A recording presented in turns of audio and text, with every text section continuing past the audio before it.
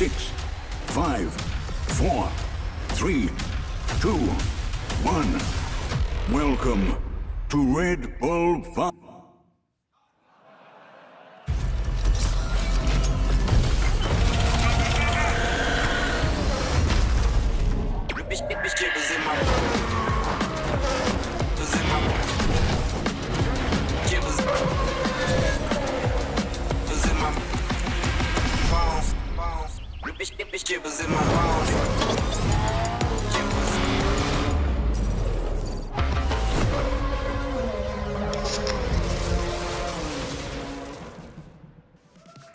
Hello there, Amaze Arena, and hello to everybody who is watching us online. We are here in Amsterdam, in the heart of the Netherlands. We had more than 32,000 players trying to qualify to this tournament, but only 8. 8 of the best players from around the globe managed to get to this point. By the end of the day, only one of them will take the lion's share of the prize pool, will lift the trophy, but most importantly, they'll be able to call themselves the best. Everybody, welcome to Red Bull Fast. Over 32,000 drivers. 1 month of chaos. From the brutal cut to the 100, to the 8 who are set out to conquer the Trackmania world here in Amsterdam. The battle divides into 2 fierce semifinals. 4 elite racers take the wheel and eat, but only the top 2 from every heat will advance to the grand final. The rest, they're out. The battleground? 6 maps from the previous rounds, plus 2 exclusive additions. 4 laps per track. A frantic sprint for points where strategy and raw speed must be kept in perfect balance. Here's the twist. Hit 120 points, win the next lap, and you're instantly the first finalist. But the second spot, same thing. Hit 120 and win a lap. And here's the best part. The same format builds straight to the grand finale, where tonight, a new champion will be crowned. The maps are set. The engines are roaring. Who will take the championship tonight? A microbiologist, a medical expert, and also the face of Trackmania walk into the face. Guys, I can continue, this joke, but Medic, this is definitely no laughing matter. Oh, not at all. It's amazing to be here. Everyone's come out here in Amsterdam as well. We've got a full arena, which is incredible. And I'm so looking forward to today. Like last year, we had dramatics up until the very last lap. We'll see if we can repeat it again. Yes, well, the atmosphere is absolutely amazing. But Wirtual, what about our players? I mean, the players are the top 8 in the world. They fought through a fierce qualifier to get here. 4 of them were here in the previous final. 4 of them have never been here and played under this amount of pressure and for this prize pool in a main stage final. So we're in for a great show where it's a lot of stories going on. Grenadi's redemption arc, others trying to lift their first trophy. We'll see what happens. It's always a spectacle with Red Bull Faster. Definitely. We are here right now in Amsterdam, and we are in a maze. And this is actually also the name of one of the maps. Wirtual, what is your first impression? I mean, we have the most incredible mapping team in the world working on Red Bull Faster, and they built the track of the room that we're in right now. So if you're in the audience, have a look around, see if you recognize the track that is being played. It is a work of art. Medic, would you say that's pretty accurate? Yeah, I totally agree. Also one of the hardest maps I've seen in one of these Premier competitions. So I'm really looking forward to seeing a lot of crashes. Yeah, then let's check out how exactly did our players react to the map.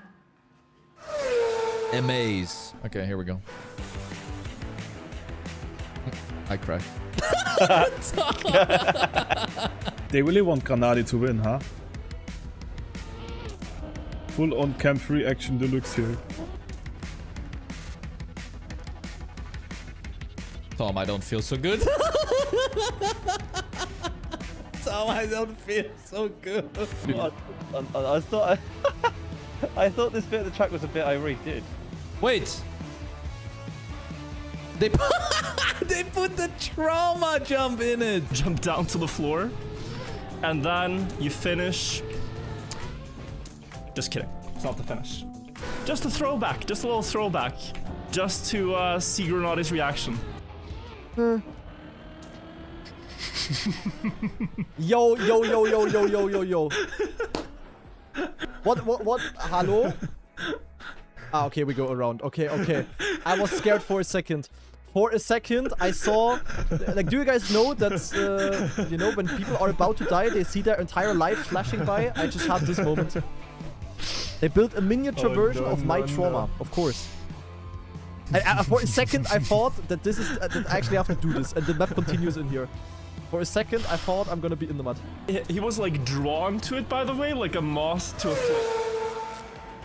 Amaze, this is the moment we've been waiting for. It is time for our first semi-final. Please welcome our first contender. The first time I saw Trackmania was on school PCs while I was still in high school, around 15 years ago. My in-game username is Mother, short for Motherfucker. The controller I use is actually a steering wheel, which, despite being a racing game, is surprisingly rare for Trackmania, where it's dominated by controller and keyboard inputs. Before swapping to a steering wheel, I did play controller for 8 years, because the size of most controllers is too small for me, and it's something I've thought about for years and years and years, and I've been using that for 2.5 years now. The Trackmania player who inspires me most is not actually a professional player, but someone who actually works in the data, and the name is Phoebe. So a champion to me is not someone who always wins, but someone who never gives up. Always tries their best. It is the legend from Down Under, Mara!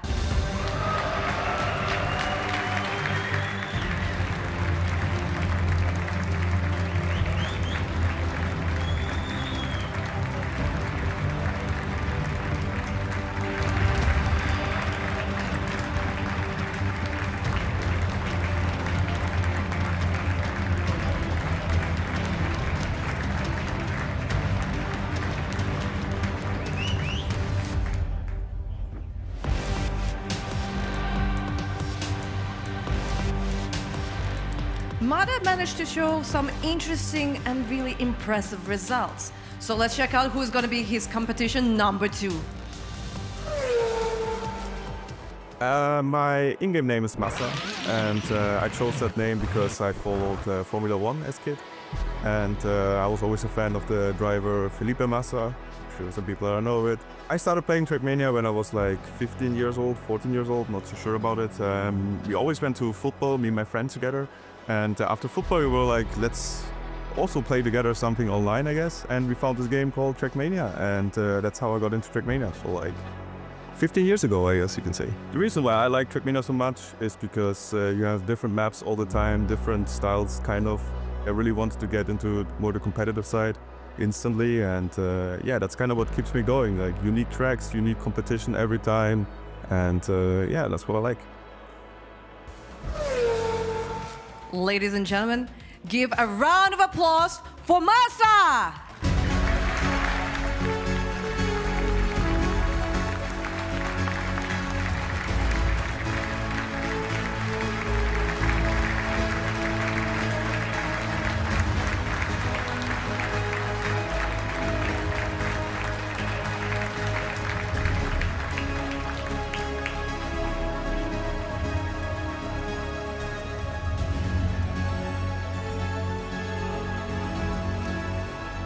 Massa managed to survive the group of death.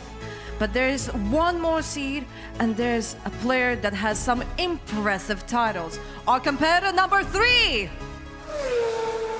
I started playing Trackmania back in 2010 when me and my friends used to go to football. We played it on the Nintendo DS, so it was like a proper early version of the game. We were in the back of the car always playing it, and I seemed to be a little bit faster than them. And I think when it comes to this game, there's so many different possibilities, and I like the fact that there are all these variations that you are trying to sort of be the fastest driver. It's definitely a hard one to master, and I think that's what separates it from other racing games, is that you will have to spend thousands of hours to be one of the best, which I think is what a racing game is all about. It's why I've played it for the last 16 years now. Amaze, let's hear it for Pack!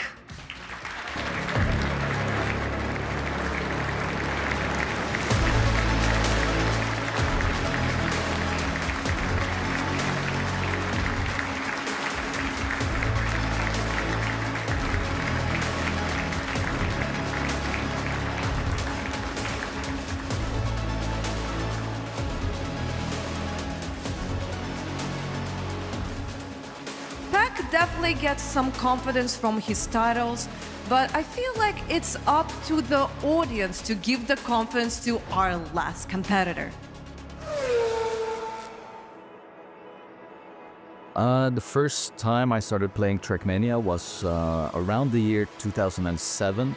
It's when a friend of mine in class, he showed me a video game, and it was Trackmania Nations ESWC, and I played it at his house. From that moment I was pretty much hooked, and I installed it on my home PC and kept on playing ever since.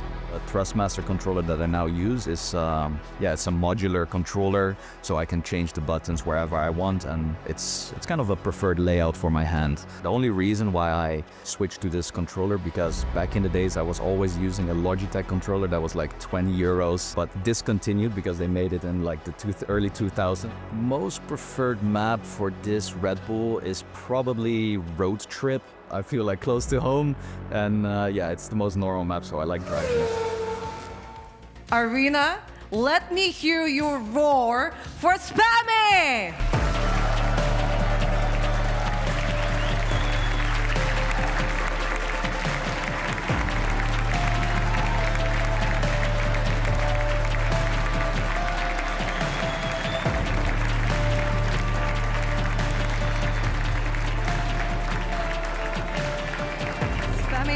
We already had this conversation yesterday, and I asked you, you're gonna be playing in front of a home crowd, so I need an update.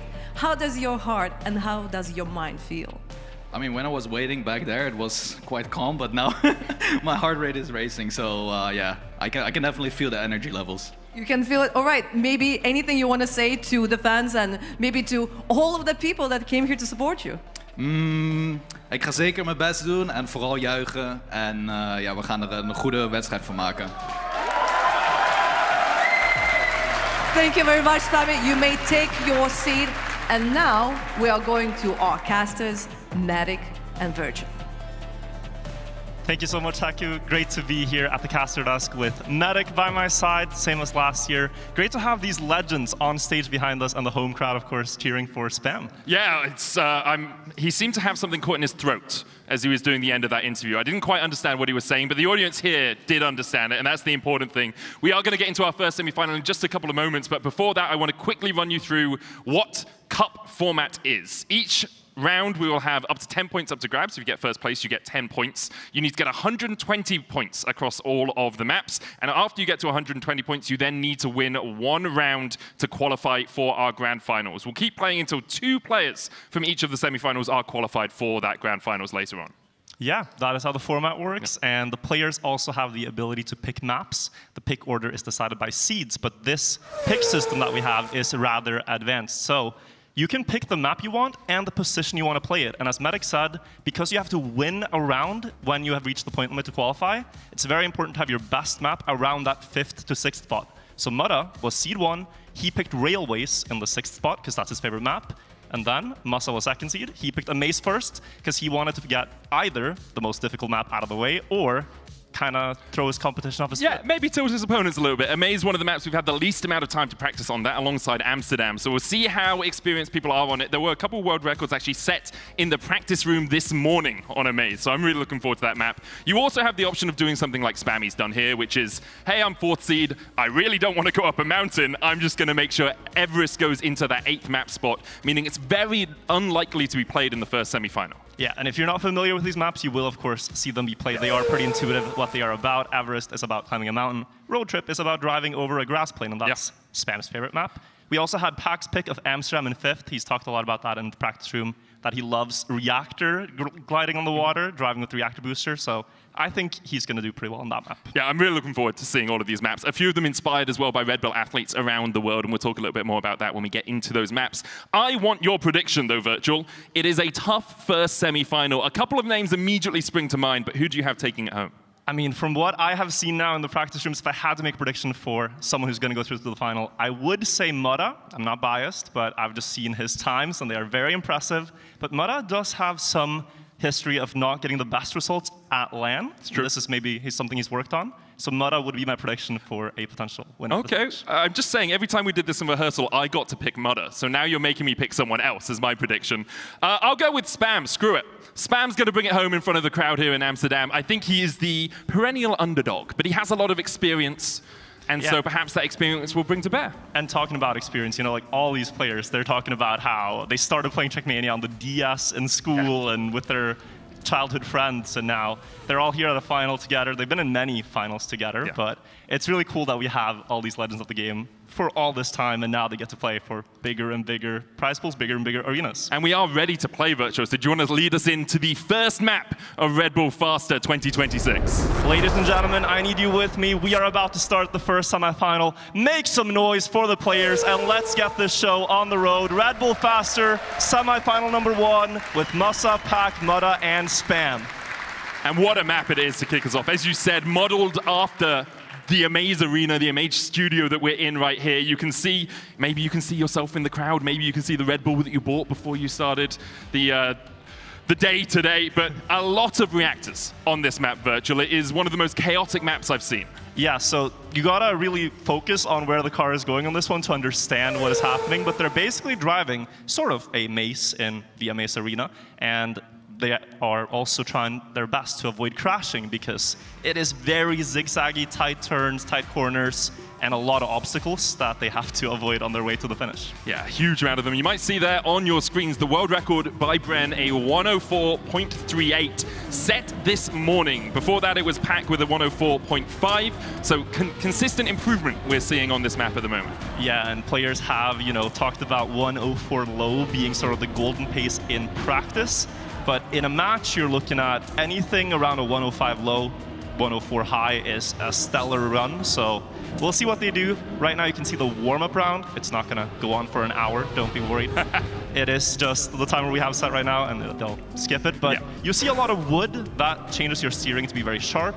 Then they go on plastic. Now suddenly the car is very slidey. So it's a map that really challenges the players to maneuver all these different forms of grip. Yeah, it's a very tight and technical map overall, I'd say. Like things like Road Trip have a few more straights where you can really accelerate through things. But here, if you are off on a jump by half a centimeter, you're just going to go flying off the edge. Those poles as well at the start have been the downfall of many an early run. But this double reactor tech early doors here as we are into map 1. Masa leading the charge, a 10th ahead of Mudda right now.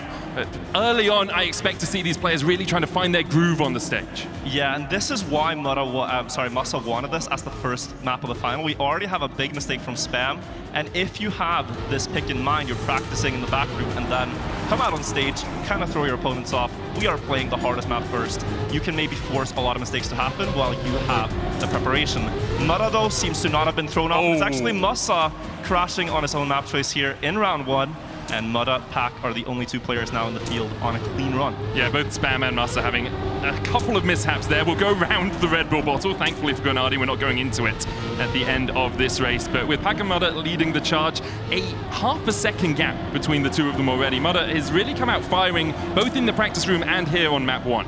And Mudda takes the first 10-pointer. You can see the point distribution now. 10 points for first, 6 points for second place, 4 points for third, and 3 points for fourth. So it is a format that heavily rewards the 10-pointers, and you want to risk for them to get as many as possible. Yeah, you really do. And obviously we're playing to 120 points in these semifinals. There's a possibility that after 4 maps, someone has already won. Mudda, in his group stage, was able just to win basically every map, didn't lose a single heart, won both the Golden Heart rounds and qualified basically as quickly as you can. I expect it not to be as easy for him here today in the Amaze Arena, but there's a possibility still that he just comes out firing. And let's not forget, like, Mudda is from Australia. He traveled into Netherlands 2 days ago. You have a time difference. You have to bring your steering wheel. Maybe it's mounted a bit differently. And in this round, we are again seeing it's actually only Mudda and Pack off to clean runs. Again, mistakes by Spam and Masa. So this first pick right now hasn't really worked out for Masa. There's always the argument that he just wants it out of the way. He realizes it's his worst map, and he's like, okay, I'll eat the 40 points. You know, I'll get a few points wherever I can, but just making sure that it doesn't come up around round 5, round 6, where you're really contesting for that finalist spot with the low jumps out of Mudda and Pack there. Very low jump from Mudda, has to be said. crazy that he survived it. He has now built a substantial lead towards Pack in the ending, but just driving on the planks here is very precarious. Gets into the last turn, flicks the car onto the wood. That catches grip, and again, he's doing it really well. Beats Pack by 900ths this time, but it's the same distribution. 10 more points for Mudda. Spam managing to get up into third place there with only a small mistake compared to Mus's a large mistake at 3. But I think we start to see the favorites for the group really coming to the fore, right? Mudda's already at 20 points, Pack's already at 12. The expectation going into this round is this is where we would be sitting. Yeah, and I also want to draw attention to the red TR on the right of the screen. That is the tournament record. We're tracking as much as time attack, what are the best records driven in a live round. And this map, it's the first time it's being played. It's the first time the players are competing against each other on it, so that's why these will be continuously improved here. But on the other tracks, we have records from stage 2, so those will be more different. But here, all 4 players getting out of the start, Spam trailing only by a little bit. Into the wood here is where we might see mistakes. This is one of the most difficult parts. And also slowing it down here from 380 to 60 speed before you go into that corner. Very hard to get it correctly and Spam with another mistake. But Massa is now up in first. Yeah, Massa slightly behind Mudda going through that last checkpoint, but it's very close, as you say, only 5 thousandths between the two of them. Massa trying to catch up with Mudda here. Gets the wheels down early, and now they'll go across the roof, then flick out towards the left here so they can get onto this half pipe. But Mudda with a great line through there. Pack actually overtaking Massa as well, as Mudda continues to lead the charge in first. But it looks so effortless for him. Like, he's the only player that is continuously able to survive this track. The others all making tiny mistakes here and there. Pack still getting through pretty good, but Massa needs this one. He doesn't get past, and it's another 4-pointer. Mudda wins another round with a tournament record. Pack in second, Massa third. Yeah, a 105 low, very consistently good on this map. Like, the thing with map play like this, as opposed to just time attack, is you are expecting half a second, a second slower on average, because people will just take slightly slower lines to make sure that they're safer. Yeah, and we are now going into the final round of the track. Each track will be played for 4 rounds, so this is the last chance for all the players here, especially those who have crashed most of them, to make the most of it, get a couple of points if you feel like Amaze is the track that you can perform on. And so I think all that focus should be on Massa for this one to see what he can make of it. See if he can catch up with Pack and Mudda. As you say, going into this wood, you need to really crank the car around to the right, and then a huge deceleration here. You want to be quite far right on that wood so you can get a low jump into this half pipe. Drift around this corner so you can get onto the ramp well, and then you need to dodge that pole of light in the middle of the ramp. That's slow. I don't know if he makes it. He barely sticks the landing. Does he make this one? Yeah. But now Massa has a target within reach. It's only 600s going into that one. He gets an inside line to the checkpoint, temporarily ahead, but Mudda jumps with a lot of speed and carries this all the way over the floor, around the can in the corner of the room. We're going into the center of Amaze for the last time in this match. Who is going to take this last round? Will it be Mudda? 4 for 4 victories, or can Pack finally get past him with all those second places? He pushes the corner, he clips. Mudda takes a clean sweep on Amaze to start the semifinal. And that's, I can't express how impressive that is. Like, you have world champions in this group with you. Yes, Pack has been able to get second place all 4 times as well, but Mudda with the consistency of the gods right now, Wirtual. Yeah, and if you start to look at this point differential, we're playing to 120, and Mudda already has scored 40 of them on the first track. He is looking in shape, in form, and that has been the main question. Can he do it on stage? Answer right now is yes, as we're going to map number 2. The map number 2 here is Soapbox. It was not picked by anyone per se. It was the 4 maps that remain in the map pack total were randomly distributed. Yeah, one of the ways that we're doing it here is each of the seeds gets to pick one map and their position of that map in the map pack for the round. So you can say, oh, I'll pick Soapbox, I'll pick at 8th. You can't pick a map that you've picked in your semi-final in the finals, and the rest of the maps that are available out of that pool, so 4 maps, are then put into the remaining slots in your rotation on your semi-final. Basically, it's more complex than just I pick this, you pick that, but it gives us more variety. We get to see all the beautiful tracks that have been built by Waypoint Mapping, and we get to test the players on all of them in total. If you want to win this tournament, gotta beat all the maps. And I love that, because Waypoint Mapping have done an incredible job on these maps. Some of the most beautiful maps I've seen. Also, the difference in style between each of the maps, I think, is very impressive, right? You have maps that are predominantly dirt, maps that are predominantly engine off, like Soapbox, right? You have the ability to look at just ice slides and super slides on Everest, right? So every map feels like it has its own unique identity. And let's maybe talk about this, because if you're not familiar, all the tracks in this tournament are built based on events that Red Bull have done in real life. So if you're ever a fan of Red Bull soapbox racing, that's where this track gets that's its where this comes from. Who would have thought, right? Who would have thought? So, I just assumed that, you know, you could wash up as an athlete, and that's where it's... But not only does it like look like a soapbox race, the engine is actually off for the majority of the race, and there are different mechanics at play here that gain you time compared to a normal track. So they're, for example, on grass and dirt, they're looking to not slide the car at all. And then in road, they're trying to just minimize it so that they get around the corners, but they don't want to lose any speed because they can't accelerate. Yeah, making sure you spend the least amount of time in that water as well. They do a little drift before they go into it so they can go from the shortest possible line through the water. Warm-up's going to end in just a moment's time, and we'll get on into Soapbox. Do you want to talk us through the first round on Soapbox Virtual? Like pick out those unique moments that you can see? I would love to, and I do want to put your attention as well here. The world record and tournament record are both by Epos. He is a monster on this track, and he is playing in the second semifinal later today, so you can see that's where those stats come from. Also, some players practice in private. They don't want to share their times on the public leaderboards, and people have talked about 107.6 being a phenomenal mark on this map, whereas for consistency, 108 low is where we expect the winning times to be. I will say, coming in and trying to do my research and being like, oh, these are all the world records I see on the maps, and then you just say, oh, no, actually, 6 of those have been broken, just pull them out of the air. And I'm just sitting here like, I looked at Trackmania IO, man. I looked at Trackmania Exchange. How am I meant to do my research properly? Apparently, the players like to keep their secrets, and there are some strategies they've been talking about, like, yeah, I'm keeping this to myself for now, but I am going to try it in the match later on. So that's always fun. You have your prep, you think you know the lines, and then things can change on the spot when they get into the match. It definitely can, and can change from map to map as well. Just because Moto went 4 for 4 in map 1 on a maze doesn't mean we're going to continue to see that dominance.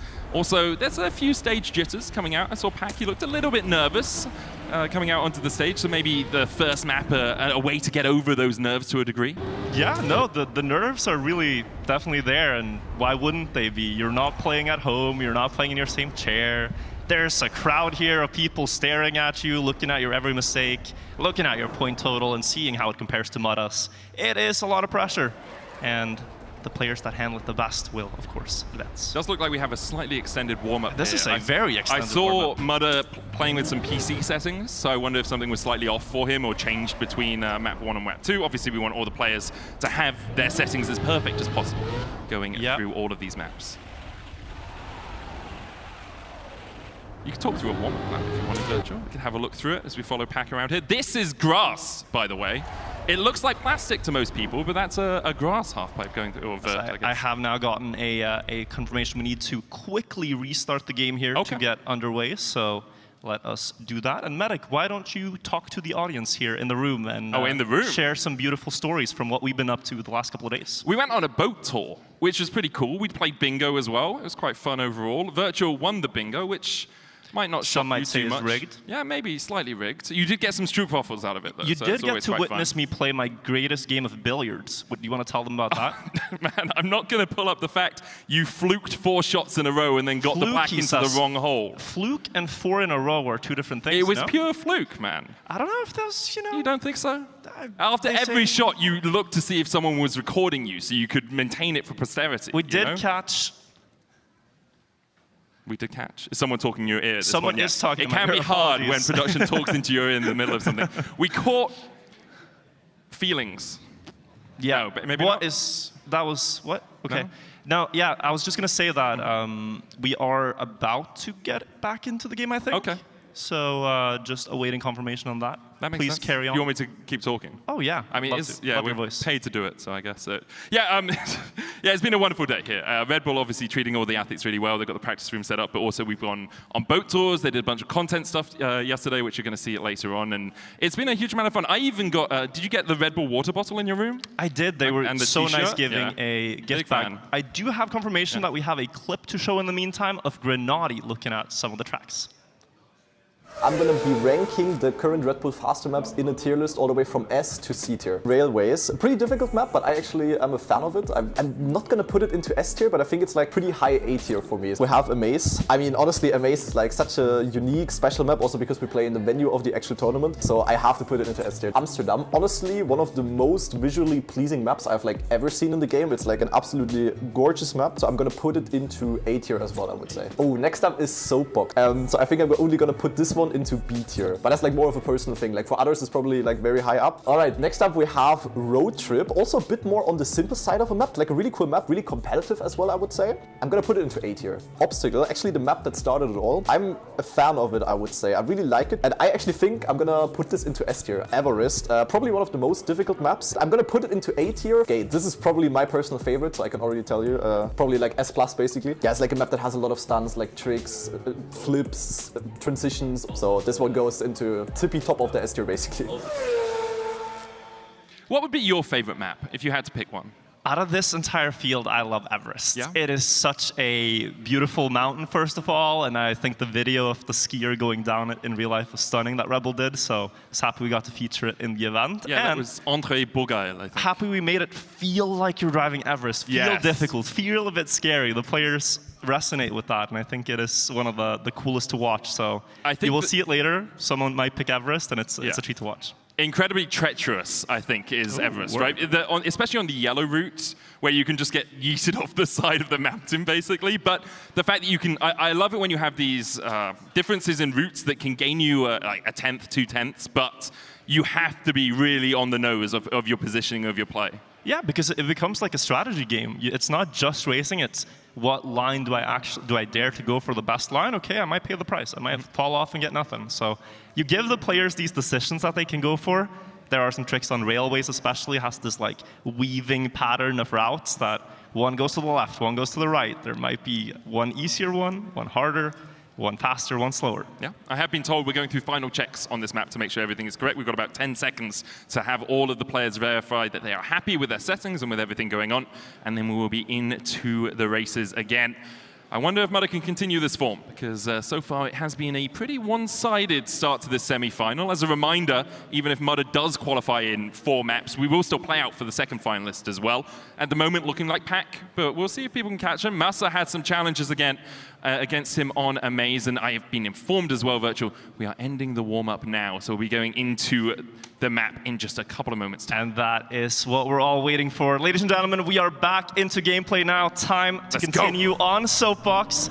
Right now, attention on Massa, who didn't get off to the best start, but on this map, we will hear a lot of silence because the engine is turned off, then it's back on for a couple of checkpoints, and then we go back into the quiet. And when it's quiet, the car can no longer accelerate. You can see that they're losing speed on the speedometer throughout. So it's about being smooth, about trying to prevent slides from happening, and especially important turn coming up here, the fountain turn. They try to get grip on the asphalt here and avoid the hay bales on the side. Massa leaving only a couple of pixels to the side as they go through the drift on the track, into the dirt, and now another important corner. These hairpin sharp corners are decisive because this is where you accelerate, build speed for once, and then you have to carry that speed over the straight. We get a no slide on the grass. Very good from Mudder. It's a close round. Pack and Massa 100th apart into the downhill drift. Massa missing it a bit though. Pack extending ahead. Mudder with his first mistake will not clean sweep the entire semifinals, but he was on for a good start. And ending the map here, Massa's made a mistake as well. So Spam. Mudder and Massa all in a battle. Pack will win the round. Yeah, but it's all on this last turn to see if Spam can get second place. Pack coming in first, Spam in second, Massa in third, and then Mudder in fourth. Mudder, Massa, and Pack had a great race at the start of that, but then a couple of small mistakes, and that's all it takes. This map is very precise. Yeah, and we do see Mudder can make mistakes as well. We are hoping that this tech break did not get in his mind too much, but that does equalize the scores a bit, and we are looking for a close match. So right now, Mudder in first at 43, Pack with 34 points, and then Spam and Massa both in the mid-10s. Also, a very fast run there from Pack. He has the current world record on this version of the track, which is the correct version, and also now the tournament record, having played it. Yeah, there was a version played a few weeks ago that had a couple of checkpoints that needed to be changed. That has slowed down the map a little bit, meaning that we now have a new world record pack with a nice line there, getting onto the booster quick. And we'll see, oh, Spam there, unfortunately crashing out at the back, carrying as much speed as you can through this section, and then skipping over the penalty dirt here, over onto the road again. And with this drift so vital, this is where we saw some crashes last time, Pack going very close to the wall, but look at the speed he's taken out of that. And I do want to point out, steering wheel here from Mudda is an advantage on this grass part alone. He actually made a mistake here, which is unfortunate, but there is where he can gain a lot of time back, because smooth steering on grass with engine off just is a steering wheel thing. There's different input devices. Pack and Mudda here, Pack and Massa, both on controllers, sorry. And Pack on another great run. This might be a 107. 108.09 and another fast time, another 10 points. He's doing what Mudda did last match. He is, but Massa also doing incredibly fast times as well. Only about 3/10 behind Mudda. Struggling a little bit, as is Spam on at least that round. Did get second place on the round before. And as you say, like Mudda now only 3 points ahead of Pack for that first place. Yeah, Pack's catching up. He's only really been in first and seconds for the majority of the rounds. And let's maybe take a look at his perspective and see how he builds these leads, because his starting checkpoints are quite difficult to keep up with. He, of course, hits perfect apexes, but it's also about the lines you choose. He goes a little bit wider than his opponents, tries to get an inside line towards the booster, then just smoothing out for the grass. You want to go like a nice up and down wave motion. He's only gained about half a car length to all the others. And here on the fountain turn is where you can maybe pull ahead. But Mudda is there to match him into the drift. Different setups, Mudda with lower speed. Pack's going to carry this onto the dirt now and take over first place once more. But I will say it again, steering wheel advantage into this corner. Yeah, we'll see how much Mudda can do through the long corner towards the left. Want that no slide through the whole thing, and good speed from both of them. Looks like Pack might be catching up a tiny bit. Good drift around the corner, over towards the left, and then round towards the water. This jump can be a little bit tricky if you wobble. Pack catching up, only a 10th behind right now. As little water as possible, but Mudda has a good line, and this final corner not too tricky, assuming you keep your wheels nice and dry. He manages to do so. Another great time, 107.9 there. 107 on this track is fantastic. Like Mudda, I can't even speak today. The Mudda, Medic, Massa, all of these names. But a 107 here is a fantastic time. The previous version, a 107.3 was the world record. Now you're looking at 107.7 being the best mark. So about 0.4 slower than it used to be. But for Mudda to come back from that position, like first couple of rounds, a couple of crashes, really struggling, and then bringing out a sub 108. Very impressive stuff overall. Pack with Massa and Mudda at the front of the pack right here, but Pack is going to clip, and Spammy gets to take third place. We'll see if he can catch up with Massa and Mudda through this long right-hander. This is such a tight technical part, and as you say, going into the fountain jump, you want some of that asphalt to get the extra speed. Both of them on the booster at a similar time. Mudda here with a slightly wider line into the drift, carrying the speed through onto this dirt jump. Yeah, now we'll see, I think, the steering wheel shine supreme in the grass once more. Mudda also has more entry speed, but it's about your line. Massa's there to compete. He has enough speed to make a little bit of stuff happen in the ending, I think, but a 10th is quite hard to catch in the ending of Soapbox, and Mudda is doing better. Apex sees as well, gets up on the platform, carries the lead, 0.2. They break tap here to get closer to the water on the right side. They stay in the water for less time, less wet tires. There for more grip in this drift, and a nice time by Mudda once more, taking another 10 points. Yeah, 108 low, very impressive. We're starting to see some of the racecraft that we expect to see across the course of the weekend. That was the final round on Soapbox. We'll be moving on to Skate in just a couple of moments' time. A map that has been sort of dedicated to I've forgotten his name. Sorry, Sandro Dias, the Brazilian 51-year-old skater who, ever since he started skating, saw a 22-story building next to where he grew up and said, I want to drive down that at some point. I want to skate down that at some point. And a couple of years ago was able to, with the help of Red Bull. Yeah, and that map is actually, I believe the order we have is the order wrong? We got My Obstacle, mistake, sorry. But indeed, the story of Skate It's a great story, okay? I prepped it, I felt like I had to say it, but yes, next up is Obstacle instead of Skate, my mistake. So let's take a look at Obstacle as a track. This was actually the first track of Red Bull Faster this year, the one that maybe most people are familiar with. We played a couple today on it, and I think the records on it are in the 10,000s. Like, there's several thousands of players that have tried exactly this map. so you might know just how impressive what the pro players are doing. It has a lot of plastic, it has some reactor boosters, and it has a very important wood turn in the ending. Have a look at it. As you say, the moving obstacle is not too much of a predicament for these players, but the plastic bounce in the middle, very important that you get your back left wheel onto that. Otherwise, you're going to lose a bunch of speed coming out of it. And then, as we go up and around, we'll see the rest of the obstacles. The wood turn, as you say, incredibly important because people love to move out towards the side. It's very easy to clip that wood fence. Looking at the focus faces of the players now. Differences in if you want to lean forward towards the monitor or kind of lean back. I feel like Pack is maybe the player I've seen out of pros that sits the closest to the monitor. So if you see him lean in, he's definitely locked in. But yeah, you can also take a look at some of the warm-ups happening. We see Spam here, driving obstacle, constantly flickering the eyes because you're looking at the next corner, then you're looking at your speed, then you're looking at your wheel angle maybe, then you're trying to look at your splits. It's a lot of information they process while driving it at the same time. Yeah, it's incredibly impressive because I try to drive these tracks from time to time and I can't even process the direction I'm meant to go in. Do you want to share your personal bests, Medic? Oh, on these maps? No, I think it would be demoralizing to the people out there watching. Maybe it would be demoralizing because they feel demoralized as well. Guys, we're going into the first round of Obstacle, by far the most hunted track out of any of them.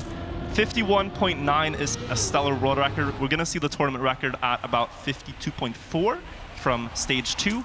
And all the players will be driving 52 middle to 53 low. Into this plastic turn, we have the wall hit Medic was talking about. They let go of brake to flick the car more sideways, hit with the back wheel, and build speed out of it. And Mura again on a great run up front. Pack and Masa trailing a bit, and Spam further behind that. We get down to the sand turn. You want to get close to the fence on the left side. Great comeback from Pack. He's going to have more speed. Might get the nosedive better and get more speed onto the wood. This is not a decided race yet. Mura is holding his own up front though. Makes the jump, but it's a close battle for second between Masa and Pack. And Pack holds on by a few hundredths. And 52.4, fantastic time by Mura. Very fast time, but only 200s between Pack and Masa. The amount of speed you carry into that final plastic corner is so important. If you can get the gear up just before that in the wood section, it gives you so much more speed going through there. And we have seen people manage to catch up in those positions before. We'll see if anyone can do it here as Mura once again able to claim the first place in that last race. We'll follow Pack as we go through these corners. Nothing too complex at the start. I like the fact they spread out to the left a little bit here just to get that little bit of extra desert, the sand on their wheels, so they can get this corner a little bit easier. And then we'll go around towards the right here. Driving over the sand doesn't cost you too much. It's better to take a quicker line than suffer through that penalty. Release, and then release the brake on that bug slide to get that plastic Look bounce. at the splits, Medic. We have so three close. players within 300s. You can't even tell them apart right now. Into the upside down. I know that Mura and Pack both go for the high-speed line, and you can see Masa went inside. Now he's paying a bit of the price for that. The others come back. Might get the nosedive better than him, and now they're extending on the wood. Who's going to get the best Pack last flick? catching. It's very close. Pack has missed it. Mura gets the jump up, but Pack might get down into last because of that mistake, and it's another 10-pointer for Mura. He's starving the entire field with this playstyle, just taking all the 10s for himself. Incredibly impressive stuff from that, and Spammy does come back into third place. You can see how detrimental it is if you fail that final flick. You lose so much speed going into the jump into the plastic corner at the end. So Mura now 20 points ahead of anyone else, very much on his way to a grand finals. Yeah, and Masa and Spam are in difficult territory now because they don't really know what to do. They're driving good runs, but Pack is eating the 6 typically, and Mura is getting the 10 typically, so it's not that many points that they can compete for unless they really step above the level that they're currently performing at. So right now, an insane semifinal from Mura, one of the most dominant performances I've seen in a long time, and he's looking to do it again. Masa's ahead of him now, but not for long. He gets overtake on the long straightaway and into the upside down. This is where we see just a tiny difference. You see Masa's a little bit early on the right turn. That means that the block doesn't push him down as much. Mura now extending on the sand. It was 600ths, but here it's 14. These are the tiny differences that matter. Into the wood, does he get the flick for another 10-pointer? This is ridiculous, Medic, but he's gonna do it. He is ahead, there's no way to come back. Mura takes another 10, and that's the third in a row on this map as well. We've done 10 rounds, 11 rounds, and Mura has not got first in 2 of them. It's like, it is absurdity at the moment from Mudder. This consistency across this many different styles and this many different maps is incredibly impressive to watch. As you say, the rest of the pack just trying to find scraps more than anything else as we go into our final round here on Obstacle. But what it does is it actually makes the semifinal very close, because in many competitions you're only playing till you have one winner, but here we are playing for two. So Pack, Massa and Spam, if Mudder is to close out, will still have to fight for that second qualifying spot into the grand final. So we do have a very close match on our hands, although Mudder is dominating right now. Is he gonna get the clean sweep, the hat trick, or the quad trick, if you will? Let's see if he can do it. We'll see if he can close this one out with a clean sweep. Did it already on a maze. Now he is 600ths ahead of Pack going down here. Massa in contention as well as Mudder goes into that left-hand corner, tries to get the nose down, going down into the wood or water section. Need this flick at the end again. Mudder just continues to accelerate away from everyone. Incredible consistency from the Australian here as he closes it out with a 52.6 for a clean sweep of Obstacle. What do you even do about that? Yeah. And he hasn't even gotten to his map pick, by the way. He picked it as map 6, but the way he's playing, he won't get there, Medic. Yeah, with 107 points, he needs to win 3 more rounds. And then, I did not think. And then close out, we should say. No, because it's 120. Yes. Right? So if he wins 2 more rounds, and then he wins 1 more round, that's 3, and he would have won at that point, right? I'm just checking my maths. No, I agree. My maths is right? I'm just saying he could win 3 rounds, but it would be in the wrong. No, you're right, actually. Yeah, if he wins 3 more rounds, I think he's through Virtual. No, maths on stream, it's tough, always man. a disaster. It's a struggle, and this is why I don't usually do it. Medic, we're going to some map about a skate park. Oh, skate, yeah! Well, Sandro Diaz, by the way. To introduce us. He's a Brazilian skater who grew up in Brazil, obviously in Brazil, but he grew up looking at this 22-story tower and always said, I want to ride down that. Also has the record for the most 900s performed by any person in history. An incredibly impressive individual who was able to go back to his hometown and skate 70 meters down the side of a building. It's just insane to think about that. We see this in Trackmania and someone did it in real life, but I think skate, it's the sentiment that I've heard from people watching, that if they're not familiar with Trackmania, this map has a lot of flair. It's very flashy, you do these spins and flips. It feels like you're in a skate park, but they're also competing for a massive prize pool. It's just a sort of like childhood joy feeling to see the cars woo and jump and fly, and I don't know, it is a really fun track to watch. Oh, it really is. And the small optimizations that come on a map like this as well, reducing airtime when you're looking for those flips, getting these low jumps that we see out of Pack, just to try and make sure you have the wheels on the ground for as long as possible. That last flip as well, it scares the bejesus out of me. I don't understand how they get it so consistently. But great stuff all around as we're going to jump into it. This is a map where Mudder holds the world record, a 101.83. Bren has the tournament record at the moment, but if you're looking at this and you're saying, oh, I'm Pack, I'm Massive, I'm Spam, like you're playing against the world record holder. Oh, that's a mistake. He went too high in the ramp. It's called a caster curse, I believe, as I do that immediately. Seems like he can't afford it, though. He's kind of like 30 points ahead, but we'll take you through the rest of the track here. Now, with the focus on the race, they do this flip, try to land with a lot of speed down because it carries into this next flip.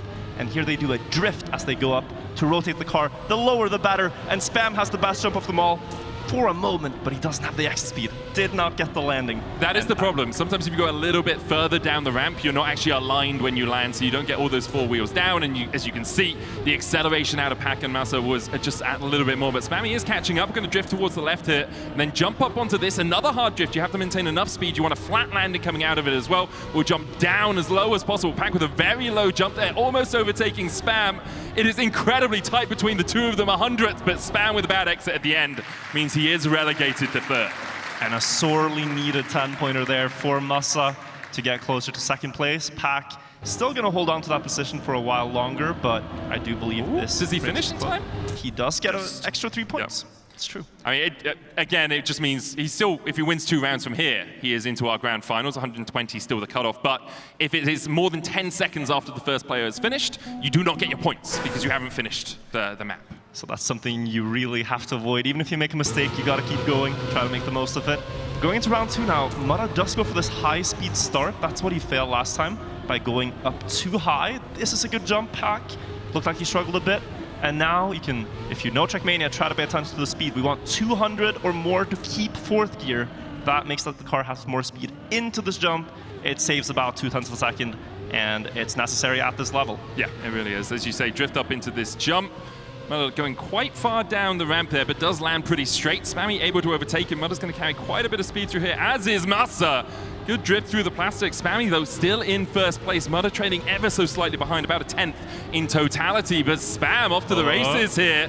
Needs a good drift and a couple of one more jump after this. We'll see if Spam can bring home the bacon here in Amsterdam on home turf. Spam is trying to get that first place. He holds it. It's all down to the final twist, and Spam has a great exit. And in a maze, the hometown hero comes up trumps. And he cracks a smile. The crowd goes wilder than they have so far. Of course, fun to play in front of the fans here. Spam with 10 points. He's still in the mix because of how the system works. Mudda jumping up to 116. Yeah. So he could now, if we have it correctly, get to finalist. I'm a little worried. It says point limit's 140, but true. We'll see what happens. It's either 120 or 140. We were told 120 and 140 for the finals. We'll see what happens when we get to that 120 mark.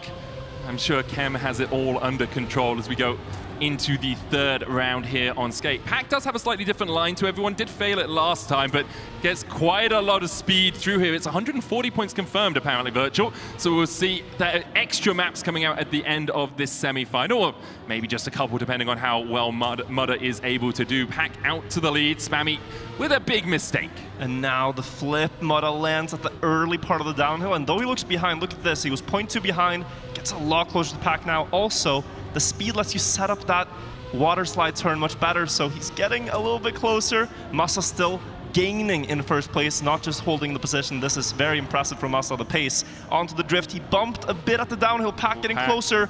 It's a very close race for first, and Mudda still maybe with an outside chance. Builds a lot of speed, lands very clean. Who's gonna take it? Massa ahead as they flip out. Massa in first, Pack second, and Mudda third. But almost a tournament record here, 1:02:39. Wow, it's incredibly fast right now, Virtual, as you say. Very close to that tournament record, only 100th away from managing to take it. Mudda, though, does go to 120 points. I've had it confirmed. We are playing to 140. So sorry for misleading you, everyone. Virtual told me it was 120. You know, what can I'm a League of Legends. I was told it was 120. Yeah, we were all told it was 120, but apparently things have changed. But Medic, this means we get more Trackmania, so that is true. Shouldn't be anything to complain about. We should be happy about the circumstances, happy to be at Red Bull Faster and into another round of skate. But sad it's the last round of this map. It's beautiful. Yeah, it's a beautiful map. We'll see it again later in the tournament, right? We're guaranteed to see it at least between the next semi-final and the grand final. So we'll have to get our eyes on it when it comes out. Mudda out to the lead once again, 5 thousandths ahead of Pack right now. This jump's so vital. Who's going to carry the most speed out of it? As you say, Mudda with a slightly wider line can take a lot of speed into this water slide, drifting around towards the left, but Pack and Massa have quite a sizable advantage right now, Virtual. Look at this battle. They're one car as they go into the upside down. Now out wide. Massa had a bump here last time, but Pack getting it a bit better again. Inside line on this turn. Massa still holding on. Not going to make a mistake, but maybe enough to lose his second place here. Mudda coming in with more speed, a better flip, and snipes that position away. Pack gets the 10. Tournament record. Mudda in second, Massa third, Spam fourth. Only 5 tenths away from a world record there for Pack in time attack as well. Sorry, in rounds. Incredibly impressive there from Pack, and he is catching up a little bit with Mudda, who had a bit of a struggle overall, I'd say, on skate. And I do gotta say, now it makes a lot more sense why we're picking maps in 5th and 6th position, because yeah, they are about to come up at the most crucial points. So if you don't remember the pick and ban, I want to remind you, map 5 here was picked by Pack. It's Amsterdam. He loves driving on the water with reactor boosters. It's a weird style of driving, but he kind of gets it. He had Splash last year as a that he did. He's so confident on these maps. Also, like, just Amsterdam as a map is, it flows so well. Like, the route is incredible. The fact we're driving through Amsterdam as well, going over the trams, going in the canals. Like, as a map, I think there's a lot of skill expression, but also it just looks really pretty, Virtual. It is really pretty. I mean, we took a canal cruise, and I can tell you, it kind of felt like just stepping into the map, or, you know, the map stepping into, I don't know what I'm saying. You can also see the building here, a maze. This is for the people that are in the crowd, but it looks like just outside where we are. So it takes you on a journey throughout Netherlands, Red Bull Faster. We have the road trip, then we end up in Amsterdam, and now inside a maze. So really cool that we've been able to do that with the maps this year to take them to another level. But for the players as well, I would say the maps are significantly more difficult to drive consistently. Yeah. In Amsterdam, It's very high on the difficulty scale. It's like a 8 out of 10. Alongside that, not having as much time to practice them, right? Spam said in his, the interview we did yesterday, he was talking about how probably 7 or 8 hours on Amsterdam and Amaze and 130 hours in totality on the rest of the map. So you just don't have as much time to prep these, but there's a lot of cool little tricks you can do to optimize your time through it. We have another water plastic bounce as well, which we'll be watching. There's also a deliberate bounce against a wall. I've forgotten what those are called. A wall bang. That's the one. We'll have a look as we get into round 1 of Amsterdam here. Jumping over onto the tram, then onto the top of the tram stop, and then moving around wall bang off towards the left into this cruise control reactor section where you want to ride on top of the water. And there's already been 2 big mistakes. We've driven for 11 seconds, Medic. This really goes to show the difficulty. Mudda and Pack both barely making it up the jump. That's a really difficult speed check. We land down on the ramp, drift around the light post, and then jump onto another ramp before we take into the canal. This is the part where Pack really shines. Difference 0.2 to Mudda, gets a very inside drift, and you can tell he picked this for a reason, makes up that entire gap. Now they try to avoid a slide, get into the turns, zigzag, jump back up on the rooftops. We're going across the tram and into another wall, but Pack is building up a solid lead here against Mudda. And though he doesn't need to beat Mudda per se in points, he does need to make a breakaway from the others. So wall hit here between the arrows, up out of the water, and then we're going the last 2 turns to the Amaze building. Pack ahead by 0.1, but it is a difficult zigzag to get. He holds on and takes the first 10-pointer. Yeah, 106.1 as well. Very impressive time overall. 106 low, I think, is going to be something that will win you rounds across the course of this tournament. Massa and Spammy obviously coming in 3rd and 4th, but very close between Mudda and Pack in the first round here on Amsterdam. And this is a bit what can happen. Like, this is, as you said, a map that you haven't trained as much as the others. It's your first time playing a match on it, and it's like, oops, I just kind of failed the first jump. So hopefully now the players are locked in, you get one proper round in, and it's like, okay, I gotta take it a little bit safer than I do when I risk for satisfyingly fast runs. Mudda off to not a great start here. It does get into the wall bang. Still close enough, within 2/10 of the lead, but you always want to be leading the pack more than anything else, and you jump up here and then across on the wood. And they're getting 4 wheels down as soon as possible. So important, as you say, because of the speed check going into the backflip. Then around the lamppost to the left. Mudda able to overtake Spam, who is slowed down a tad. 3/10 behind the lead right now. But Pack and Massa really fighting for that first place spot. We'll see if Pack can use his water skills to overtake across the top of the canal boats. Oh, this is sketchy landing for Mudda. He makes it and gets a bit closer to. What a turn from Massa, getting perfect apex there. That's 1/10 gained in a turn alone. He has a little bit less speed than the others though, so this is going to get very close. We go up the wall for the last time, dive into the water, Spam with a mistake there, out of contention, but it's a very close race between all 3 players here. Out of the water we go, side by side with Massa and Mudda. Last drift decides who gets the 10. Mudda sets up for speed, Massa pushing, Mudda overcommits. Massa wins the round, Pack in 2nd, Mudda 3rd. It's just so close between them. Again, a 106 low from Massa there. It's what we expect to be our winning times. But Massa able to get 10 points again, managing to push himself closer to those finalist spots. Mudda only 1/3 place away from being finalist. We'll see if he can get it on this map. He has been so consistent across the course of this first semi-final. He's always very consistent when it matters, Mudda, but it has also been a bit of a curse of his that if he gets to a grand final, he hasn't had the best grand final performances. We'll see what happens here. As you said, 3rd place enough, and with Spam making a mistake, Mudda just needs to survive the rest of this race, and he will get the finalist label. What that means, again, is that he needs to win 1 round to clinch a spot in the grand final, but he can also here look for a 1st place and deny the others extra points. Yeah, managing to take those 10 points away from other people is so important if you want to try and get... I mean, you understand that everyone in the grand final is going to be very high caliber opposition, but perhaps you think you're slightly more favored into a Pack than you are into a Massa, or into a Massa than you are a Pack. And that you can try and deny some of those points away from your rivals. Pack with a strong lead here, 3/10 ahead of Mudda. Massa having a big mistake puts him down in 4th place. See a couple of different choices on the wallbang there. You can drift more heavily into it, so you hit your back left wheel, or you can drift less, lose less speed initially, but get less speed from hitting your front left wheel. Pack with an incredible time. Yeah, that's fast. 105.8, 3/10 away from the world record. Mudda drove a pristine run, and Pack was still 0.3 ahead, and we do have the situation we were talking about. Mudda is now going to be the first with the finalist label. Should differentiate there, so we don't say he's a finalist yet. Yes. But he does have the red name tag. What this means is that he wins one round now, and he's through.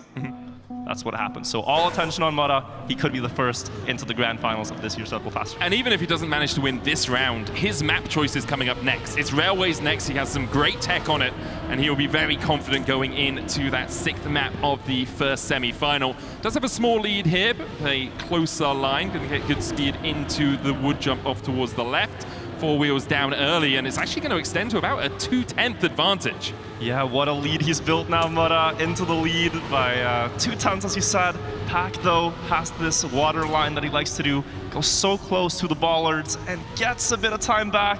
He's going to make it very close up the final corners here, and actually overtakes Mudda onto the asphalt. Nice apex as well. He doesn't want to let Mudda get out of this match for free per se, and he's going to push with the pace on his own map choice to try to defend. But if he makes a mistake, Mudda will immediately pick up that position. Into the plastic bounce we go. Both pre-drift into the uphill now. Pack still 0.2 ahead. Last couple of drifts, he does go a bit wider than I think he would have liked. He corrects his trajectory. The last 2 turns, is he going to make a mistake? Mudda, so close. But Pack, new tournament record again. The nice Mudda, who did drive a 0.8. He stepped up to that level.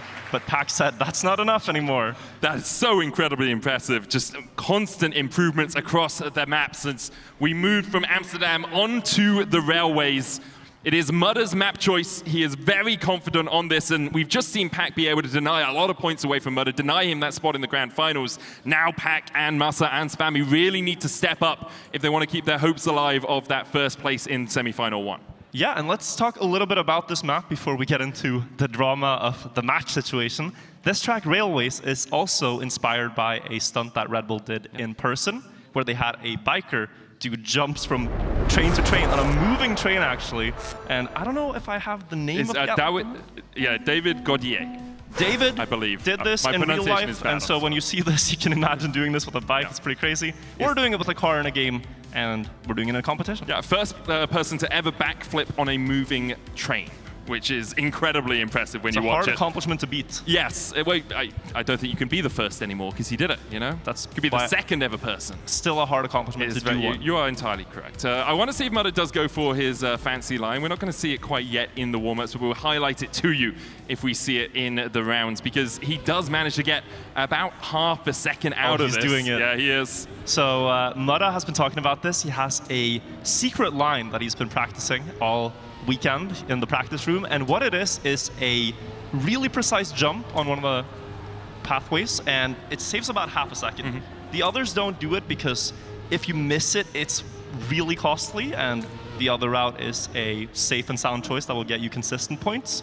But Mudda just needs to win one round. It's true. So if he hits that trick 1 out of 4 times, he's likely through. Yeah, that's the important thing as well. There's no negative points. Like, Mudda is in finalist contention from now on, right? If he places 4th, it doesn't matter. All he has to do is time attack this, basically. Just try and find that one God run to take him into the grand finals. And here we go. The side scroller that you're seeing is actually what the players are seeing too. That first part is all in 2D, and now we're into Railways. Different paths. You can go upper path here or lower. All 4 players going lower through the container, but a bit of a different line from Spam. You go for the inside, you have less speed. It ends up being about the same. Here you could go up, but all of them go to the side. That gains 0.2. And now in this next part, Medic, we are going to see if Mudda hits his secret line. Looks like he doesn't need it because he's already 0.2 ahead. Yeah, but he goes higher than the others, and he's trying to make a direct jump up onto the right side. And you can see that he barely landed it and held on. He's 0.6 ahead, but let me tell you, this lead will extend. Mudda's going to be about a second ahead almost of the other players. 0.6 to Pack, who's doing his best to hold on. But if Mudda hits these last jumps, then he will be going into the grand finals. All eyes on him. Can he get it here? The side quarter pipe up to the last plateau, and now can he get the wings he needs to fly into the finish, get the booster here into the container? Mudda is going to the grand finals of Red Bull Faster. Incredible performance by Mudda. Across the board, he was so consistently great. We saw a couple of failures, but the first 12 rounds, he won 10 of them. And when you are that good, you deserve your spot in the grand finals. Pack chasing him down, though, only 3 points away from being in that finalist contention. Massa as well at 110. Needs 3 wins if he's going to be there. We'll see who takes the second place prize and joins Mudda in that grand finals. And the match now will accelerate because now you can score 10, 6, or 4. The 3-pointer goes away. We're in a 3-player battle, and with Mudda out of the picture on Railways, it's going to be very close. He was looking dominant in the practice room here, but now it's anyone's game. Do you go for the consistent lines? Do you go for the risky tricks? We'll see who ends up getting the better of it. Right now, though, it's Pack in the lead across, and I don't think any of them, although they've seen him do it, are looking at it here. No, they're all going to go for the left side path. So here you go down to the plastic, you try to weave and stay on the block, then jump inside line to the dirt, and Pack again building up a big lead to the others here. Yeah, 3/10 lead. Massa making a mistake through that platforming section as well means that Spammy is likely to get second place. We just have that 1.5 pipe jump here. This is tricky. You do want to land as low as possible. We see both the players playing it relatively safe to make sure they get through. When you have such a big gap towards the next player, there's no reason really to risk it. Pack is going to go into finalist contention. Spammy coming in second place. And Massa with a DNF means he gets no points from that round. Yeah, Pack at 140 plus means he's going to get the red name tag and 2 more rounds of Railways to see if he can make it happen here. Massa DNF at such a crucial moment is really unfortunate. He does have to now, with Spam, deny many rounds in a row. It could be Massa winning a round, Spam winning one, but they have to work together to try to extend this match. And we do see a mistake in the start, which means it's going to be all on Spam to try to deny Pack here almost. 0.4 is a massive gap that Pack will definitely take advantage of if he can, and he looks to be running away with it here to try to join Mudda in the grand finals. Let's see if he can survive it. Yeah. Already a 3/10 lead there for Pack. He has been so solid across these maps, but there we go. Trying to grind here on Railways. Should have done that on Skate instead, and now Spammy is out into the lead. Massa 2 seconds behind. Spammy just needs to keep it clean for the rest of this map to claim a win here in front of the home crowd in Amsterdam. He's managed to get through that second platforming section, has enough speed to go into this dirt section as well. And really, with Massa 2 seconds behind, it's all on Spammy just to make sure that he does this cleanly. Yeah, he does not fail these. This is like routine, you know? You've been competing in Trackmania for over a decade. You've been at the top level. You see 2-second gap. He might even go for safe finish here. He is not letting this 10-pointer slip. And ladies and gentlemen, get ready to celebrate like you've never before for Spam. It's his second win. The hometown hope. Had one on Skate earlier on, now brings one up on Railways. Pack still in that finalist contention, of course. Massa with 6 points for coming in second place. He is working his way towards it, but still needs a couple of round wins to get there. And as you say, really the main problem right now is denying Pack those first place. You have to be beating him out, because as soon as he gets one more first place, and it could be this final round here on Railways, it is done for. But after this, if you deny this, we have Everest on the horizon, Virtual, and that map is the bane of many racers' existence. Yeah, we don't want to go to Everest, or perhaps we do. It would be a cinema finish to this map. It's a road trip as well, actually. So this is map 6 of 8 rather than 7 of 8, as it shows in that top left corner. Sorry, similar situation as last time, but this time Pack corrects his mistake. It's Spam who made the early mistake, and now Massa has to do what Spam could do, denying Pack. Let's see in the jumps in the middle if Massa can gain some time back. He gets a lower jump here. That does gain a bit of time back. Lands better in the plastic, but has to keep going. Pack is not going to make any more huge mistakes for the rest of the round here. Massa has to find this all in racing lines. Pack up on the outside. He's gaining time. He has more speed across the trains once more. And up on the quarter pipe, it's 0.3. That is almost within safe range, but he still has to keep it together. Last jump for Pack, and we might have another grand finalist. Lands on the booster cleanly. Pack has done it. Great stuff all around from Pack. After making that mistake, a lot of players would have begun to falter, but Pack, too experienced for that. He will join Mudda in the finals. Commiserations, of course, to Massa and Spam, but on the day, Pack and Mudda were just the superior racers, we will say, and we'll see them later on after our second semi-final. Yeah, I mean, it did seem that way from the get-go, that Massa and Spam didn't really get off to a good start. Yeah. We had the first map pick by Massa, was maybe hoping for more there on a maze, but when Mudda drives like that and takes all the 10-pointers that you were planning to get, like, what do you do about that? I just don't know. Like, when someone is that consistent, it's so easy to become demoralized. And I credit to Pack for getting those second places, getting in a first place here or there. Massa was also able to pick up a couple, but on the day, it's just Mudda's world, and we're all living in it right now, Virtual. We are, and I mean, I can tell you I've been watching Trackmania Esports for a very long time, and it's rare you actually see someone dominate at this level. There's only a couple of Carl Jr. performances that remind me of this, but what we saw in the semifinal is really rare, and it's a treat to see someone play so well at their most important moment. Yeah, it really is. And I wonder if you're looking at the finals later on, do you how do you deal with Mudder, right? Because you still have to win your semi-final, but when Mudder is this consistent, even on things like a maze, right? Like, he wasn't making mistakes on what is seen as the hardest map on the map pool. And what he also has available to him is Everest. Yeah. It's a map he loves to play that the others are annoyed at him picking. He might pick that at a favorable moment in the grand final. He is going to be tough to beat. We are going to see if anyone in semifinal 2 can do it, but right now, some highlights are being shown to you from the first semifinal. I think Mudder winning 40 points on a maze is worthy of a repeat here. Yeah, it's amazing, you could say. How many times are we going to do that? We have a couple hours. Yeah, it's been a couple of hours since we last did it, right? So we can, every couple of hours we chuck in one of those bad puns.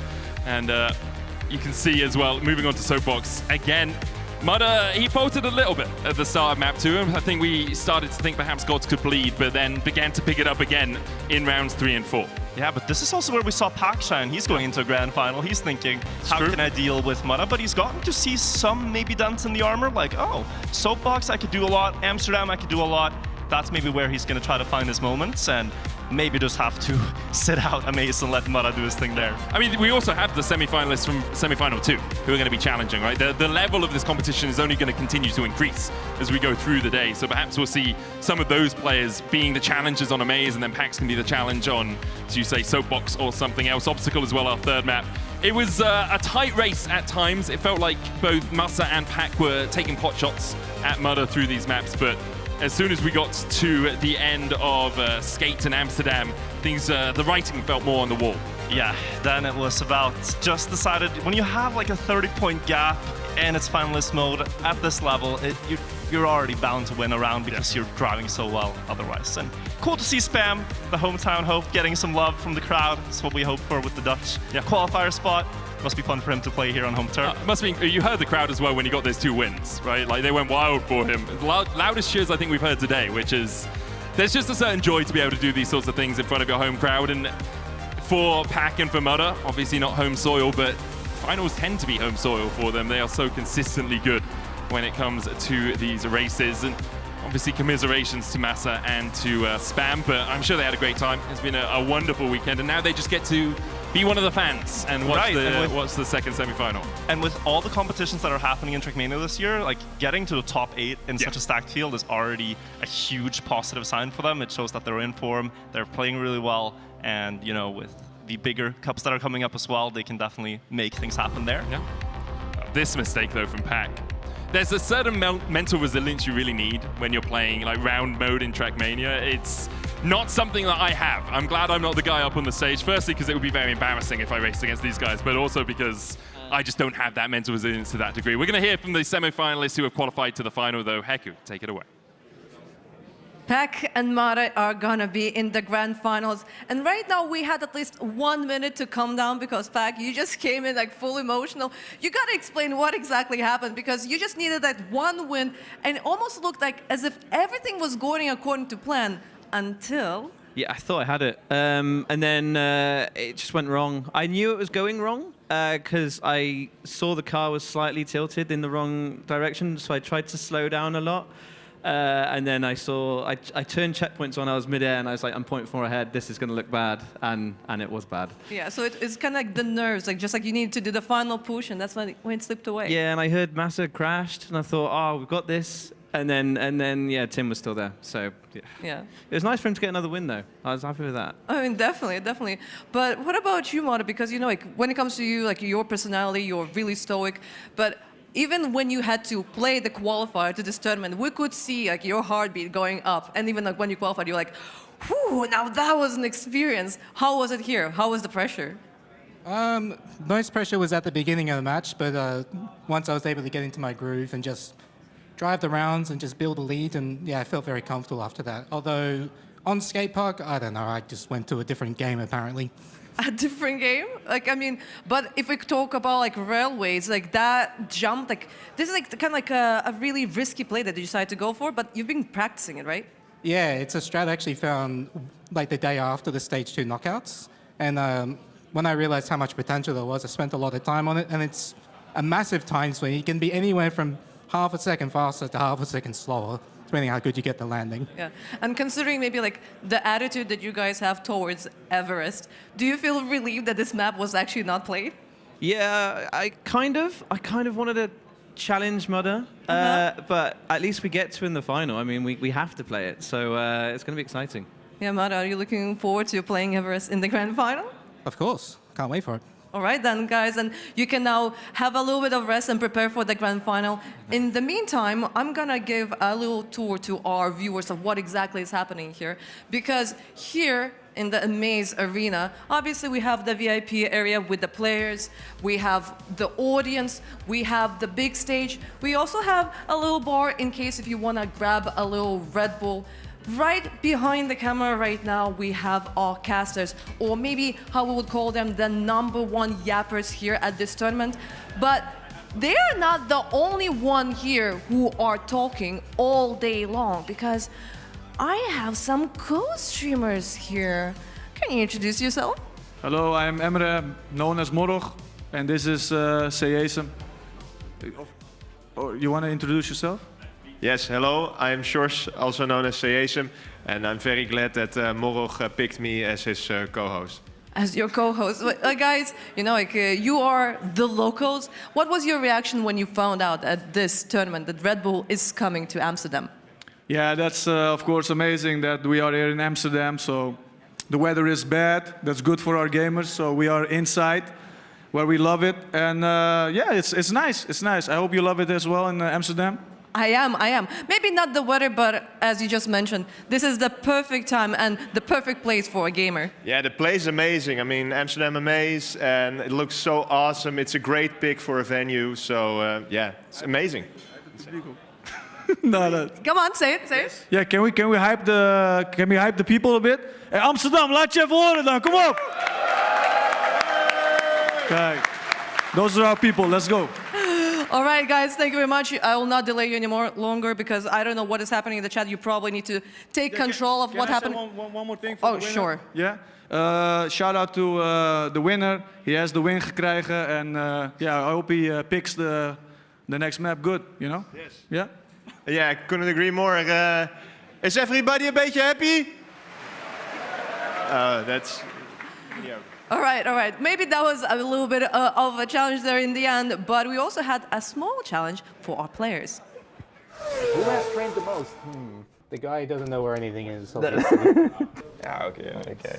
I mean, you jump up here, you drive here, you go down here. So it gotta be like... Good luck, man. Do you think I'm spot on? It is.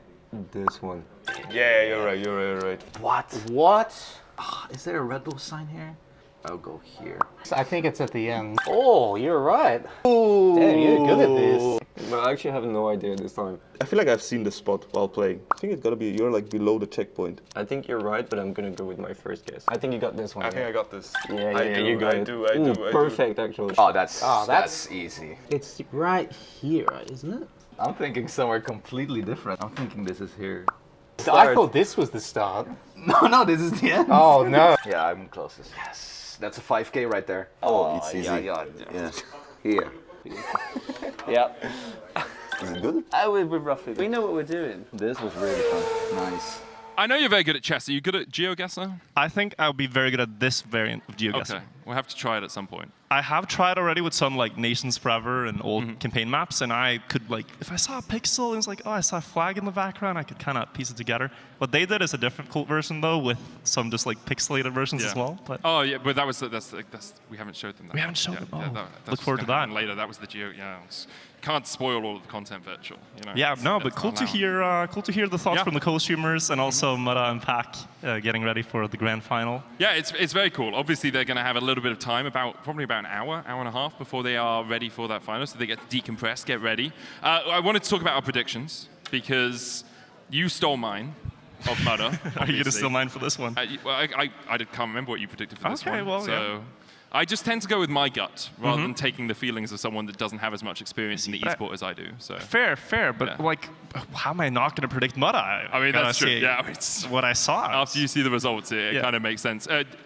Do you think that we're going to continue to see that domination from Mudder going into the grand finals, or do you think we'll start to see more of a challenge against it? So that's like the big question mark, right? Like we've seen that, for example, I remember in XP Evo, it was kind of the same story where he was doing so well up to the grand final, and then the grand final, some things just weren't kind of working. Same in DreamHack Birmingham this spring. He was doing phenomenally, got to grand final, then it wasn't the same kind of mojo, flow state, whatever you want to call it. So hopefully, because it is fun to watch, but we'll see what happens. I do also like a challenge, right? Like Mudder, there were a couple of times you saw him falter a little bit, but when we get to the grand finals, I'd like to see, maybe the Grenades, maybe Pack steps up again a little bit, have a little bit more of a challenge there, because last year's grand finals was right on the edge until the very last second, until the very last bounce, you could say. Oh, yeah, the very last bounce. What happened there? I don't know. Should just turn your car around now.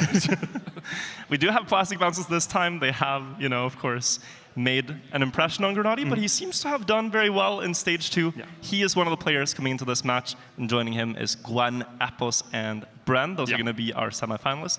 We'll talk a little bit about our predictions and also the maps later on, but do you want to get into that right now? I don't want to get into the predictions for round 2 right now. Because I feel we should let Heku introduce the players in a moment, right? I know yesterday she had a talk with all the players. She had a discussion. She was like, oh, what are you guys doing, etc. But why hear it from us? Why don't we hear it from Heku herself?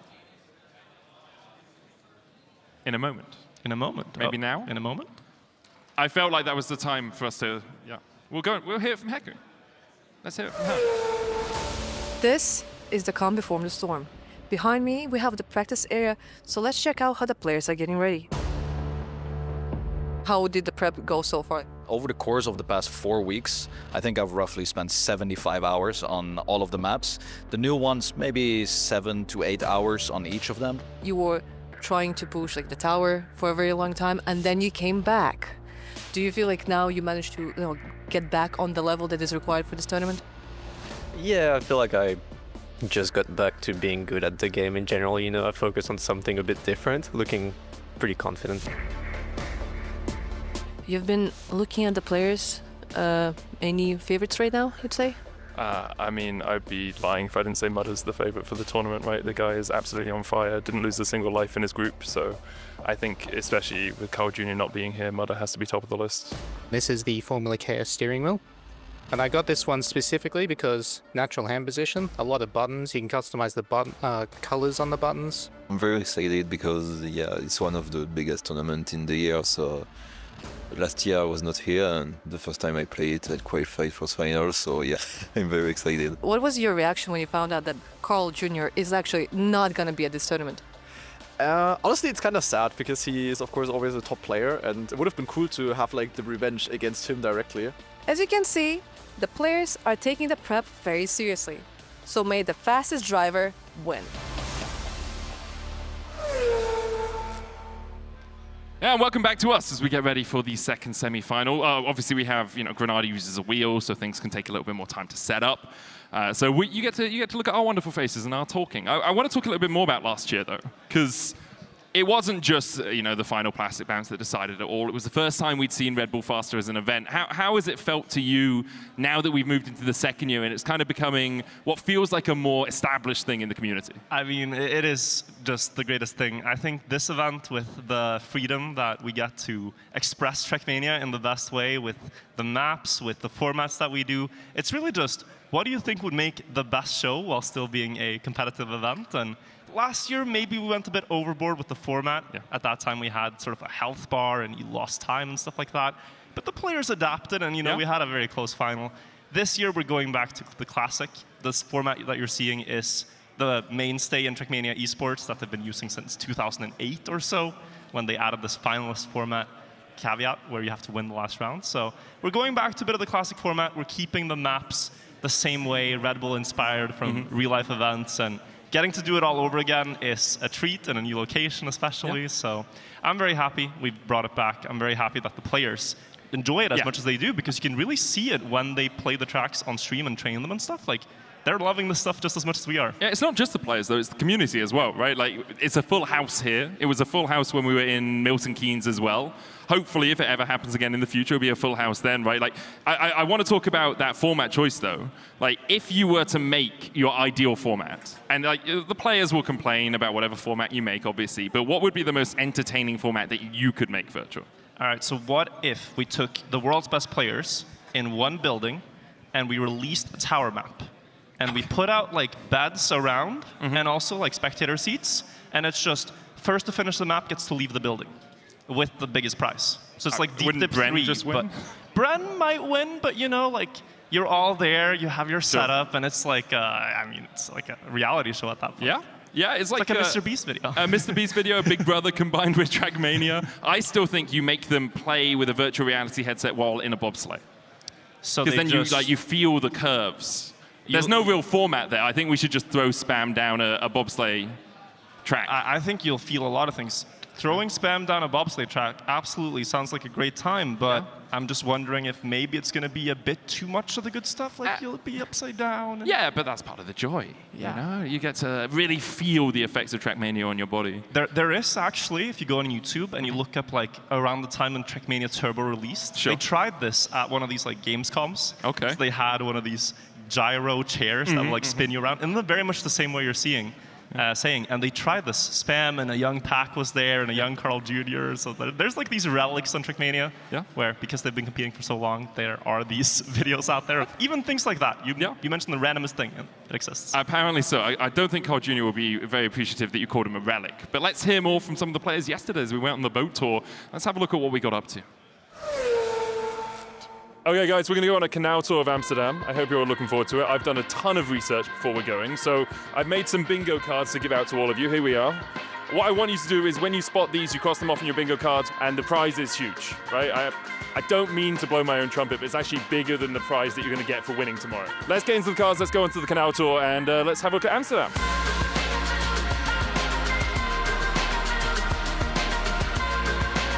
Okay, so we're on a boat in Amsterdam. Aren't you excited? I'm hella excited. Hella excited? Yeah. Hella? Yeah, hella. All right, are you hella excited, Massa? Heck yeah, let's go. Let's go.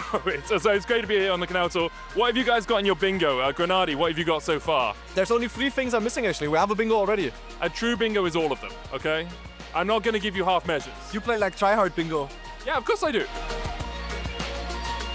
Obviously, you're one of the returning players from last year. One of the favorites, I would say, as well. Grenadi and Mudder are up there as well, but you are so consistently at these tournaments. Do you feel that plays into your favor? Kind of. I think it's always nice to be slightly underrated compared to the people that are the favorites because you have less expectation, and it's quite nice proving people wrong. How are you feeling going into your second Red Bull Faster? Well, I feel good. I'm here to bring the trophy back home for once.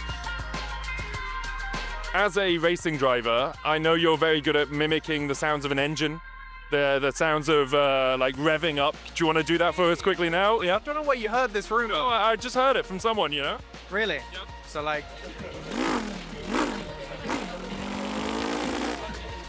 All right, we're gonna try Bitterballen now, and we're all gonna try it at the same time. Are you guys ready? Yeah. 3, 2, 1, vamos. Oh yeah! Oh my God! Holy moly! Like lava inside. Overall, pretty good. We like it. We finally found the stroopwafel and we won the bingo. Medic, I am very curious what the prize. Oh yeah, I have the prize for you right here. Thank you very much. Here you are, some stroopwafel. Congratulations, Virtual. Thank you. Virtual won the bingo at the event that he was part of organizing. What a surprise! Back to us at Red Bull Faster. I hope you enjoyed our canal tour as much as with it because it was exciting. But I feel like maybe we should not delay this moment any longer. Let's start the second semifinal. Everybody, please welcome the first contestant. The first time I played Trackmania was I was 4 years old with my dad. I just started playing this game and I was pretty good at first, so I just continue, and it's like my live games, you know, when it's been almost 20 years, so the last maps we played during the qualifiers, but yeah, just preparation like every important tournament, so we didn't have a lot of time, like 2 weeks between the qualifiers and the finals, so just focus on the last maps and just playing and then be the best as we can. Please welcome the young veteran, Gwen!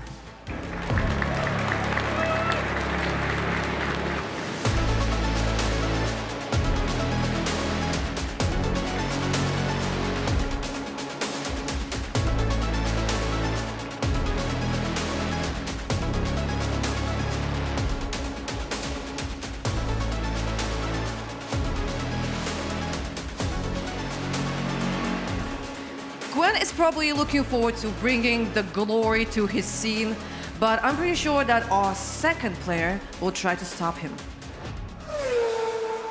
I first started playing Trackmania because I have a couple friends that picked up the game, and as soon as I got the game, it was just, yeah, I was hooked to it. Ended up playing many hours every day. I use a PS5 controller, and I think the reason I use that controller is just because I've played PlayStation all my life. It just feels natural in my hand. I remember I went through a phase of trying an Xbox controller, but it didn't really work out so well for me. I don't think I have any pre-match ritual, to be honest. I mean, the only thing I will do when I'm at home is I will soak my hands in hot water because I feel like it loosens my tendons a little bit. Maybe that's just placebo, maybe I'm bonkers, I don't know. But yeah, that's probably the only thing I really do, just make sure the hands are warm. Amaze, it is the dark horse of the tournament, Epos!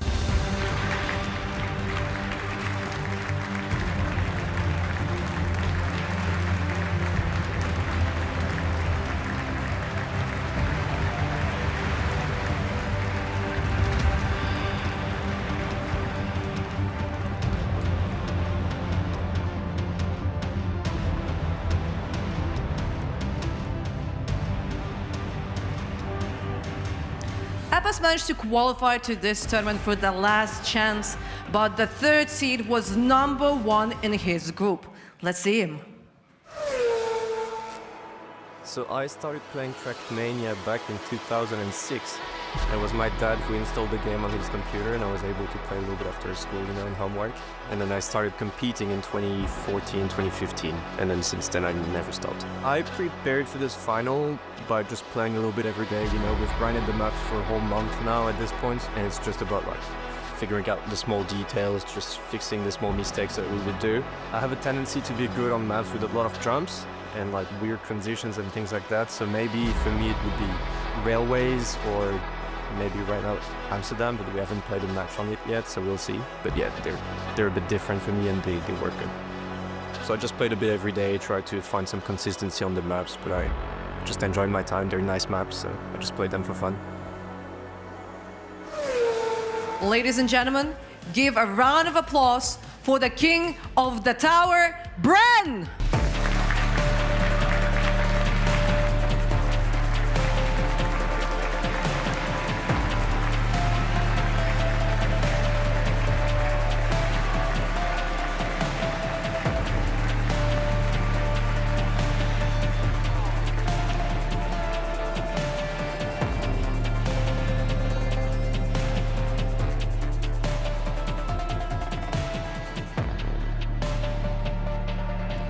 And while Bren managed to top the tower, our last player, well, he was so close to the top last time. Everybody, he's last but not least, our final player.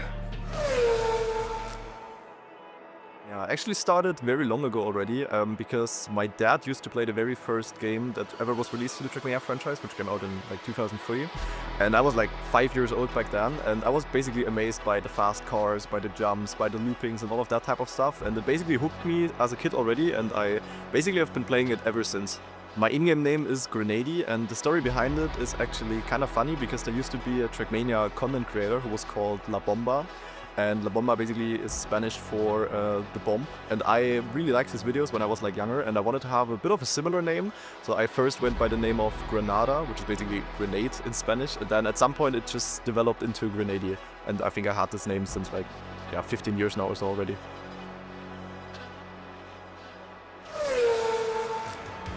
Amsterdam, it's none other than Grenady!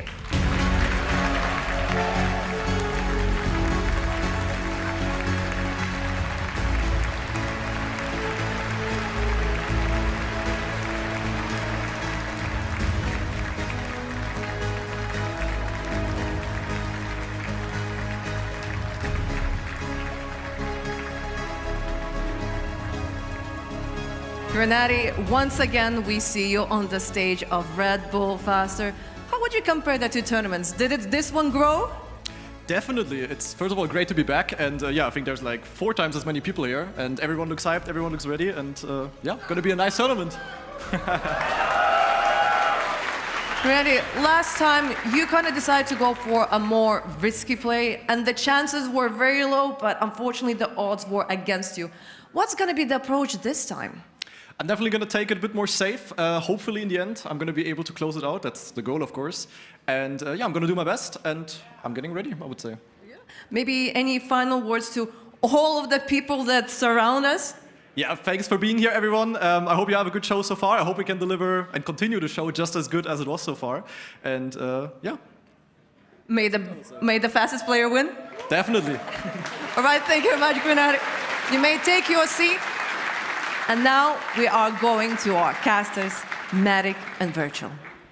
All right, thank you, Haki. We are back. I have lost the jacket. It is getting hot in the arena, but it's also getting more and more exciting as we get closer and closer to the grand finals. We're now getting into semifinal number 2 with, to remind you, Gwen, Epos, Grenadi, and Bren.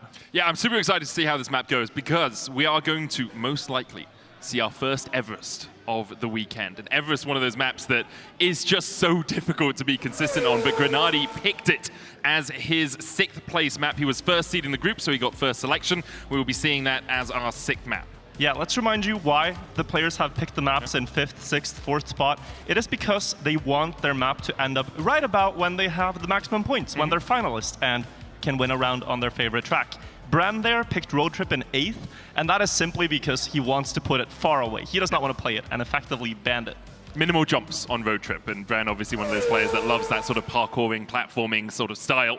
As you say, we are playing to 140 points, 10 points if you win a round, and if you get to that 140, you then need to win one more round to make it into our grand finals alongside Pack and Mudder.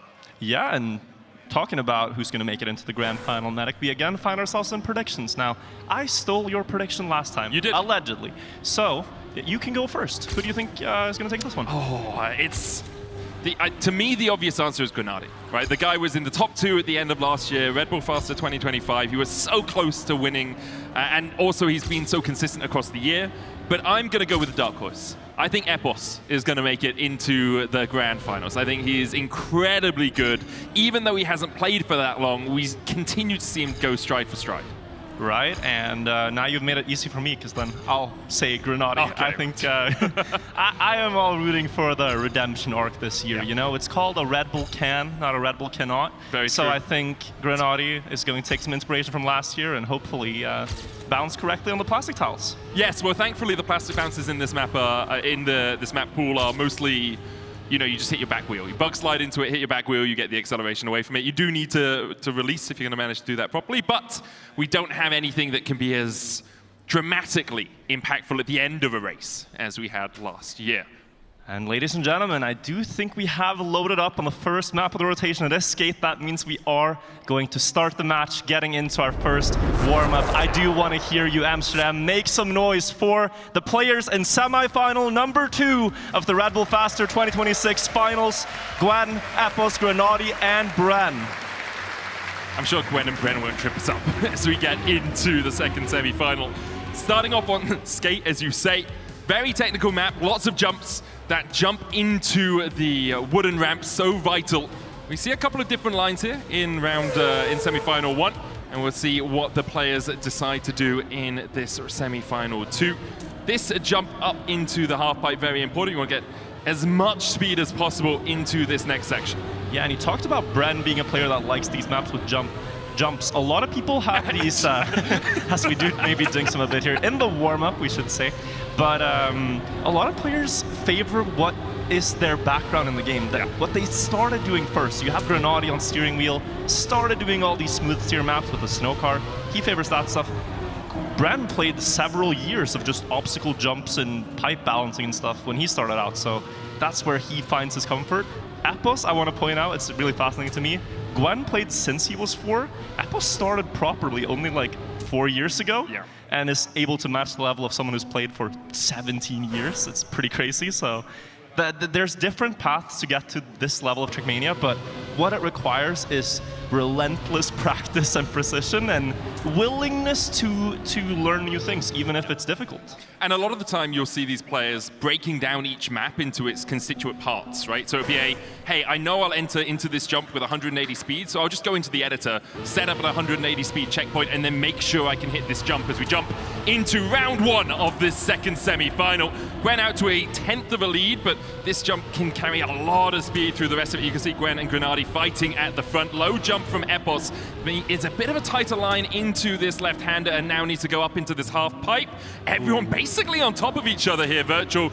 Does look like Gwen has fallen about 2/10 behind. Yeah, Gwen clipped the ramp of Epos that's high. With a mistake on the ramp. He will, of course, make the jump. You can see the time loss that he incurred into the water slide now. Bren versus Grenadi. Gwen gets a bump at the exit. That's going to cost him speed across the straight.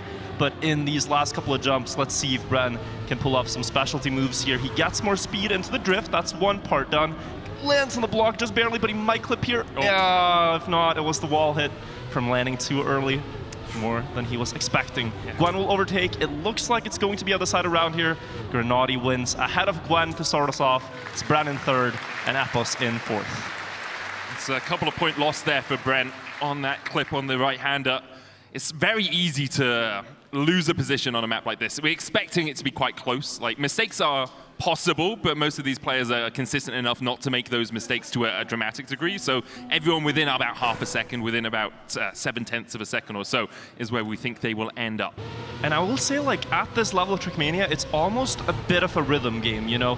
You're expecting to have certain speeds, certain landing areas, certain steering timings, like I turn exactly when I enter this ramp, for example.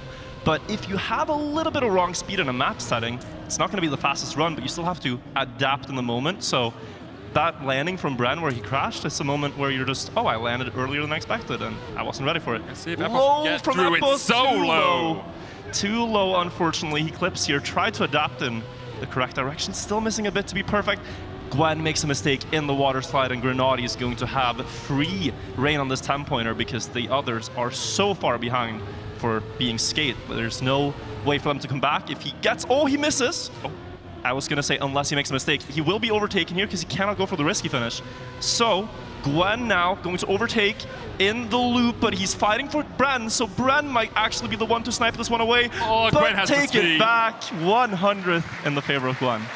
So close to the end there, and you can see like a few nerves for the players, I'll say. I don't expect to see these mistakes from them. We didn't see them in the practice room. Obviously, being out here on the stage is a very different kettle of fish, but especially when someone like Grenadi is making mistakes like that, it's just very unexpected. Very close early rounds between these 4 players. Epos a little bit further behind, but I've seen him really turn it on before, and I'm sure he is settling into the stage. Takes a slightly different route to everyone through these first couple of checkpoints. And now, this jump has been the foil of a lot of our players.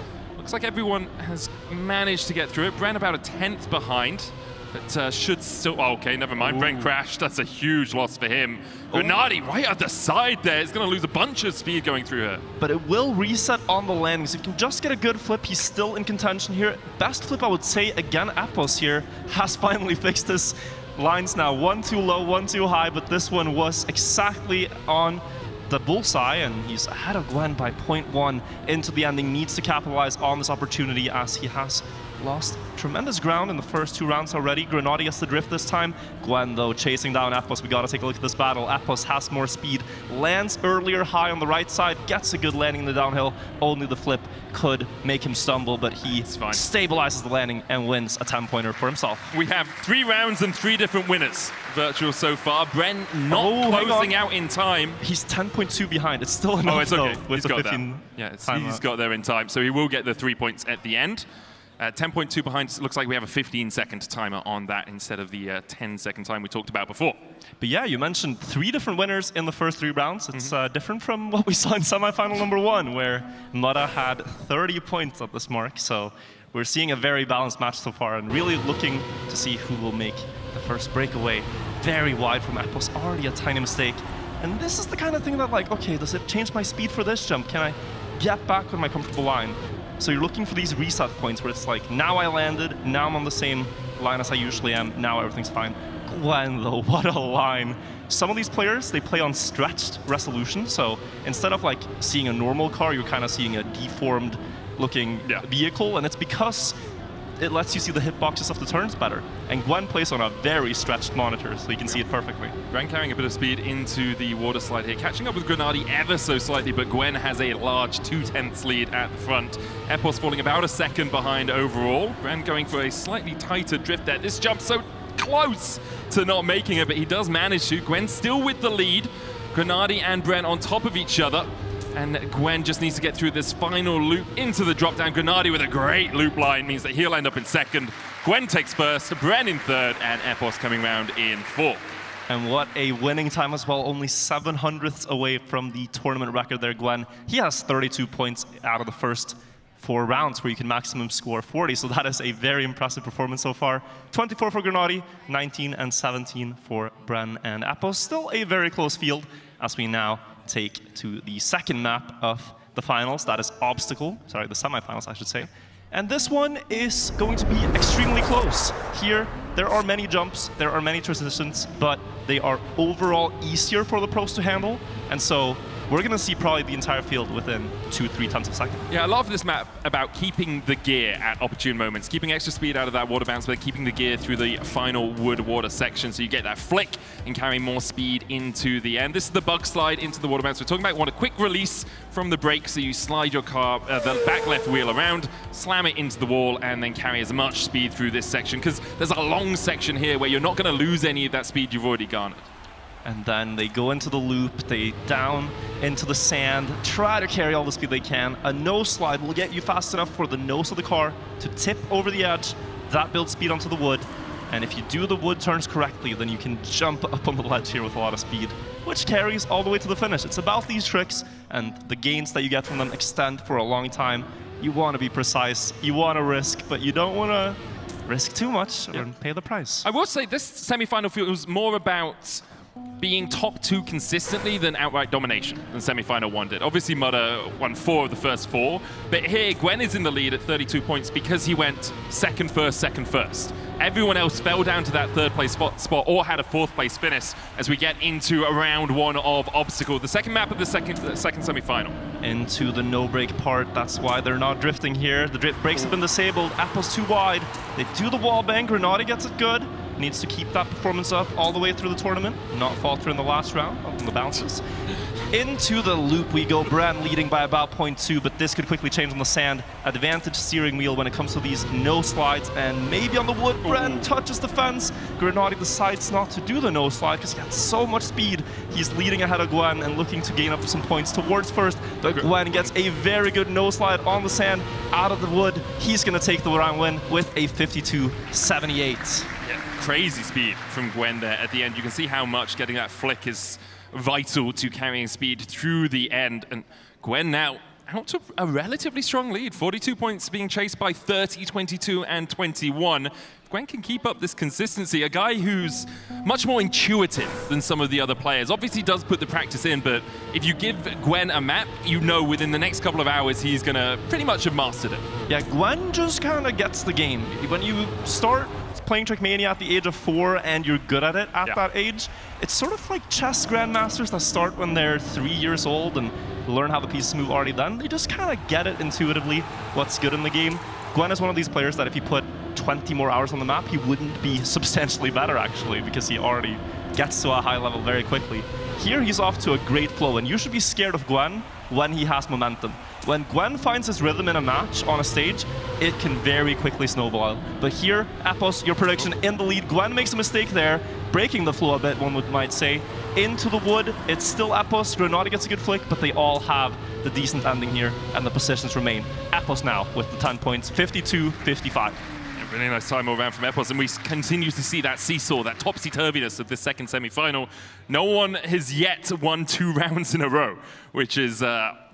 usually you do see someone coming out to a lead. Even Red Bull Faster 1, we saw Carl Jr. and Grenadi doing really well in their respective semi-finals. Now we're starting to see a little bit more of upset potential, I will say.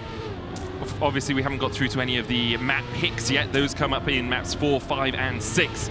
And when we get there, we'll see if the people are as dominant as they expect to be when it comes towards getting into that finalist contention. We have already a big mistake from Grenadi. I think he touched the fence on the uphill, so going to be out of contention for this round. You might notice an air brake here in the uphill. He tapped the brake for just a second to get the back wheels to grip on the ground. That is how Bren has propelled himself into first place, not having had the most visibility yet, Bren, but looking to do something here. He was in first in the previous round, hit the fence, now going a bit wide, and he's side by side with Gwen. This is very close. Don't count out Epos. He did get the nosedive. Gwen hit the fence. Epos hit the fence too, and Bren has the red carpet rolled out in front of him. He gets a 10-pointer as well.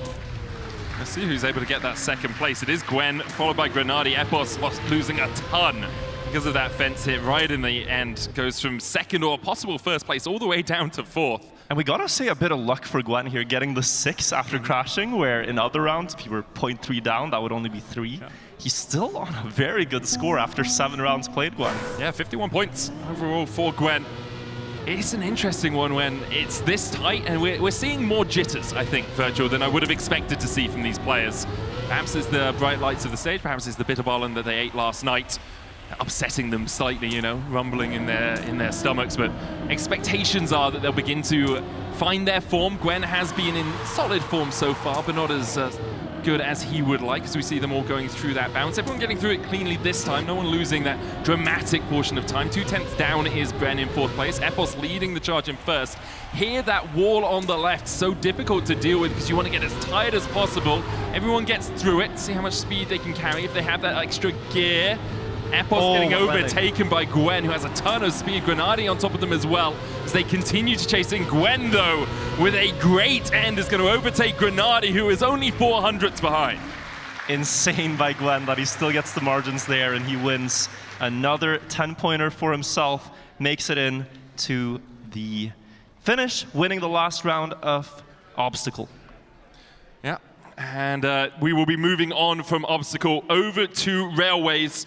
None of these players using the mudder tactic that we have seen before, but a very solid map as well. One I would assume is favorable towards Bren, because he does like those sort of more parkour-based maps, but everyone here obviously has the practice, has a lot of good times on them. It is Link who currently holds the world record at a 104. Unfortunately, he was unable, 104.5. He was unable to make it here, getting knocked out in the last chance qualifier. And that time is actually without the strategy we've seen from Mudda. Yeah. So this new line that he used to actually qualify to the grand final could be used here by some of the others, and they could get like a 104.2, who knows. It's unlikely because they actually favor the other line. Yeah. It's more consistent. You don't run the risk of losing 4 rounds in a row to crashes. Although that has been kind of the state of the game so far in this semi-final. It's been people picking up the pieces rather than being able to really bake the cake as effectively as they'd like it to. Don't expect to see anyone doing it. Changing your strategy on the day of the semi-finals is not always the most advisable strategy. And we do see now they all go I mean, Epos is going this right side path. It is a path that is about equal on paper, but combined with the direct jump that Mudda was doing is where it really gains, because you can keep more speed. Yeah, you need a lot of speed to go through that path as well, so that you can get the jumps well back onto the dirt. This half pipe can be a little bit tricky. See, relatively high jump there from Gwen, but it's the warm-up. You just need to be consistent. Make sure you've got your eye in for the track, as we are going to be jumping into round 1 of Railways in just a couple of moments' time. And I do want to remind you, when you see the side scroller, this is how they're playing. This is highly abnormal in competitive Trackmania, but it is to pay homage to the original stunt that was done on a bike by the red-black athlete. Yeah, from David Godziak. An incredible stunt. If you haven't watched it, I highly recommend watching it on YouTube, because it's one of those things that's, you know, people do stuff. Oh, a lot of bouncing there out of Epos. But yeah, people do things that just amaze me. I'm like, never in a million years would I think I could do that. And I think competing at this level of Trackmania as well is one of those, as we see Bren hitting the side of the train and getting knocked out. Now it's a race between Grenadi and Gwen for that first place spot. About a quarter of a second between them, but that's been cut down to just over a 10th and a half, as We'll see if anyone does take this wider dirt line. Looks like it's going to be relatively tight for all of them, so not going for that high jump onto this next ramp. Instead, clipping it just below its lip, and Epos goes for the upper route. Will have a little bit less speed than we saw Mudder have here, but he still manages to get through all of them and is catching a little bit with Gwen and Grenadi. It looks like he's catching to Gwen, but it's because Grenadi is pulling away. Grenadi 0.2 gained through that lower route and now has solid grips on the first place here. Gets a lower jump though, Gwen, to make it a bit interesting. Clips the wheel. It's still maybe within reach. We'll see the booster landing here. They gotta get that booster jump to the train cart. Grenadi not gonna let it slip. Wins the round. Only 200s between Gwen and Epos though. There. Epos almost snuck it at the finish line to get that second place. An extra couple of points for him in his pockets, but it is Grenadi, as you say, who rounds it out with another win. It gets up to 56 points. Gwen's still in the lead by about 11. And it feels like we're going to have a lot more players around that finalist contention mark at the same time in this semi-final than we did in the first. If it keeps going this way, but what's interesting is, of course, that the players have yet not played any of the maps that they wanted to play. They put them in the 5th slot, the 6th, and the 7th slot. So we are going to see what they really want to play and where they might gain a lot of points later on. And Bran, unfortunately, had that mistake in the previous round as well, the exact same crash. So not getting off to his best performance here, but still time to recover. Gwen versus Grenadi up front with Epos in 3rd is basically a mirror image of last time. Let's see if Epos can make this line work. He is one of the only players that changed his approach here, going to the right side. We see a split of 0.417. Then he's going to get more speed into the dirt here, try to land a bit cleaner on the block. And this time it was a very good execution, still lost a 10th. This is maybe why players don't go for this line. Yeah, I think you need to take the higher line in the first dirt portion where Mudder was going a little bit wider to get that extra speed. Epos has caught up ever so slightly by about another 10th, but now we'll see Grenadi and Gwen going through air brake to make sure you get the good Epos landing. Epos has good speed, and again, pipped to the post by 2/100ths of a second by Grenadi. Just losing out on those tiny points here and there, it's gotta, you know, be a bit annoying. The pace was really fast here. They beat the previous winning time by a lot. 1:05.17 by Gwen is a phenomenal time. And he keeps getting these 10-pointers. We saw maybe the momentum slow down a little bit on obstacle, but now he's back. Now he's back in action. For Bren, I think the question is, can you salvage anything out of this? Because you have been really struggling. We saw a massive bounce at the start there, already about 2/10ths behind of everyone else, just because of that wobble, not having the extra time with the wheels on the ground. Here, he's been clipping every single time, but it's Grenadi who's falling back to start things off. Inside line from Epos and Bren, as Gwen's gonna have a little bit more speed going down into these jumps. Grenadi about 4/10ths down on Gwen right now, who has been so consistent. Epos clashes against the post towards the side, and now he is relegated to 4th spot. But Gwen, so solid across railways so far. Once again, goes for this lower route. A bounce from Grenadi, as you say, very awkward, but he's able to maintain enough speed to get over onto the dirt. And you can see how the map flows so well when you do the jumps correctly. You miss one, and it's like, oh, I'm off the speed, I'm off the trajectory. But finally, perhaps a moment from Bren. He was driving well in the first 2 rounds, just that mistake on the container. Now has a chance to beat Gwen in the finish line jump. Got to release at the right time to get this red boost. He does it so perfectly, Bren. The jumps is his specialty, and he gets 10 much-needed points at this point to not fall behind. Last first for Bren so far on Railway. So, as you say, a vital infusion of points for him there. Gwen still over halfway towards that finalist contention mark, and Epos and Bren bringing up the rear, but all it takes is one good map. As you say, next map is Gwen's choice with a maze. We have seen how difficult that map can be to be consistent on as we go into the final round here on Railways. Bren with a solid start this time. We're not seeing the jiggling of the car that we have seen previously. We'll see a slight line deviation going through the after this portion onto the dirt. Everyone making it through the containers. Gwen the only one going wide for that extra speed. Epos, Bren, and Gren. Oh, Gwen clips the post towards the side, and perhaps the safer route was ideal for Epos, Grenadi, and Bren. He couldn't have had more speed there. I mean, if you looked at the gap as he was setting up wide, it was just a pixel or two.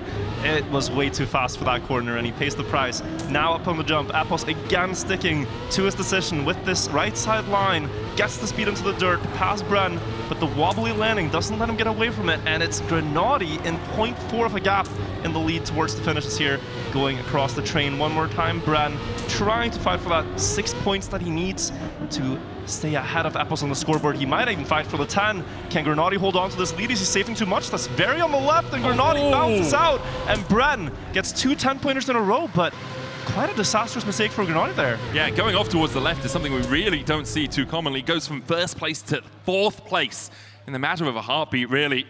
And for Grenady, not the best map overall. Actually went down the rankings by 1 each time. 1st, 2nd, 3rd, 4th were his finishes across that map. And that was such an opportunity to catch up to Gwen after Gwen made a mistake, but now it's actually opposite. It's Bren catching up to him. So we have a very close field still, with Gwen ahead by about 20 odd points as we're heading to Gwen's map choice. Now that is interesting. It really is. It's putting it at 4 as well. Gwen wasn't the first seed in the group, so didn't immediately get to choose where he wanted his selection to be. But the fact that he was able to get a map that this difficult in a pivotal moment of the rounds is so important, because if you manage to pick up a couple of wins here, you can really rocket yourself back from a 2nd or a 3rd place in the standings back up to that 1st and get close to that finalist contention. Now let me bring this up, right? If we talk about Gwen as a natural learner, as someone who intuitively picks up a map, true. Why not pick the most new map in the map pack? Just, oh, this one people have the least practice on? I don't need to train that much. I get it. And guys, this is the map that is shaped after the arena we are within, Amaze Amsterdam.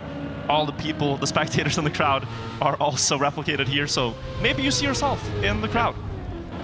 I saw us at the caster desk earlier. I did. We were smiling. There was a 3rd person. Yes, Sammy probably. Easter egg. Over there. But yeah, unfortunately they weren't able to replicate your shirt, which made me quite sad. They were not, yeah. This is a difficult shirt to replicate or predict. I did not know I was wearing this one. So. I don't think they would have been able to add enough pixels. We'd have to beef up the computers a lot if we were going to render that on this sort of scale. But yeah, on to Amaze. When we saw it in the first semi-final, it was a mudder clean sweep. And we'll see if anyone can do the same here as we get into our first round of it. Get into the business end of the second semi-final. The points really beginning to stack up as Grenady is out to a lead, but everyone on top of each other, it seems, as we'll go into the double reactor section. Grenady trying to maintain as much speed as possible, and does so. Gwen, though, still with a nose ahead. Epos, though, is going to overtake through that slide. Bren has fallen back. Gwen with not a great line, not a great amount of speed, and Epos and Grenady will be rocketed away from him. Dramatic braking. Epos with a very tight line there. Does manage to get down onto the half pipe, but isn't going to manage to keep as much speed as anyone else as we move into the jump here, Wirtual. We're jumping across the bar counter onto the little table, and we're going upside down. This part is very confusing if you're watching them for the first time. Now we jump off the side of the wall as we lost Grenady on that one before they can. Bren and Gwen drifting around it, carrying as much speed as they can into another wall climb up. It's going to come down to the slumps in the ending here, onto the plastic. Bren has a lead of about 300s. Gwen pushing the inside line on the wood, getting an earlier turn perhaps, but Bren holds so strong in the ending to claim his spot there. And that is a 3rd for Bren now, 3rd 10-pointer in the last couple rounds. 3 in a row. 3 in a row. 3 in a row for Bren. He has really found his form in the second semi-final. And he's gone from being 34 points to being 74 points.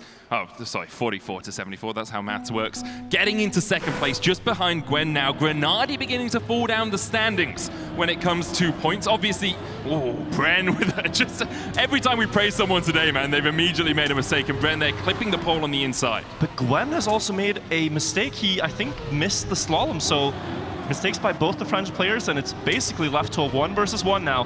Epos versus Grenady. They will see this on the checkpoint splits, that this is what it's about, and here strategy comes into play. Grenady needs just to kind of get some points again after these mistakes, and maybe he decides to save it. Epos, though, last has basically nothing to lose by pushing for the 10, and you can see that he's going for it. Went so close to the leg of the table, getting another 10th there towards Grenady, trying to build up a stable lead that he can just save in the slaloms, because you really don't want to have to risk in that part. That's where things can go wrong. Yeah, he's taking a really low jump onto that vert ramp earlier on to try and get that tighter drift around. Now he does still have about a half a second lead. As you say, the battle is between Grenady and Epos, but I think Grenady might just be happy with the second place here. It's like, yes, I don't want Epos to beat me. I can catch him through the woods section. Never mind, not happy at all still. Epos does take it in the end. Just below a 106 not the quickest we have seen, but still very tight at the top. Yeah, and Apple's there, I think, playing the margin that he had really good. He knew he could release a bit on the wood, but it wasn't 0.6, so, you know, it looks scary to us when we're seeing a car get so close, but I think he had that all under control. We see 97, 78, 77, and 70, the points respectively, in the order we see them right now as they approach the first checkpoint. Gwen, best in the slalom this round, gets a 10th. Now here he crashed the fence last time. This time he avoided that mistake, and therefore will be in first. We turn around the reactor booster, and then we climb up once more onto the overhang scenery here, and then the tight wood drop down. Gwen with a mistake on the inside line. That's going to be a full respawn, and Bren has made a mistake as well. So again, we're seeing the two most consistent players here, Grenadi and Apples, in a 1v1. You can actually see Apples taking a very different line here. Comes in tighter on that, then heavy drift towards the right. Takes a lot of speed up into this jump. Grenadi trying to catch up. Gwen as well, though, from nowhere, overtaking Grenadi for that second place. Just gained a ton of speed through that last section. Now we have the flick down across the reactor. Gwen slams into a wall. Slow from Apples as well means that Grenadi is now in the lead. Yeah, Grenadi did that jump so well, overtaking both his opponents into the ending. He can get a 10 here. Onto the wood, left, right. He's building a lead. Now can he manage his margins? Yes, he can. He takes a 10 and tries to fight back his second place on the match.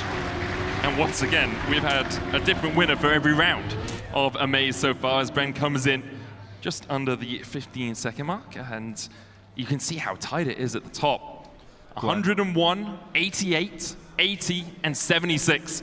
Gwen has been able to maintain that lead that he's developed, but it's really anyone's game so far. Yeah, it's down to one round win, where if Gwen gets last, they're basically matched on points again, so he really has to find his consistency now after these mistakes. We see Appos failing the slalom, but let's not forget to remind the viewers this is one of the most difficult maps in the map pack. Yeah. It's one that many players shy away from playing, and Massa tried to pick it first to perhaps throw off the opponent. So we're expecting to see mistakes, but we're still hoping for the players that they get through clean runs here. And now Gwen finally seems to have gotten through the start without a crash. It's also very quick, the format here. Only 4 rounds per map. If you are unsettled for the first couple of rounds, you really have to find your form on your map pick as well here. This is Gwen, who's selected Amaze and hasn't really been able to find as many points out of it as possible. Bren and Gwen here, really low jump from Bren.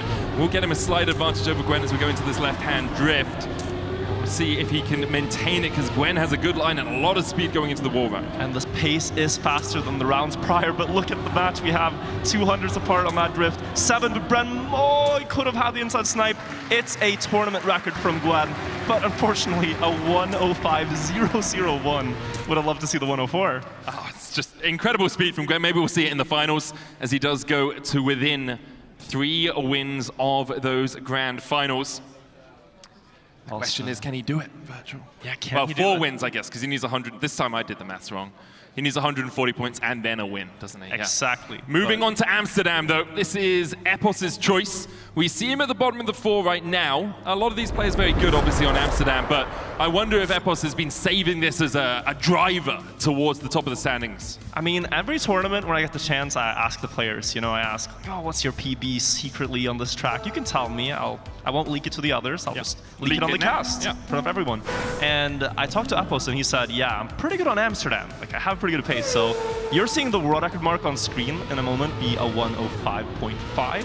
Appos has said he's done 105.3, and maybe that the map can be done in under 105. So wow. He is allegedly a monster on this map, but it's about getting it to work for, as you said, just those 4 rounds that you have at your disposal. Yeah, it's a very short stint that you get on your map pick, and you really need to make the most use of it possible. If Epos can come out of this with 40 points, he rockets himself up the standings, because not only is he getting those points for himself, but he's also denying them from everyone else. Gwen still within touching distance of that finalist mode. We'll see if he can here make sure that he doesn't drift and slide through those corners. It's so vital on this map on Amsterdam, as we should be getting through the warm-up in just a moment's time. And there's a lot of small tricks, I think, on this map that are very easy to overlook. Making sure you don't get the slide, making sure you get a good wallbang to kick things off, the bounce under the water as well. It's so important that you manage to optimize those to get that little bit of extra speed. It is, yeah. And in the last semifinal, we saw a lot of mistakes here because you are trying to optimize everything, and you're leaving just pixels left on each jump, and already we're seeing exactly Grenady that. and Gwen. Both of the two players doing really well so far have made mistakes, and Epos on his map choice, he really needs this 10-pointer now. Will Bren contest him or just settle for the 6? That is a good uphill landing on the wood, and they're side by side, literally tied to the 1,000 on 2 checkpoints now. It's about who wants it the most here. See how well you can get this jump as well. Bren landing a little bit higher on the wood. Now you go into this left-hander with the reactor across the water, jumping on top of the canal boats. This can be tricky. You can slide off those pretty easily. This here, making sure you don't slide, making sure you have all of that grip that you can muster, and then down into that water section once again. And now we see the nosedive landing. It's pretty good for both. They climb up the wall and then into the water for the last time. There is a wall hit here. Pre-drift to land with the back wheel, same as an obstacle, gets you the most speed. Bren holding his lead all the way here. He wants the 10-pointer, but there's 2 drifts remaining into the entry of a maze, and Bren gets the 10 points. 1:05.97 to kick us off is a fantastic time. Yeah, very quick. See who out of Gwen and Grenady come in. It's Gwen who comes in 3rd. Grenady is going to round things out just before the timer expires in that 4th spot.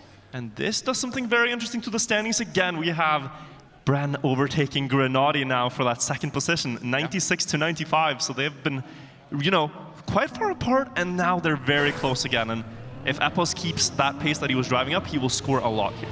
One of the favorites of the tournament as well, struggling a little bit across the last few maps. Grenady hasn't been having the consistency that he would like as we get into this 2nd round of Amsterdam. Epos going a little bit wider after the wall bang. Grenady trying to catch up here as Epos and Gwen take about a 10th lead over Bren and Grenady, who are tied to the 1,000th going through that last checkpoint. Grenady still trying to catch up through the backflip, now around the lampers towards the left. This jump can be really important because you need to carry as much speed as possible. All of them making it into the reactors, and this is the first time in a long time we've seen all of these players actually still on the same screen about this portion of the map. We see Bren falling back.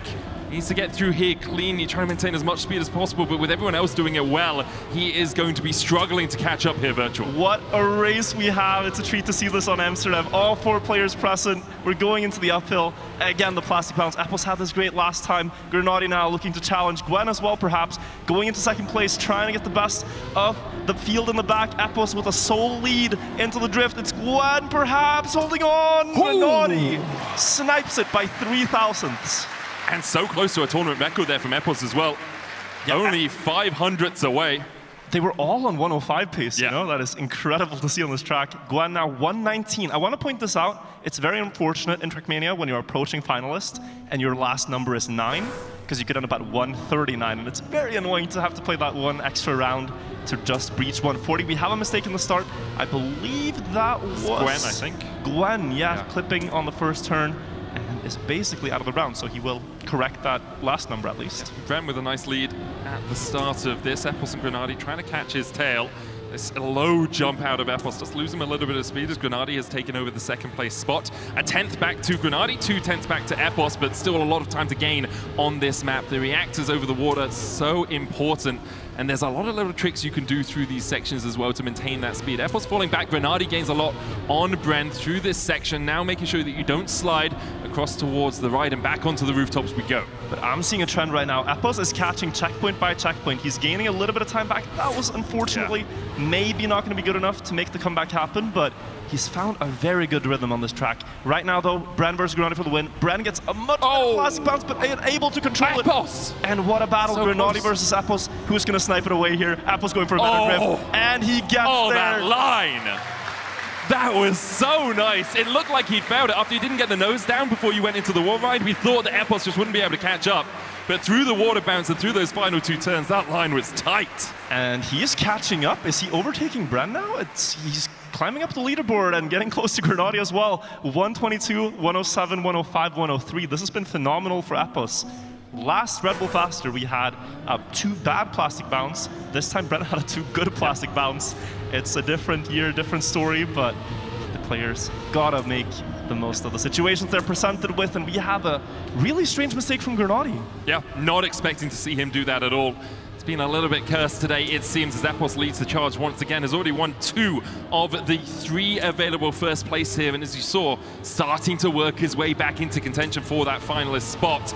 He's got about a 3/10 lead here and can play it relatively safe. His ends have been so clean that he doesn't have to force through the rest of the map, but Gwen and Bren are on his tail. Bren catching up just a little bit. Gwen here, it's a very tight line for him and he will be able to overtake Bren, but jumping up into the roof, he doesn't quite have as much speed as Bren will take that second place back.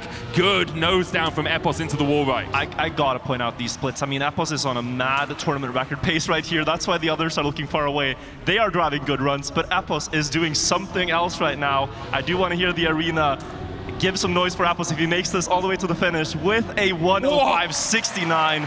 Fantastic time for Epos, tournament record, showing why he favored this map. Yeah, within a 1/10.5 as well of the world record. It shows, as you say, why he picked it as his map pick, taking 36 of a possible 40 points across it. For Grenadi, not the best map overall, ending up in 4th there, a couple of uncharacteristic mistakes, and now he falls into 3rd place in the standings, 2 wins away, or a win and a 2nd place, 2 wins and a 2nd place for Epos will get him in, and now we move to the mountain. And you saw the smile just now on Gwen's face. He's like, okay, we're really going into Everest when I'm finalist. This is really happening. Now, I can tell you, the reason the players are smiling, it's a nervous smile. This track is the most difficult one. It is the furthest from a regular competitive track that we really have seen in Red Bull Faster and otherwise. It is, you're driving on snow, you're doing ice spins, there's like different bridges on paths. It's just chaos all over, and here it's about controlling the chaos. The fastest pace is not necessarily the best strategy here. The best strategy is if you're able to control it consistently. Drive down the mountain every time without fail. I was talking to the mappers about this earlier, and they're saying there's a super slide at the start, an ice speed drift, an ice speed slide that you can do. And I was like, oh, did you guys know about that when you made the map? They're like, yeah, we had no idea it existed. These guys just find stuff that we just didn't realize. And if you get it well, you can gain half a second across the course of the rest of the map. We also have this red-yellow divide. Yellow, a much more dangerous route, but if you take it and you execute it well, you can gain about 2/10 as we see Everest claiming another victim. And let's also go into why this map appears here at this critical moment. It is because Grenadi, who was first seed into the semifinal, wanted it to happen at this moment. So Grenadi wanted Everest to be a potential finalist map, perhaps because of the volatility. Things can just happen here, players can just fail and you're left in a 1v1 or something like that. But yeah, let's talk about the start of the map here. There is an ice speed slide that is very important. You will really see it based on if they're able to get a tiny bit of airtime over the snow. It happens right here. You set up the car, you do a couple brake taps. Bren has it good. Epos has it very good. Grenadi, not so much. Gwen, too much speed. So if they get it really well, it saves about a second compared to not doing it. They have to go for it, but unfortunate for Gwen there as he knew what he was going into with the smile before the round. Yeah, I mean, sometimes that just happens, right? Bren and Epos fighting for that first position, but don't be surprised if we see half a second between first and second.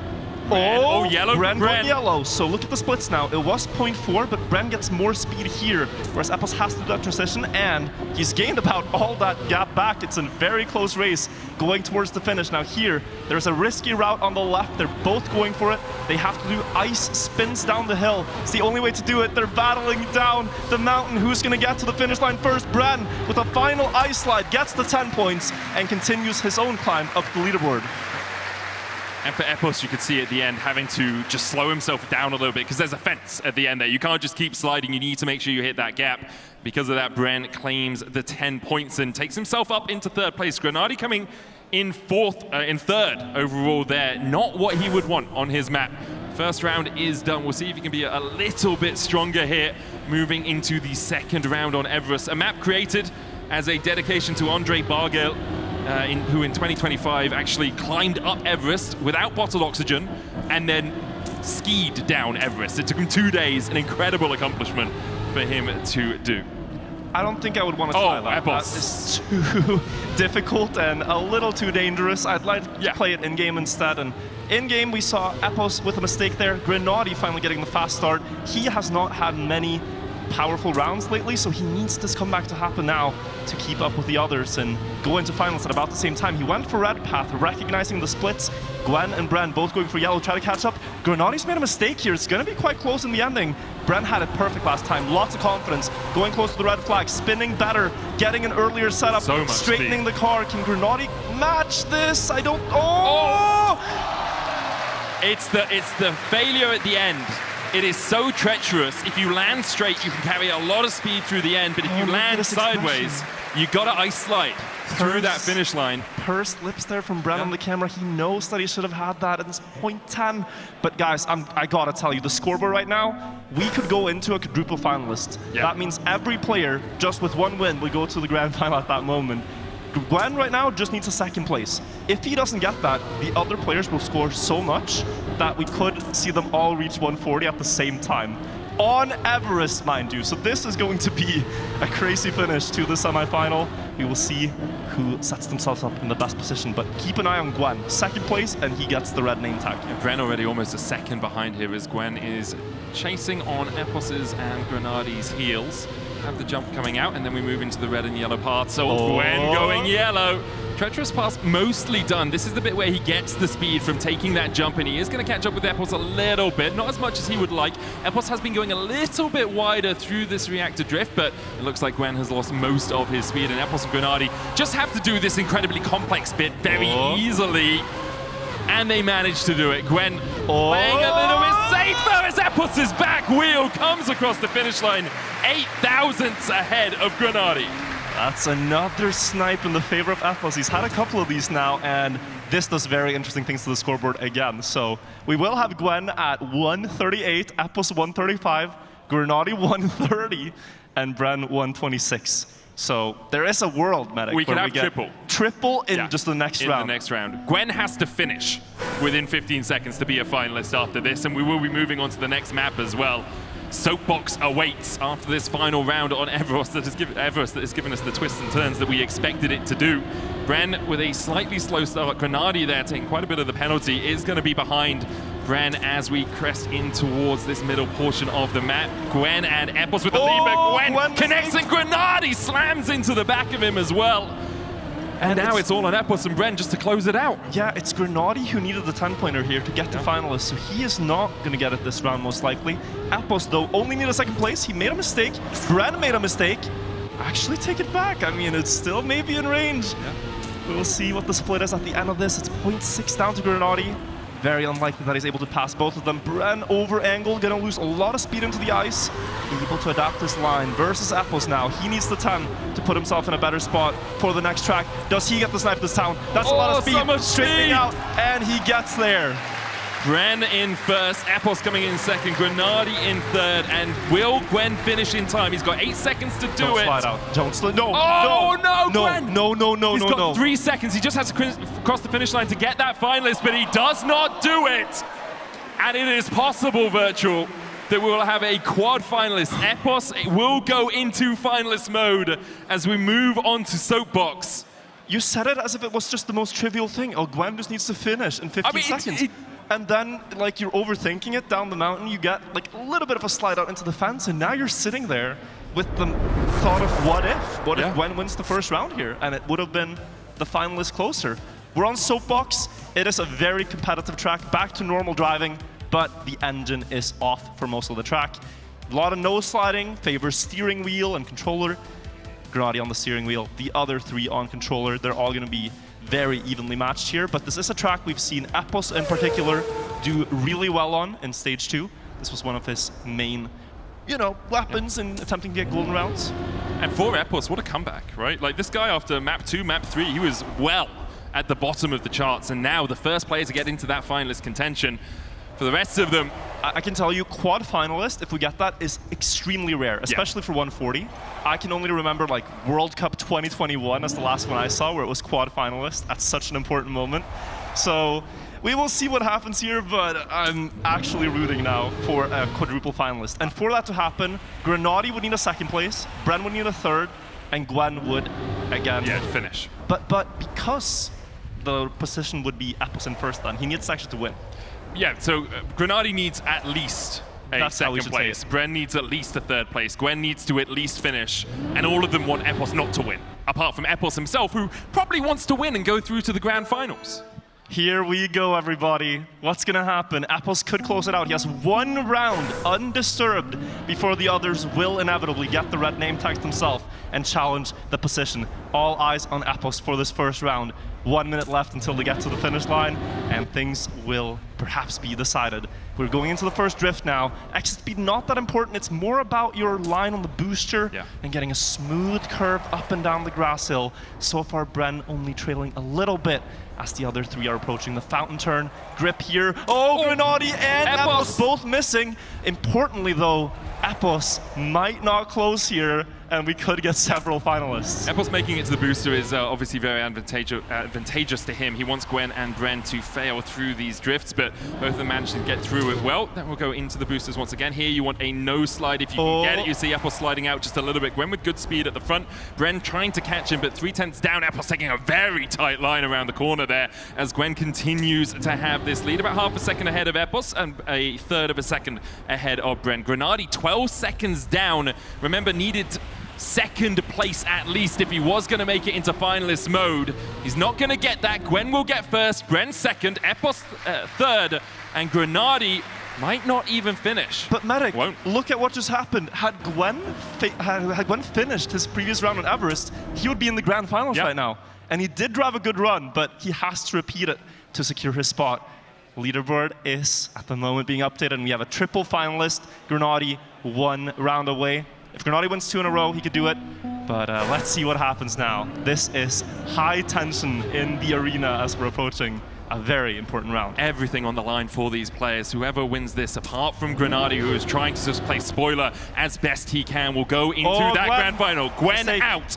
Now Bren and Epos fighting for that first place. Grenadi trying to be the joker in the middle, needs to get into that finalist contention himself. He is kept in arm's reach of the other two, but just a little bit behind, about a 10th right now as we move into the fountain turn. Get onto the booster quick, take that speed into this drift towards the left. Epos takes the lead for the moment. Grenadi trying to catch up as he does carry good speed through this section. Epos with a slightly lower jump will manage to get around this corner. It's so tight, you need to keep as much speed. Bren, not good speed at all. Epos has slightly more than Grenadi. Now the no slide. Epos gets the no slide, slides out at the end, but look at the extra speed that he's going to take. It could be Epos going to the grand finals. Epos in the last couple of corners now. He's hesitating a bit. You can see it on the wheel shaking as he knows he has to split.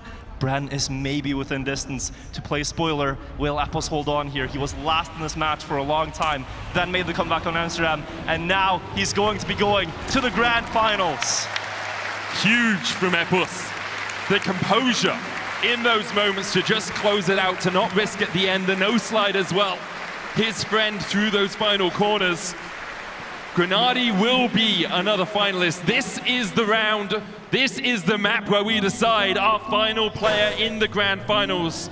To join Mudder, Pack, and Epos, who is it going to be? It comes down to this. You have played an entire match. We can throw it all out. It's this one round that decides if you get to play for the massive prize pool in the finals and lift the trophy at the end.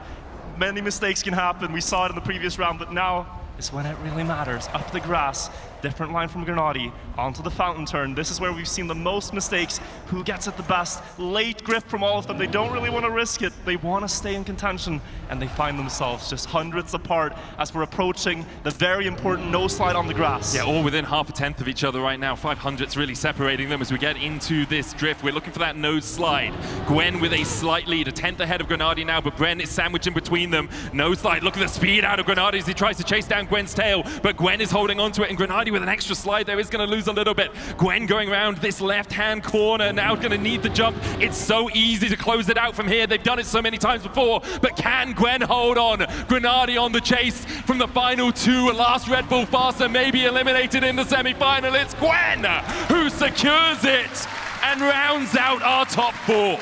Gwen had the lead early on. It almost slipped out of his hands on Everest. He could have won the first round of Soapbox and been through, but he still gets it done just in the nick of time and joins Epos in the grand finals. That is one of the craziest Trackmania matches I've ever seen, and hopefully the grand final delivers to be just the same. Yeah, what a semi-final. Like quad finalists, you just never expect that to happen.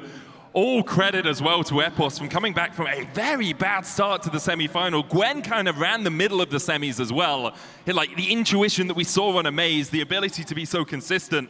And then I do just want to bring up the fact, Wirtual, that I predicted Epos would make it out and you predicted Grenadi would make it out. So Yeah, it's heartbreak again for Grenady. I was hoping, we could maybe, put a Band-Aid on the wound from last year and have him win this time around. And we tried to write the script, but it wasn't what played out. So still, commiserations to Grenady and Bren. I think they played a phenomenal match. And it's kind of this thing where they were a part of something really sick, even if they weren't the winners. So I don't think they have many regrets, but you always have some.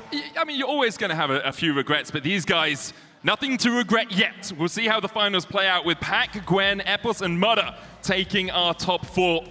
Epos and Gwen not here last year either, so we actually have the same split for the finals as we had for the semi-finals. Half new players and half players that we saw in 2025. Yeah, we will have, and of course, players that were in the finals as well last year. Mudder played such a great tournament then, but it wasn't quite all the way, so we will see what happens. It's going to be a sick grand final. It really is, it really is. But let's have another look back at that second semi-final, because there were so many ups and downs. It was truly a roller coaster. We saw crashes on maps we didn't expect to see crashes. We saw moments of consistency from players, but then as soon as we talked about the fact they were being consistent, they then became incredibly inconsistent. Yeah, and we were looking at like who was going to make the first breakaway, and then it became quite apparent on map 2 that it was going to be Gwen. He had a lot of rounds where he was like slightly ahead, getting 4 extra points here, 3 extra points there, and then he had the streak of rounds he was winning until momentum kind of stopped a bit on Amsterdam and Everest, and then he came back.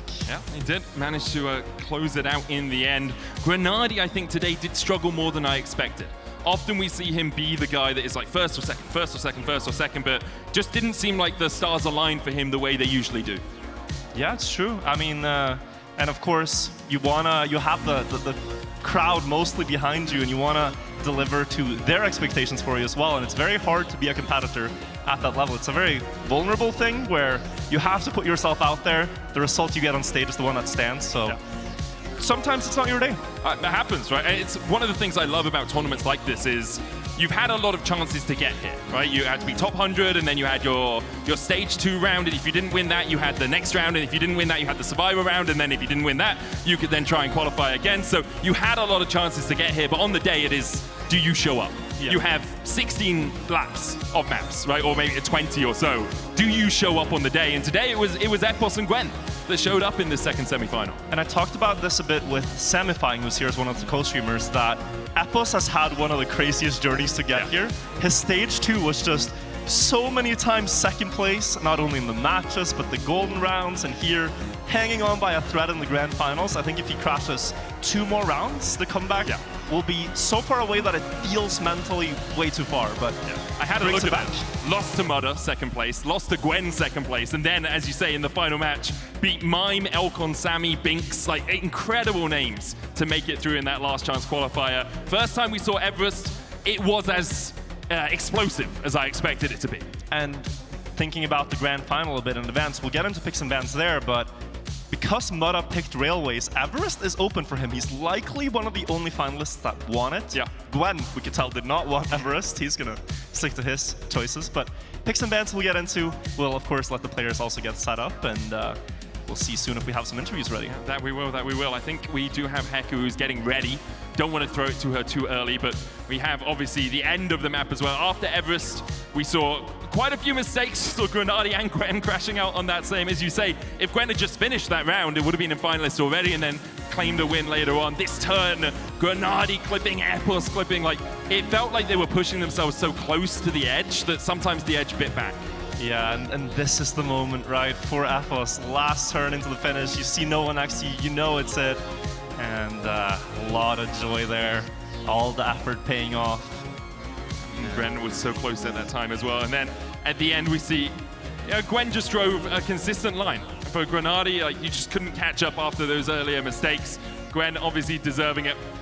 Good record for him, or good time for him on that map, and we'll see him in those finals. We're going to hand it over to Heku, though, who is standing back with our final 2 finalists. Heku, take it away. Okay, that's the hard. Yes, now we know our remaining grand finalists. And when it comes to this semi-final, it's kind of interesting because you kind of had the opposite things happening, because you, Epos, it was not a beautiful start, but somehow you managed to figure it out in the end. What happened? Yeah, you know what it is? It's probably because my best map was coming later into the match. match, and I knew the first 3 maps were so weak for me, and these guys are all strong on it.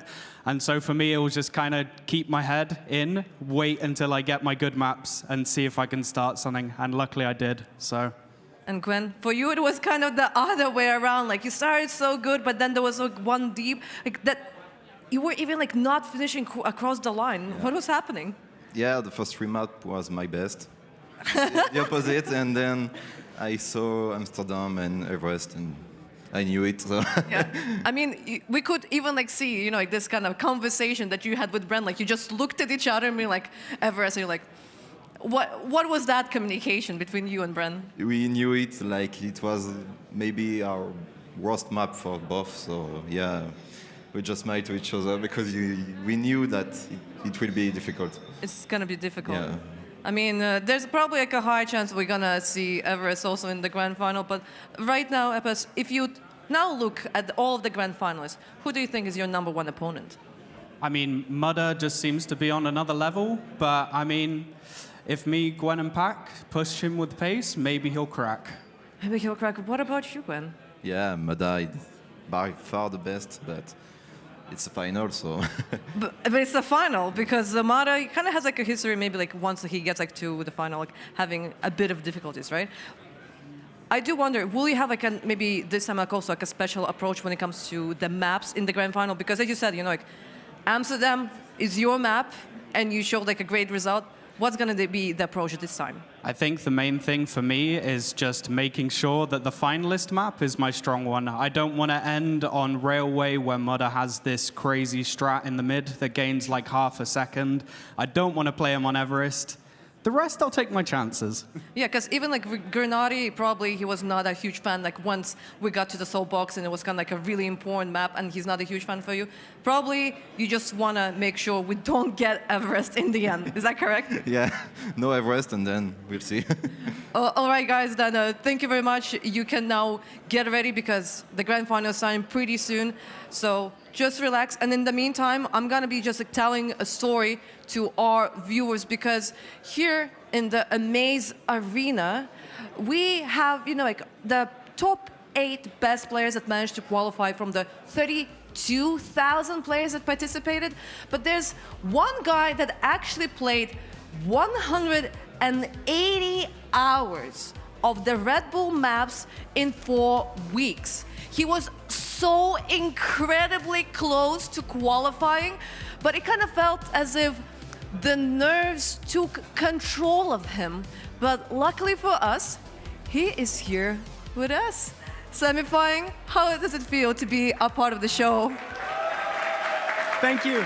Yeah, it feels amazing. Just like last year, shout out to Red Bull. This event is like probably the one thing that we players look forward to the most. The maps are amazing. The players can just fully send it on these maps, and it's stuff that we don't get anywhere else. So, yeah, you just saw it in that match. That triple finalist twice in a row. It's so exciting, and I'm happy to be here. This is really cool. And this is like your second time trying to qualify to Red Bull Fast. Like last time, what was like top like 33, somewhere around those lines? Yeah, last year I think I ended up placing in 27th, and this year obviously the format changed a bit, and there were multiple chances to qualify. And I guess if you do the numbers and average it out, it's like I probably ended up in 11th in that kind of position, which is just 3 spots off of actually being on the stage there. So that is something that I wasn't expecting to get that far. And it's something that I will cherish because I'm proud of that. That's good. That's good. I'm happy. And I'll be there. I'll be there next year, for sure. What would you say like, is the #1 lesson that you learned? Because as I mentioned, you've put in 180 hours in 4 weeks. What is going to be the next? Are you going to push like to 200, or is there going to be now a new strat? So it's really interesting. The #1 lesson I probably learned is that just spending hours might not be the smartest thing to do. Like, obviously, the more hours you spend, the more work you put in, the more output you get out of it. But it is also important to let your brain rest sometimes and really sleep over things you learned the day before. Don't overspend it. And that's, I think, the #1 lesson that I learned this year. And it's a lesson that the top players have been telling me for years, but I didn't listen to them. What did they know, right? Yeah, slowly but surely, though, I'm getting used to it. And it definitely showed in my results this year. So, yeah, I'm happy. Because even though the mind and the brain, it's not a muscle, but you know, like you get to make it grow during the workout, but like during the rest, that's actually like when it forms. I do wonder, you know, because you said, you know, like your heart was beating, like you were just like so nervous, especially like there in the end because you were so close. Any kind of like maybe special strategy you're going to be doing next time that you're going to maybe like some kind of like breathing exercises in order to calm down? Yeah, I was actually trying to already do that in stage 2. Just like heavy breathing right in the warm-up or something, but it just did not work. Because I wasn't expecting to get that far, seeing myself at the top of the leaderboard with the most hearts in the lobby, the realization all of a sudden came like, wait a minute, this could happen. And because of my inexperience, I don't know how to stay composed. I was like, oh, I'm way too excited about this. And all of a sudden, and it just, yeah, that's what probably went wrong at the end. The nerves got to me, and it happens. But that's fine, because I'm more than happy with where I ended up, and that's all that counts. So would you say, for example, if you just take a sticky note and put like on the side of your screen, so you don't like, you know, you don't see who is number one, who has how many like hearts, maybe that's how you can just like focus on the game? Yeah, so that could be a strategy, but I think my number one thing is just throughout the year, I'm going to be playing more competitions. I need more experience, I need to learn how to stay composed, and the only way to get that is to really just do it a lot. Get into those situations a lot and just learn how to deal with it, yeah. But now it sounds like a vicious cycle of you got to do it a lot, but not too much, but also a lot, but also not too much, right? It's hard to balance. And that's what makes these guys on stage so good, because they know the balance and how to do it. Yeah. Well, right now we're going to be getting ready for the big grand final, but let us remind you how exactly it went last year.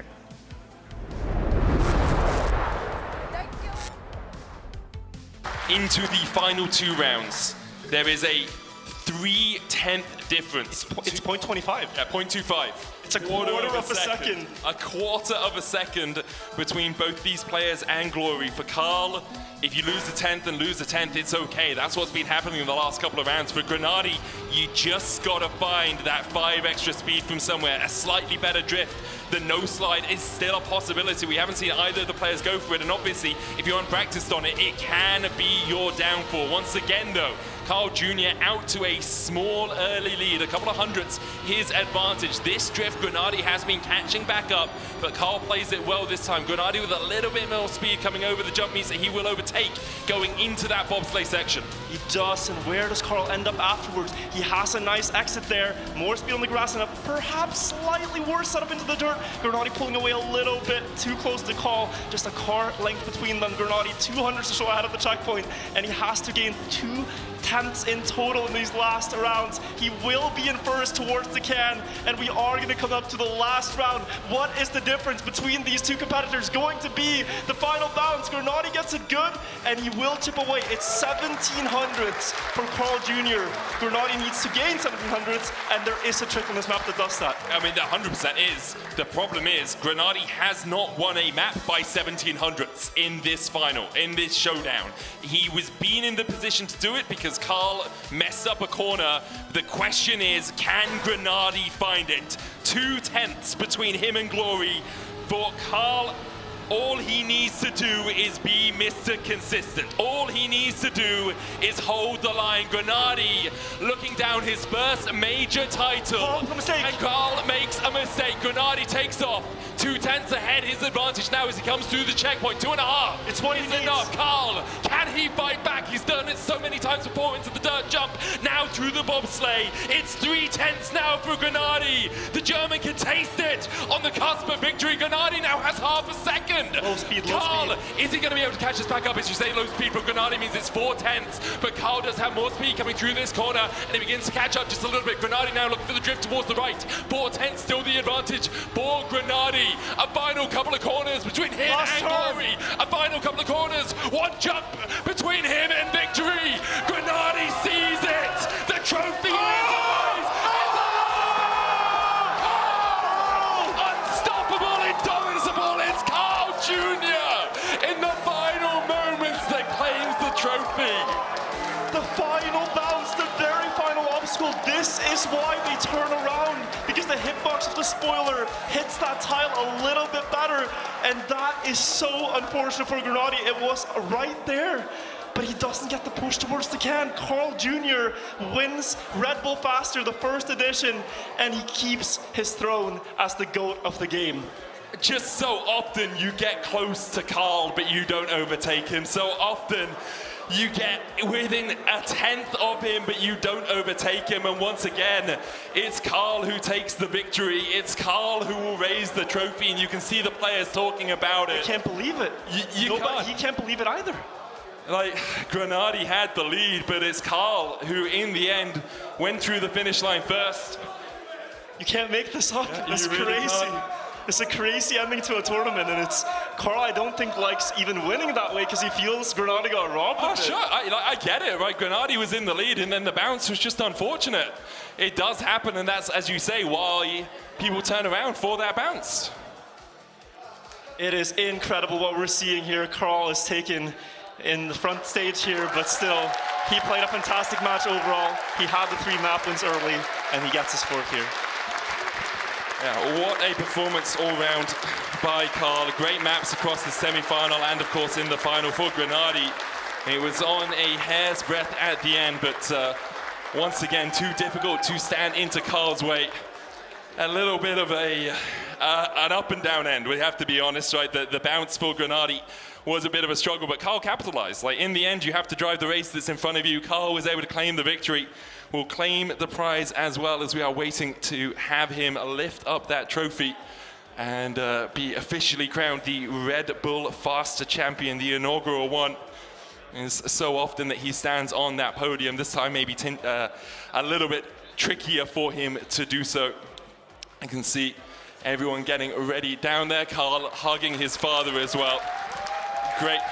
Great performance all round from Carl. We're going to hand it over to Semra, who is standing by with Carl. We have a lot of people involved in this tournament, and right now maybe you don't recognize these 2 guys, but they made something really, really important for this tournament. Can you please introduce yourself? In game, I am known as Whiskey, and I have been leading the mapping side of this project. And my name is Clearvision. I build a route on railways and on Amaze. All right, so you were kind of like, guiding the creators. What was the idea behind all of the maps? How did you get there? So in the start of this project, we had a lot of back and forth with Red Bull to decide on a cool underlying theme for all the maps. And we knew from the start that we wanted or 2 Dutch maps. So we were working towards 2 Dutch maps, which gave us the idea to make kind of a road trip where we get closer to the Netherlands and to the event location with each map. So that's the underlying theme of this map, or this map pack. And on top of that, we have some world first stunts included in the map. So on skate, the first big quarter pipe drop, the world's first backflip on a moving train. That's our brainchild together with Red Bull. And so basically, maybe like you collected the pictures and you collected, like some ideas, and then you just had to hand up to them, right? Exactly. Oversaw the mapping and made sure everything went smooth. Well, talking about everything going smooth, you decided to create a maze and railways. Some of the most maybe challenging maps. The first time when I saw a maze, I was really confused because I couldn't understand where we're going. So what was your direction? Well, from Whiskey, I got free hands to just, go all out and build some crazy stuff. And I had the additional challenge of, building it inside a crammed arena. It's not very open. And trying to combine high-speed action in a tight space is quite the challenge.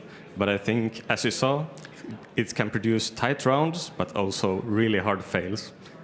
Really hard fails. I mean, if, for example, talking about railways, because there are so many paths that the players could take, was that basically the idea to make it, maybe kind of like a Rubik's Cube, where they need to try to figure out, okay, I'm going here, I'm going there? Was that the idea? Yeah, so the inspiration comes from Subway Surfers, the game. Oh. So we kind of wanted to have different paths and let the players figure out which is the fastest one.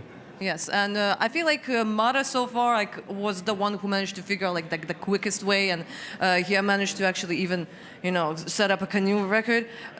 were there like, maybe any kind of surprises that like some kind of plays that you saw and you're like, huh, that was not a part of the plan, but I guess that's not a bug, that's not a feature.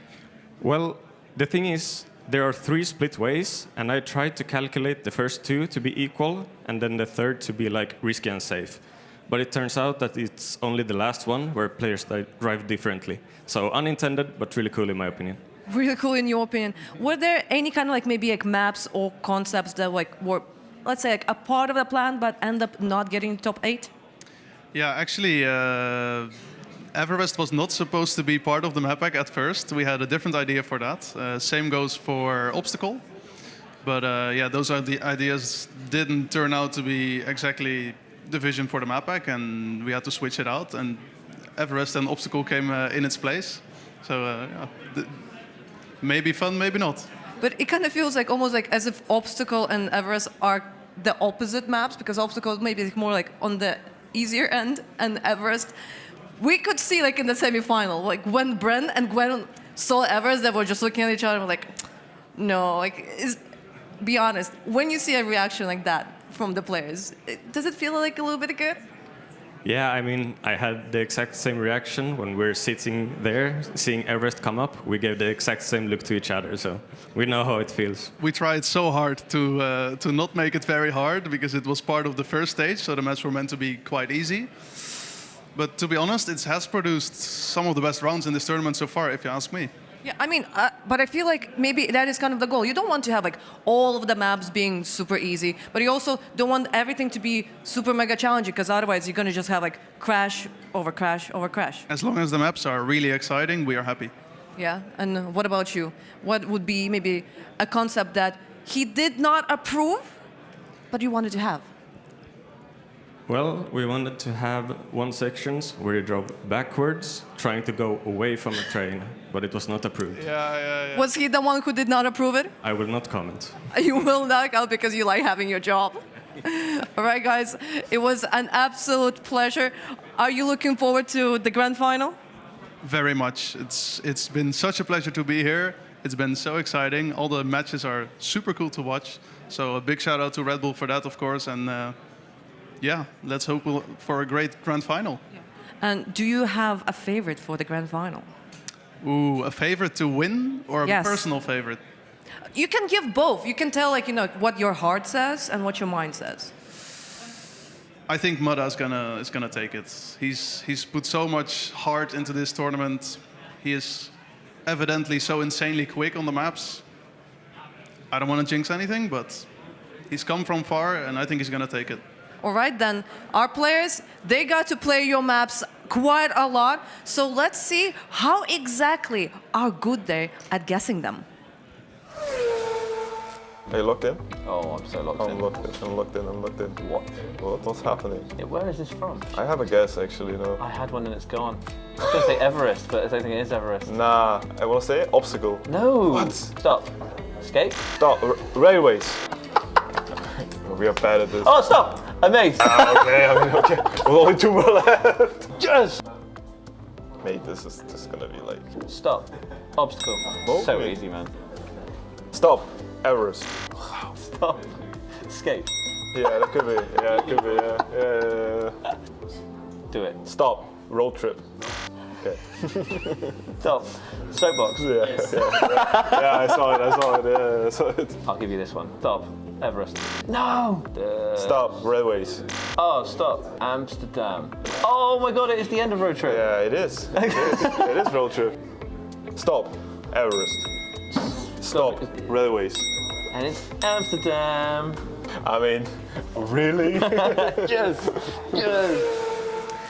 I have Claudia here by my side, and probably by the jersey you can already guess which player she is supporting, but I'm gonna let you the opportunity to explain who you are. Thank you. So yeah, I'm Claudia. I'm Pac's fiance. So really excited to be here supporting. It's probably like really exciting, probably also pretty like nerve-wracking, because you know he's playing there. He's like maybe sometimes crashing. He did get to the grand final, but you're sitting there, and the only thing you can do is just hope, right? Yeah, definitely. I mean, yeah, it's very exciting, but yeah, really nerve-wracking. You just really want him to play well. And I think just getting through that semi-final, that's what he wanted. So now, just being in the grand final, he said all he wants to do is have fun. So we're in the right position. You're definitely in the right position, but maybe something that sometimes people don't understand, that when it comes to a player like that, it is a lot of sacrifices, not only for him, but also probably for you. Do you feel that, maybe it is an effort from the whole family? Yeah, definitely. As you say, it takes sacrifices from him, from me in terms of our time together. But I'm also really supportive of it. I'm a competitive person. I want him to win. But as you say, his whole family, they support at home. They're watching. So it's a real kind of big team effort, really, to get him here. Does it mean that they're also actually watching right now? They're probably watching. Amazing, absolutely amazing. Well, as I introduced, his fiance, so probably there soon is going to be the wedding. Is there a chance that if he lifts the trophy and gets the lion's share of the prize pool, maybe a percentage is going to go towards the wedding? Baby. Yeah, it's something we've discussed at dinner the other night. Bit of a joke about having a mini moon and a mega moon, depending on the prize money. But yeah, anything helps, really. Anything definitely can help. Maybe some final words that you maybe, right now we don't have anyone Dutch in the grand final. Maybe you can say something to the audience to get to support Pack? Oh, gosh. I mean, they're all great players, but I mean, come on, we want him to win. He was, so unlucky last year. So to be able to win would just be incredible. So if you can all support Pack, that would be great. Thank you. Thank you very much, Claudia. I hope you'll enjoy this show. I hope you enjoy the grand final. Thank you. Thank you. Let's check out the backside tour. This is the calm before the storm. Behind me, we have the practice area, so let's check out how the players are getting ready. How did the prep go so far? Over the course of the past 4 weeks, I think I've roughly spent 75 hours on all of the maps. The new ones, maybe 7 to 8 hours on each of them. You were trying to push the tower for a very long time, and then you came back. Do you feel like now you managed to get back on the level that is required for this tournament? Yeah, I feel like I just got back to being good at the game in general. I focus on something a bit different, looking pretty confident. You've been looking at the players. Any favorites right now, you'd say? I mean, I'd be lying if I didn't say Mudder's the favourite for the tournament, right? The guy is absolutely on fire, didn't lose a single life in his group, so I think, especially with Carl Jr. not being here, Mudder has to be top of the list. This is the Formula K steering wheel. And I got this one specifically because natural hand position, a lot of buttons, you can customize the colors on the buttons. I'm very excited because, it's one of the biggest tournaments in the year, so last year I was not here, and the first time I played, I qualified for finals, so I'm very excited. What was your reaction when you found out that Carl Jr. is actually not going to be at this tournament? Honestly, it's kind of sad because he is, of course, always a top player, and it would have been cool to have the revenge against him directly. As you can see, the players are taking the prep very seriously. So may the fastest driver win.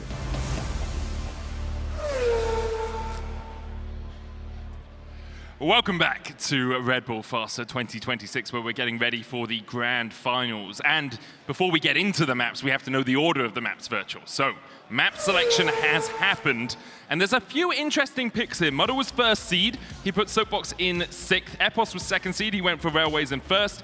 Gwen put Skate in 5th as the 3rd seed, and Pack, who was the 4th seed, has put Obstacle last. And so there's a couple of things at play here. Now, one of them is that we talked about Mudder's Everest pick, but it would have had to be one of the first 4 because it was played in the second half in both previous semifinals. And so Mudder, maybe, although he likes Everest, knew it was going to come up anyway, didn't bother picking it.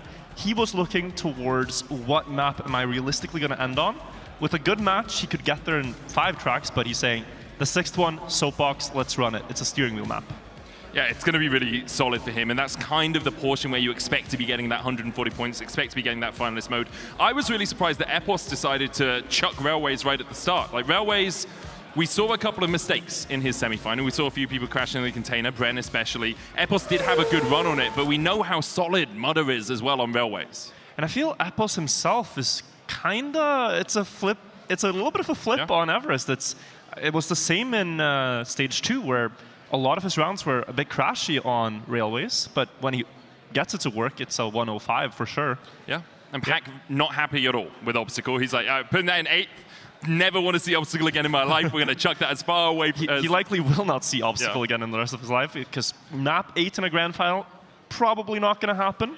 We talked about this a bit behind the scenes before the show. Like, what's the chances we get to an 8th map in each match? And Kem, the admin of the tournament, ran some computer simulations, and he got the number to be about 1 in 200,000 that we get to a map 8. So you're saying there's a chance? I'm saying Pack's worst nightmares are very unrealistic, but they might happen. Doesn't it rely on like all 4 players not finishing a map at some point let's say as well? there's a round of Everest where 2 or 3 players don't finish and things like that happen.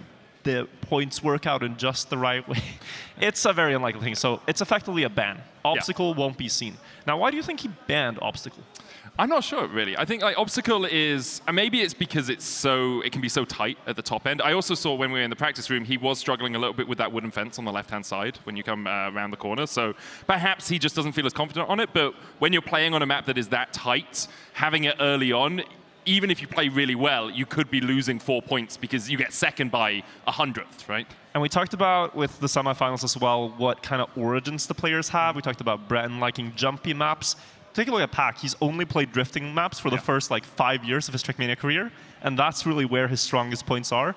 Obstacle is like sand and plastic, and you have this wood turn underwater. It's like a lot of these new school things that you don't typically see. So I can get shying away from that and rather focusing on things like Amsterdam and Road Trip even. And also, what's the name? I'm losing it right now. It is... No? Skate? Soapbox. Soapbox. Okay. Yeah. That makes sense. That makes sense. Tip my tongue. Basically, you're saying Pack is an unk, and therefore he needs to play... So you kind of put me on a terrible spot by I called Carl a relic, and then we cut. I want to say they're treasures. Yes. Okay. I can agree with treasures. And there's another treasure actually standing by with Heku. Can you guess who it is? I have actually no idea right now. Well, it's Spam. That is a treasure for sure. Yeah. I have Spammy here by my side. We're gonna make a little, maybe, let's say, improvised desk right now, and because you are a coach for probably the best player in the world. Yeah, normally I wasn't really supposed to be here, if you would say, as I am a coach for Carl Jr., who is arguably one of the greatest Trackmania players out there. Unfortunately, he's not here, so I took the player spot. Yeah, but this just means that I have a great opportunity maybe to discuss our grand finalists here at Red Bull Fast, because Pack, what do we know Pack for? I mean, Pack is always really, really strong in grand finals. Unfortunately, right now he is playing against the Australian powerhouse Mudda, who had an absolute dominating performance in that first semi-final. He needs to step it up a little bit to challenge him.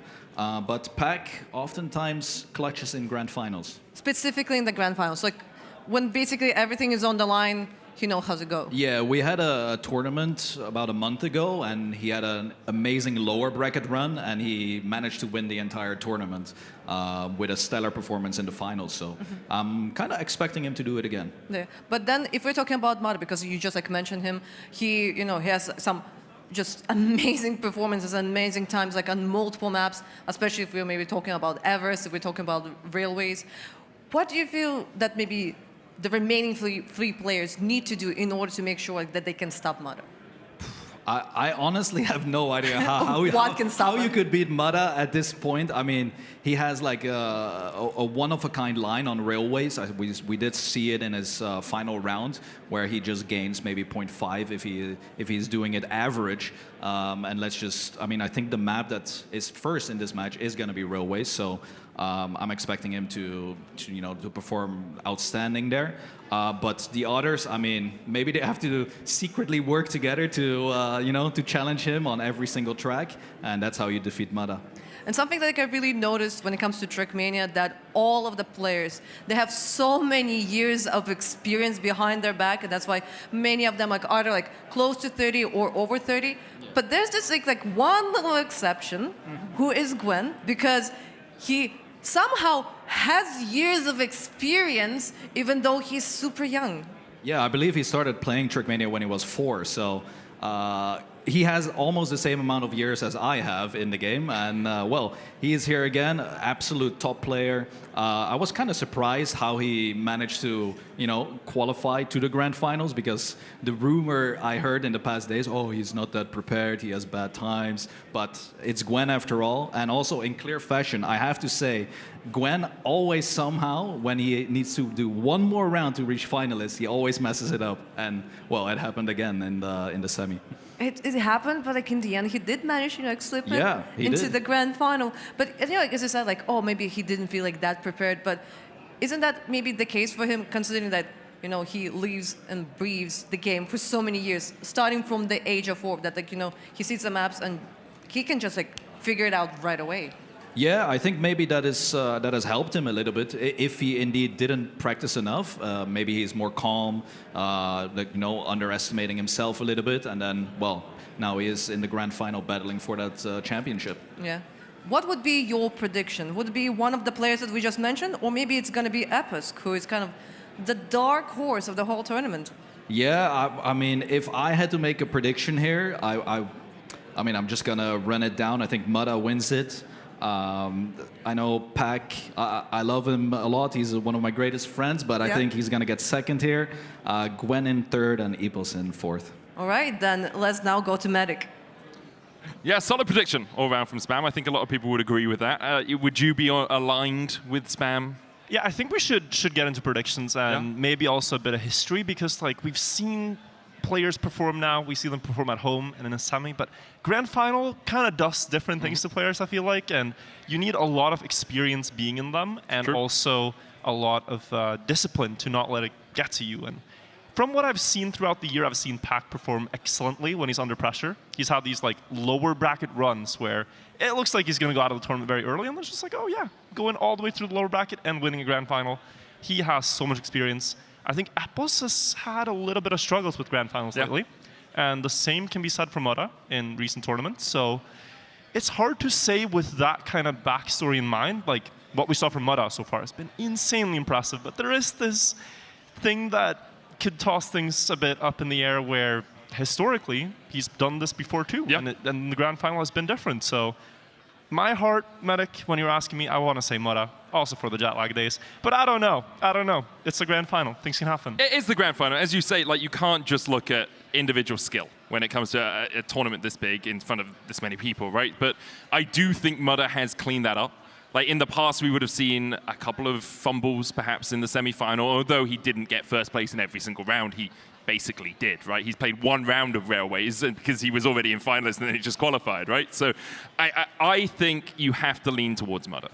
I can 100% buy the maybe Gwen just really turns it on, because he can do that. Maybe Pac shows that the experience overcomes some of that small mechanical skill that some of the other players may have over him. Maybe Epos comes out of nowhere, because I think it would be, although Epos has made finals before, not a Red Bull Faster finals, but other finals, I think it would be a massive underdog story if it's Epos that we see raising the trophy. A lot of people didn't even think he'd get out of his semi.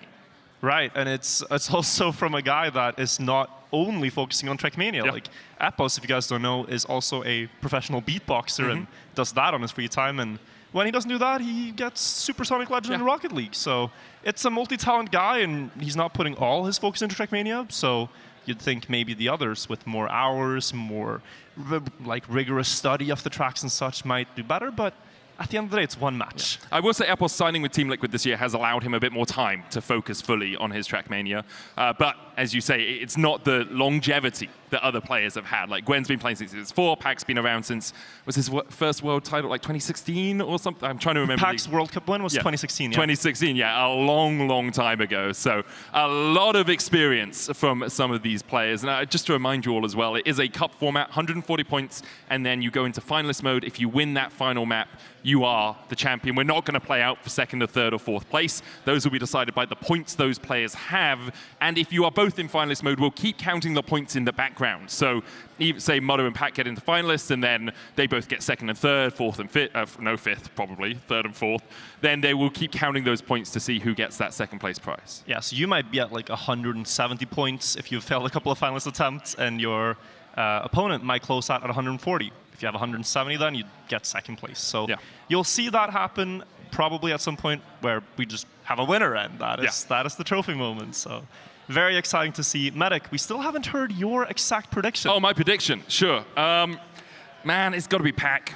It's got to be Pac. I'm Any feeling, bias here? Well, no. There was an ardent expression of like the desire for people to support Pac by his fiancée earlier on. And I got married last year, and I think love finds a way. You know, it's the Jurassic Park story. It's the story of marriages. In the end, my heart goes out, you know? And I get that, but not to put Pac on the spot here, Sure. but we recently had DreamHack Birmingham, Yes. and it was Pac's first proper big solo tournament win in a long time. And very unfortunately, his fiancée couldn't make it there to watch the tournament. It was an odd one out. So it's a different setting now, but that's true.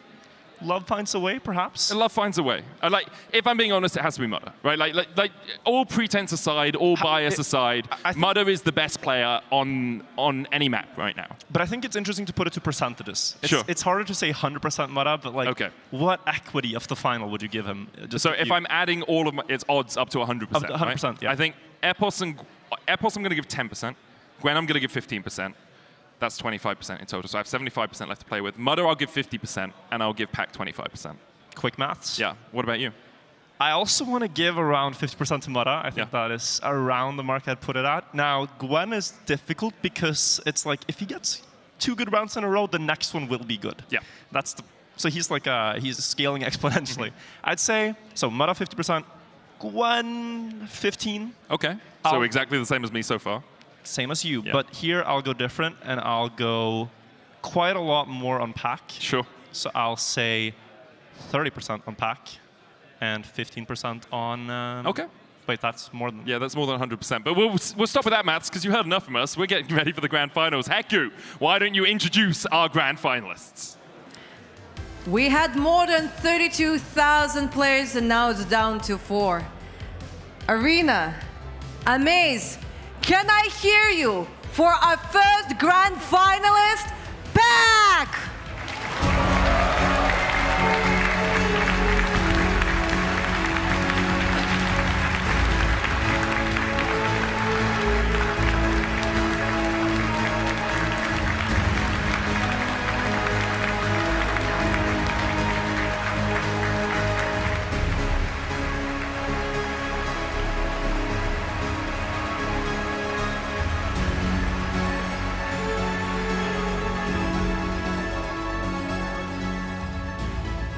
Amaze Arena, this is Pac, but we need more competitors on our stage.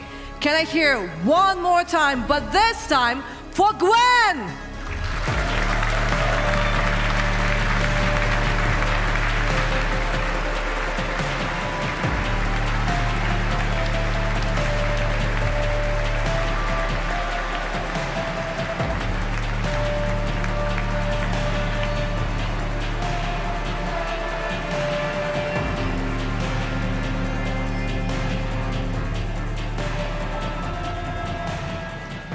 Against all odds, our third competition managed to reach to this point. Everybody, it is Epos!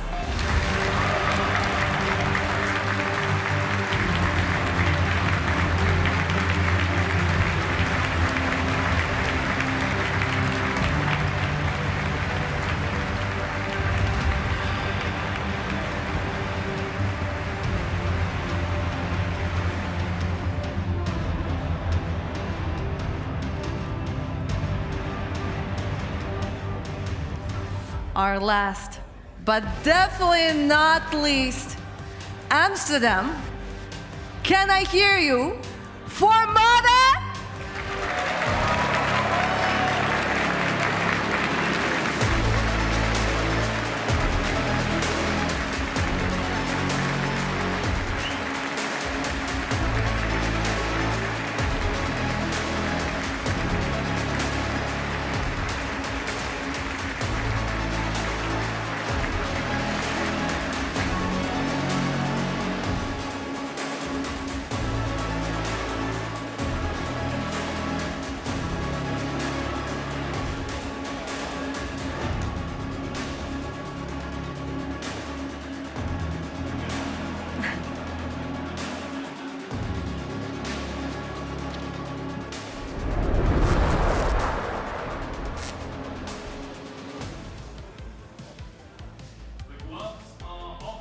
are on for Mudder as we get ready for the grand final virtual.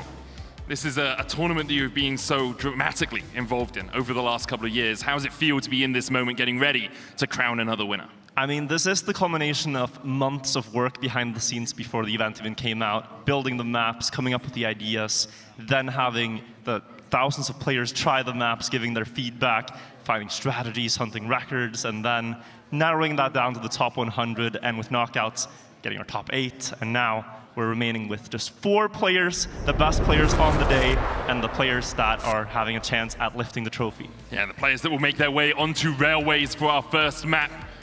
Usually we see the winner crowned around map 5, map 6, but what a start it would be for one of these players to claim some glory on Railways. Mudder went 4-0 on this in his semi-final. 40 points was almost a third of the way towards that finalist mode. For everyone else, it feels like you are trying to catch up with wind, with lightning. Mudder has been so on form so far today. And before we get into the map, let's also remind people of the format. If you're unfamiliar, we're playing cup mode with finalists. What this means is that the players drive races each round. They score points based on their possessions. You get 10 points for first place, 6 for second, 4 for third, and 3 for fourth. And you race till you reach 140 points, where after that, there's a caveat where you have to win 1 round to lift the trophy. That's it. Yep, that's all you need to do. We'll be playing for that first place. We will not be playing out second or third or fourth in the finalists, as the warm-up is about to conclude and we are about to make our way into the first map, the first round of the grand finals. This map picked by Epos. Epos was quite consistent here. He's also one of the players that goes for the different line. We wanted Railways to be a map where players can pick the lines that are not just the fastest, but what suits them, what suits their style. And here there is a lot of options. Ladies and gentlemen, make some noise in the room for our 4 finalists as we're starting round number 1 of the 2026 Grand Final on Railways. Yeah, we have that 50-50 split as well. It's Epos and Mudder going for that right side line on the second jump, whereas Pack and Gwen have been going for the other line. Pack with a great start to kick things off here, already 2 tenths ahead. We see Epos falling back with a little mistake on the containers as Pack continues to extend that lead, almost half a second ahead of Mudder and Gwen right now. And this is a fast split to start things off. This is like starting off and your opponent is just lightning quick with a jet start, but here is where Mudder might gain time back with a special line. Keep in mind now, he was 0.5 behind. Now on the next checkpoint, we are going to see him behind, but less so. He's getting closer to Pack, and with that special line, gain a 10th here, can gain more in different rounds, but right now it's looking very good for Pack in this first round. 10 points almost secured, except for 1 jump. We'll see how this goes. Mudder inching a bit closer, lying in wait if something is to happen. Pack just needs to land the booster and jump into the container, and Mudder almost missing the jump, but Pack takes the first 10-pointer. A huge run there from Pack, as you say, a 105.3, very fast in rounds, and Mudder obviously coming up in second. We saw Uppis making that early mistake, needs this jump, will manage to pick up the 3 points to round it out. So not the dominating start we saw from Mudder. Not going to start with 4 in a row, but is showing a lot of potential there. And he is the favorite going into this grand final. Many people predicting him as the potential winner, but we haven't seen the craziest pace yet. Yeah, but also what a great start for Pack, right? This is a guy that absolutely whitewashed you when it came to the first semi-final, and now picking up that win with a pretty sizable advantage, slowed it down a little bit at the end. Epos going for the safer route here as everyone else goes for more speed out of that dirt turn. Epos is going to be falling behind about 2 tenths in total. It's Mudder and Gwen at the front. Pack not with the best of jump there. A little bit of wobble is going to lose him speed. We'll see Mudder go for that wider line to try and get the better bounce towards that top right side path. Oh, and this is good, Medic. This is a great line. He was now just extending his lead far into first. Gwen almost able to keep up, but trailing into the dirt, almost hits the wall. I want to remind you, Gwen, stretch resolution is what lets him get so close to the walls. It looks uncomfortable for us, but for him, he has it all under control. Last part pipe jump, it's a split of 1500ths difference. Into the drop, is Mudder able to get the booster? Yes, and that is going to be a 10-pointer for him, and a 104.97, 200ths from the tournament record. Yeah, almost the fastest run we have seen in the entire tournament. Pack coming up quite late on this one. We'll get through in time, but from first to fourth, in the matter of one round. Not the best for Pack, means that we'll have Mudder out to a lead at 16 points, Pack following at 13. Obviously still a long way to go in this grand finals, but a good start can really set you up well. Yeah, and now we gotta think about Epos. Epos with a 3rd and a 4th in the first 2 rounds on his map choice. He picked this as the first pick, whereas many other players went for a map around the 5th or 6th slot, as that is when things are likely to be in finalist mode, and you could end on your favorite. So here we're seeing Epos not getting off to a great start on his map. Still 2 rounds to play to make something happen. Mudda with a slow landing. He's going to be last into the left-right jumps. And it's Pack leading the charge with phenomenal splits. I gotta say, it's 104 mid right now if the run continues at this pace. But this is the sort of moment where if Mudda gets his line perfectly, he can leapfrog a couple of people. He can go up into 2nd place. We'll see if he's able to catch up 8/10 behind. But look at the speed from Mudda! From my lips to God's ears as Mudda jumps straight into 2nd place from almost an entire second behind. We counted him out of the race, but he said, hold on, not on my watch, and it's looking like a repeat of the first round. Pack solidly in first, Mudda close to follow, and the other 2 players not to be seen at the moment. We are going to follow the jump, though. We have seen rare mistakes happen here, but most of the time they do get the jumps right. Positions remain. Pack, tournament record in the grand final when it matters most. A 104.935 is rapid. You can see as well, if Mudda didn't have that poor start, he is absolutely flying on this. Pack and Mudda off to the races in this. Gwen and Epos really need to find their form. It's very rapid though. 4 rounds on a map means you do not have time to settle and you have to hit the ground running. You do, and now is the last chance for Epos to make something happen on Railways. Perhaps as was a strategy of getting it out of the way as players have done previously. Or maybe he's left a lot of potential on the table. Again, the inside line momentarily gains a bunch of time, but loses it from the exit speed. It's just a safer choice than risking it on the outside. And he's still in competitive range here, but with the pace being driven, it's a different field than what he faced in the semifinals. And now, even being just 0.3 down is all the way in last. Gwen and Pack going out to the side. You can see Mudda's line there. Epos has actually switched his line from the semifinals. Yeah, going for that lower line rather than going up towards the right side means that he's going to be a little bit slower, but perhaps was just trying to do it for the speed, because we did see Railways later on in his semi-final. Gwen in the lead ahead of Mudda here. Mudda about 100th behind. Pack trying to catch up as well. A couple of final jumps to go through here. Good air brake is needed to make sure you get onto the booster with a release. They'll both do it, but Mudda takes the lead. Another 104 high, 0.97. Feels like every round was won with a 104. It's the craziest level I've seen, and Mudda comes out on top of the first map. It wasn't 40 points to start things off, but 32 is a really solid start for Mudda. Yeah, Pack just behind though. That's the difference. Like, it's 1 more point than a first and second, right? If Pack gets first as we move on to Everest, a map that is the bane of many players' existence here because we had seen it only in the second half of the semifinals. We had to see it in our top 4. Mudda didn't pick it. He knew that he would be able to race this map early on, and Mudda is so clean on maps like this. Yeah, it's something that all the players have talked about in the practice room, that Mudda is going to pick Everest. He actually hasn't picked Everest because it was picked for him in an early spot here with the way the format works. So he's going to have to play it. He has 4 opportunities at racing down the mountain as best as possible. And what's interesting, Medic, is that you wouldn't think a steering wheel is good for an ice map. But although this looks like an ice map, it's very much just a difficult map with some ice here and there. And the reason you don't usually like steering wheels on ice is because it requires instant shifts in your direction of steering, right? And so with a steering wheel, you have to really crank it from one way to the other. We actually see Grenadi sometimes use his keyboard to get that directional shift. Yeah, and if you look at Mudda's player cam when he drives, you can really see him flick the steering wheel. In previous tournaments, it's been a problem where sometimes players don't want to sit next to a steering wheel player on like a row of desks because their desk will shake when the steering wheel player like flicks the wheel. So we're going into the first round now. Attention to be paid on the first ice slide here. This is where big differences can occur because they're trying to speed slide. Mudda gets it really good. You could see he gained a lot towards Pack, who didn't. And this is the difference already in the start. And we haven't even gotten to the really difficult parts of Already track. second of difference between Epos in first place and Pack in last. We've seen a lot of people crash out on this map as well. It is not an easy road to the finish line as Gwen is chasing on the heels of Mudder and Epos. Epos are leading Mudder through this jump, but Mudder overtakes. We'll see who takes which route. It's Gwen going yellow, losing a little bit of time here to get more speed through this portion. We'll see how much he can catch back up. Still going to be a couple of tenths behind Mudder and Epos.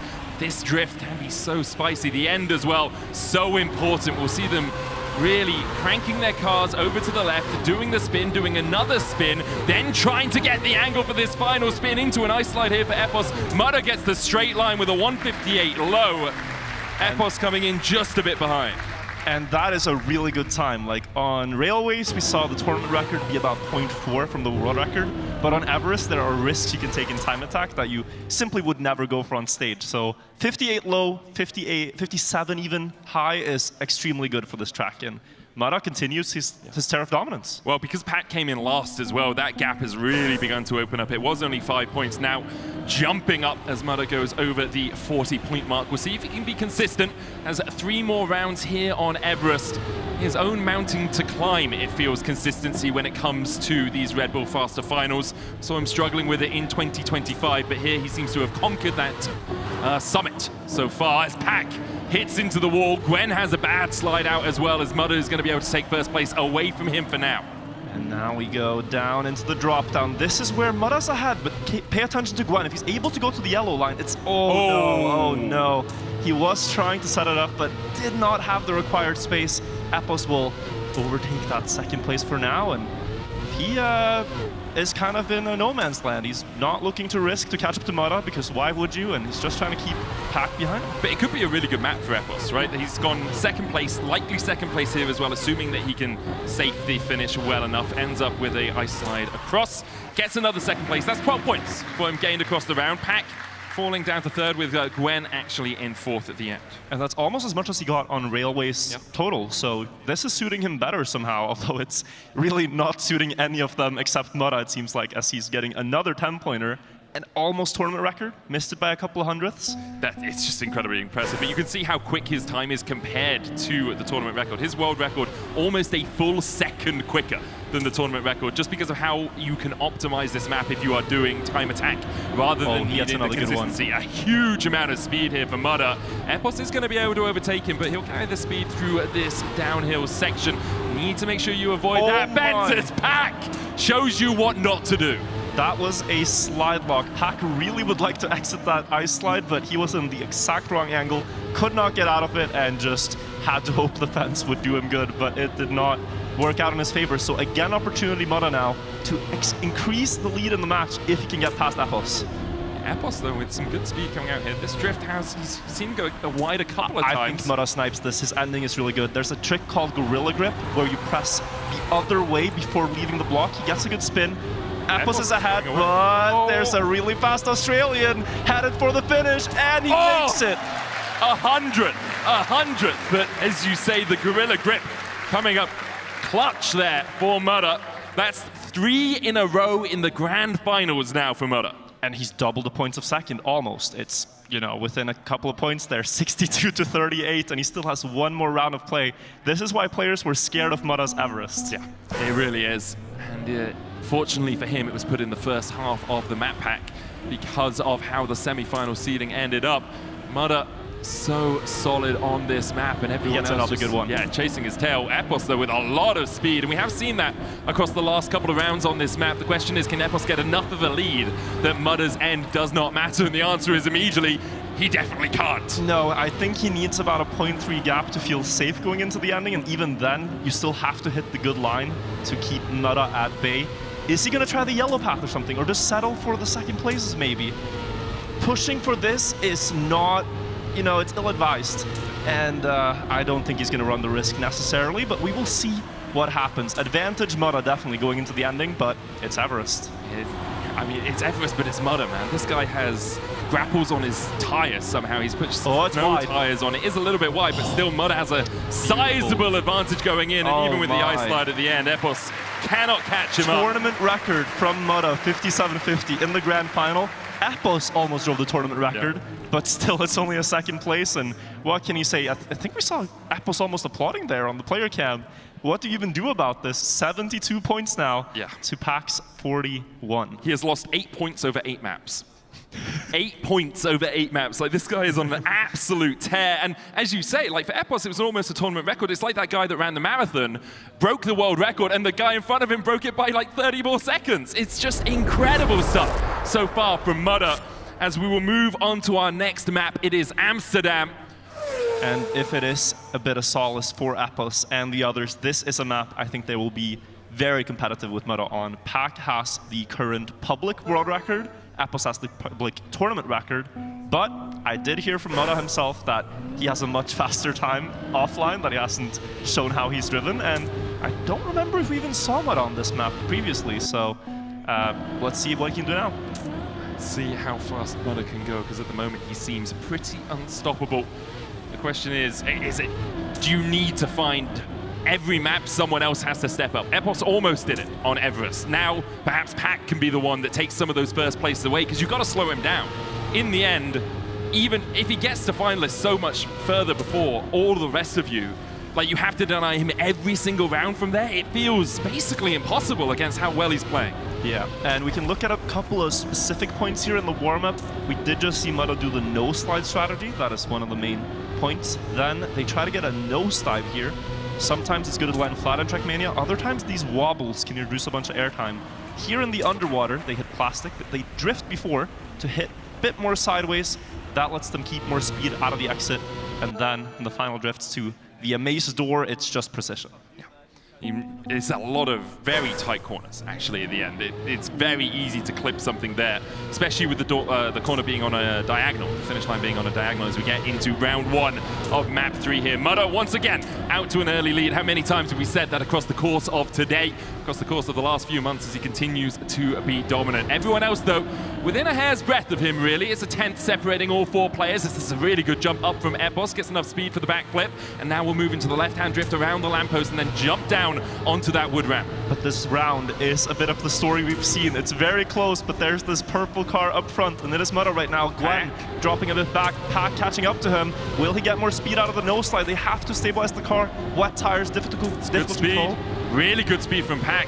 Oh, Epos. Epos clips towards the side. Gwen's going to overtake him, but Pac is in first place. Great nosedive from him as well. As we'll move into the wall ride, now we have the plastic bounce underwater, and then you have to avoid the brick wall as you come out. Pac, looking at that back wheel hit, you can see how much Mudder is using his front wheel instead. Not drifting as much, does lose him speed coming out of it though, and Pac with the lead here, looking for that final finish. Good line from him, he comes over in a 105.842, almost the tournament record, chased by Mudder. And they needed someone to step up to stop the bleeding. Pac himself does it, but that only makes things worse for Epos and Gwen. They're now left trailing by quite a lot in a bit of a tough spot. Mudder 78, Pac 51.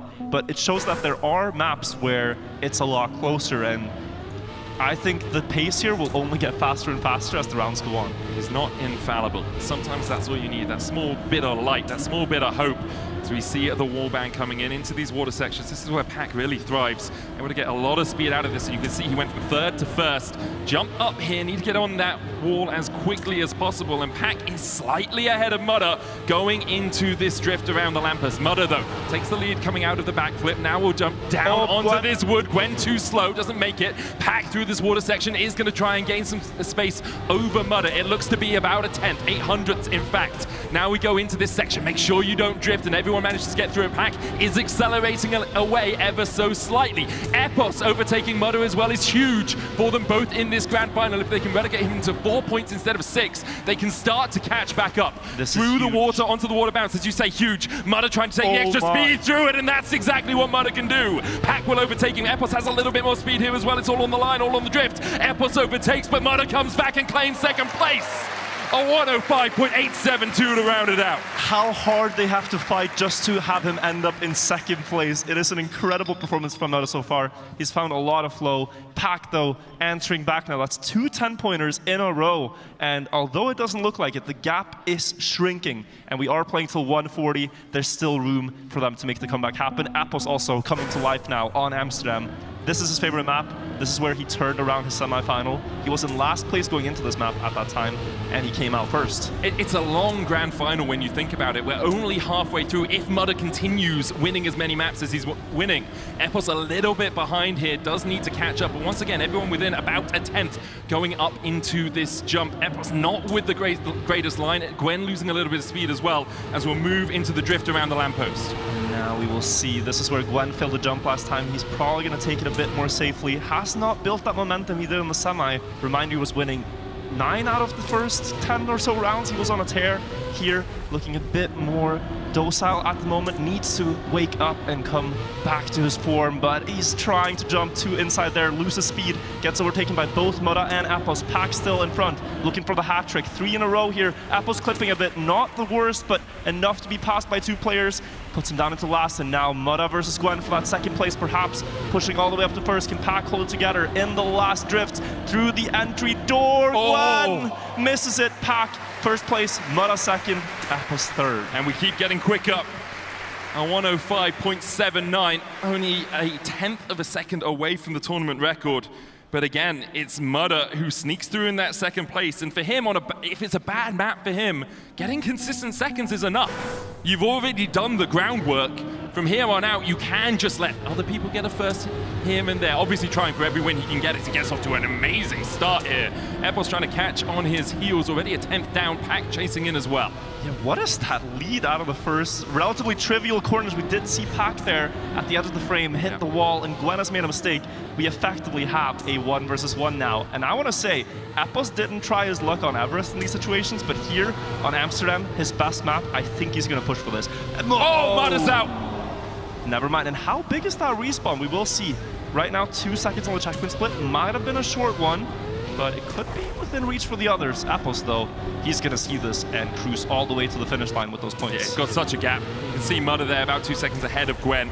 Mudda makes another mistake. Maybe Gwen can catch up, but it is going to be tricky to do so. There's a battle for 3rd and 4th, though, as Pack is chasing down Gwen. Nose down, goes a little bit tighter on that corner into the wall ride, now looking for the bounce. Mudda has caught onto Epos just a little bit, but he's still 5 seconds behind, so Epos should be getting first place here, and Pack doesn't have the speed to catch up with Gwen. Unless Gwen fails this drift, which he doesn't do, it will be all she wrote. Pack needs to make a quick U-turn, a quick 360, gets in time.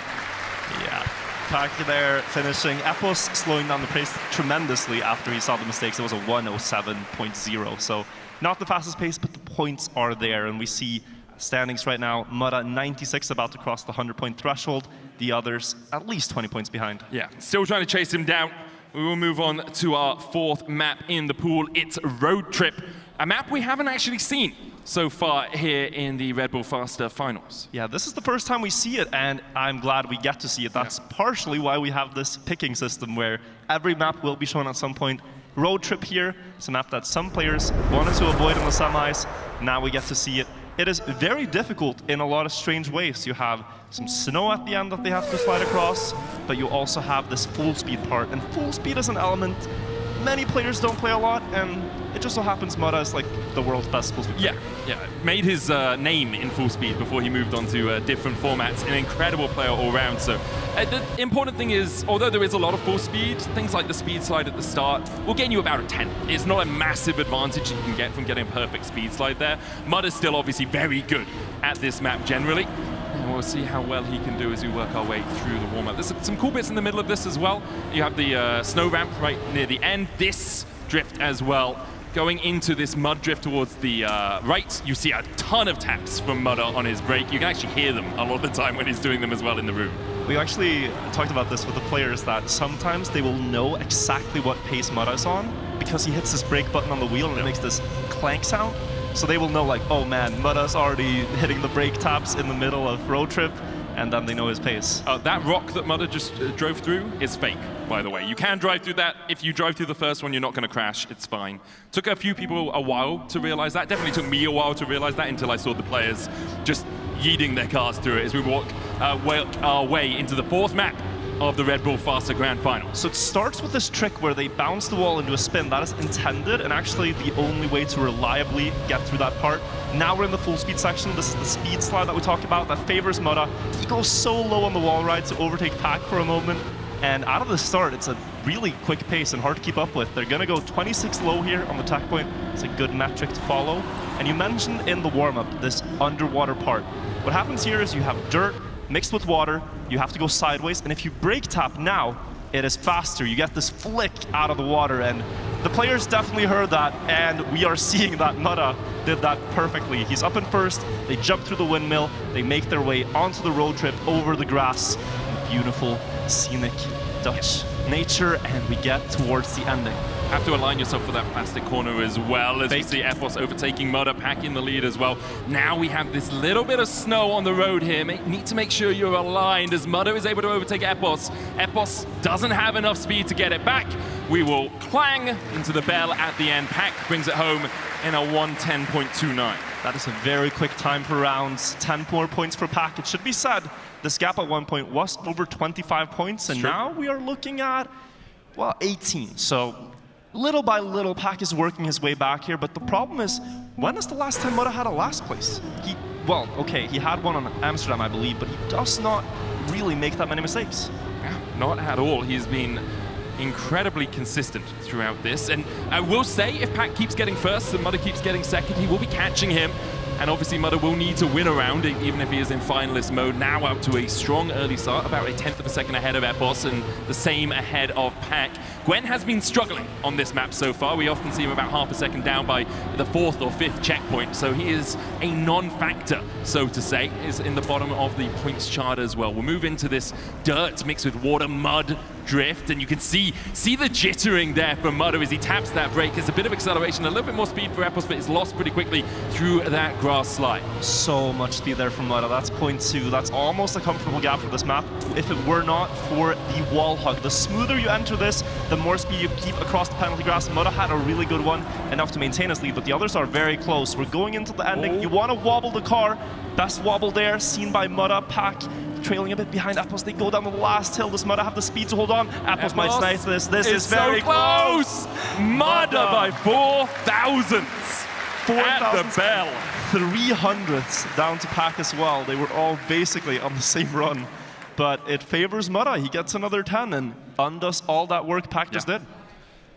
It's such a resounding lead right now for Mudda. 26 points ahead. We'll see if he can continue to extend it. Round 3 here on Road Trip, and it's such a technical map as well. I wonder if we'll start seeing people not do the spin, because you can inconsistently gain a little bit more time as Mudda is chasing Pack here, but Gwen and Epos basically out of the running already. 3/10 and 5/10 down. Mudda gets more speed out of that speed drift. It's almost a second down to Epos and Gwen, so it's a 2-horse race. Pack versus Mudda, something we've seen so many times before. Pack just trying to deny Mudda those extra 4 points you get from playing in first. Mudda trying to get into that finalist before anyone can catch him. Into the mud. And Mudda, unsurprisingly, eponymous with him, has been so good through this section. You can see how much extra speed just yeets the car through there. Pack is able to catch up a little bit through the grass corners. Now up into the windmill. Pack trying to land a little bit quicker onto the super booster, now into this plastic wall hug. Mudda with a little wiggle, and you can see how much speed that gains for Pack. We'll see if we can get through this snow section. As you say, you want the wobble over it, but Pack has a solid lead and is extending it away from Mudda. So it will be Pack getting first place. Mudda's going to come in second, Epos in third, Epos in third, and Gwen will round it out in fourth. Pack needed that so badly because he's almost running out of runway now. Mudda keeps scoring, and even if he gains 4 points per round like this, Mudda's gonna hit 140 inevitably and be 1 win away from lifting the trophy. 20 points is the gap as we go into the last round of Road Trip, and then we make our way to the player picks coming up in a bit. I will say, I think my maths is correct. If we continue this with Pack in first and Mudda in second for the next 4 rounds, Mudda will hit finalists and Pack will need 1 more round to hit finalists. So Mudda will have a chance if that is the way things shape out. For now, though, he is trying to find those wins as Pack falls off the bottom of the speed slide, and now Mudda has all of the green grass in the world as his runway. Epos and Gwen have to try and snipe away this first place from him. Epos could maybe do it. We've seen A similar time from the pace Mudda's been driving from Epos, 110.20, but it has to be in the mud here that he keeps up. Mudda, though, look at how far he extends out there. Has found the perfect brake timings, and it's 0.3 before they get to the ending. Basically relying on a poor wall hug here from Mudda to give them a chance. Let's see what happens into the windmill. Have to start steering to the right at the correct time. Both players get it, but Epos is going to go up towards the rock, and the gap is still 0.2. Can they get a better wobble? Gwen looks like he's getting closer, but Mudda, so relentless, so effortless too. He holds on, and it's going to be another 10-pointer for Mudda. 110.10. Yeah, just incredible.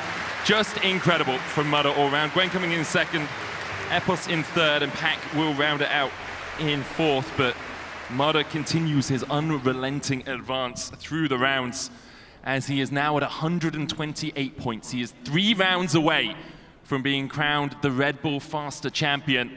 Pack is only 5. If he can get those first places, he can begin to overtake. We'll move on to skate. It is Gwen's pick at number 5 in our map pool, but it could all be done before this map even ends, Wirtual.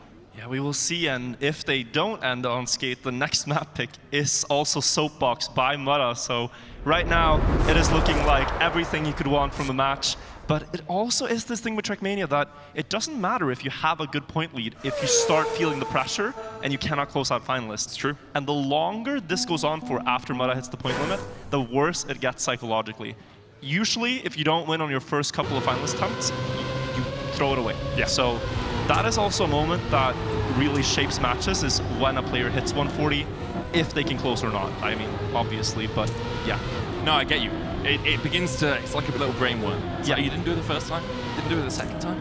You actually think you can do it the third or fourth, and then your competitors get confidence against you as well. So we are into the warm-up here on skate. Mudda holds the world record, and this jump, really the pivotal moment of the race. You can see Epos there having to reset, realizing didn't quite land the jump the way he wanted. In his semi-final, he had similar issues, but this jump really was his downfall. And I really think Epos is going to spend the entire warm-up practicing that, because it is the most decisive part of the map.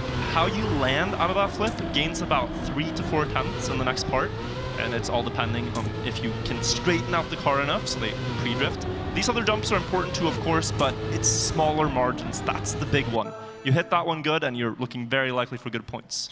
Here we go, into skate, what could be the final map of the Red Bull Faster Grand Finals here.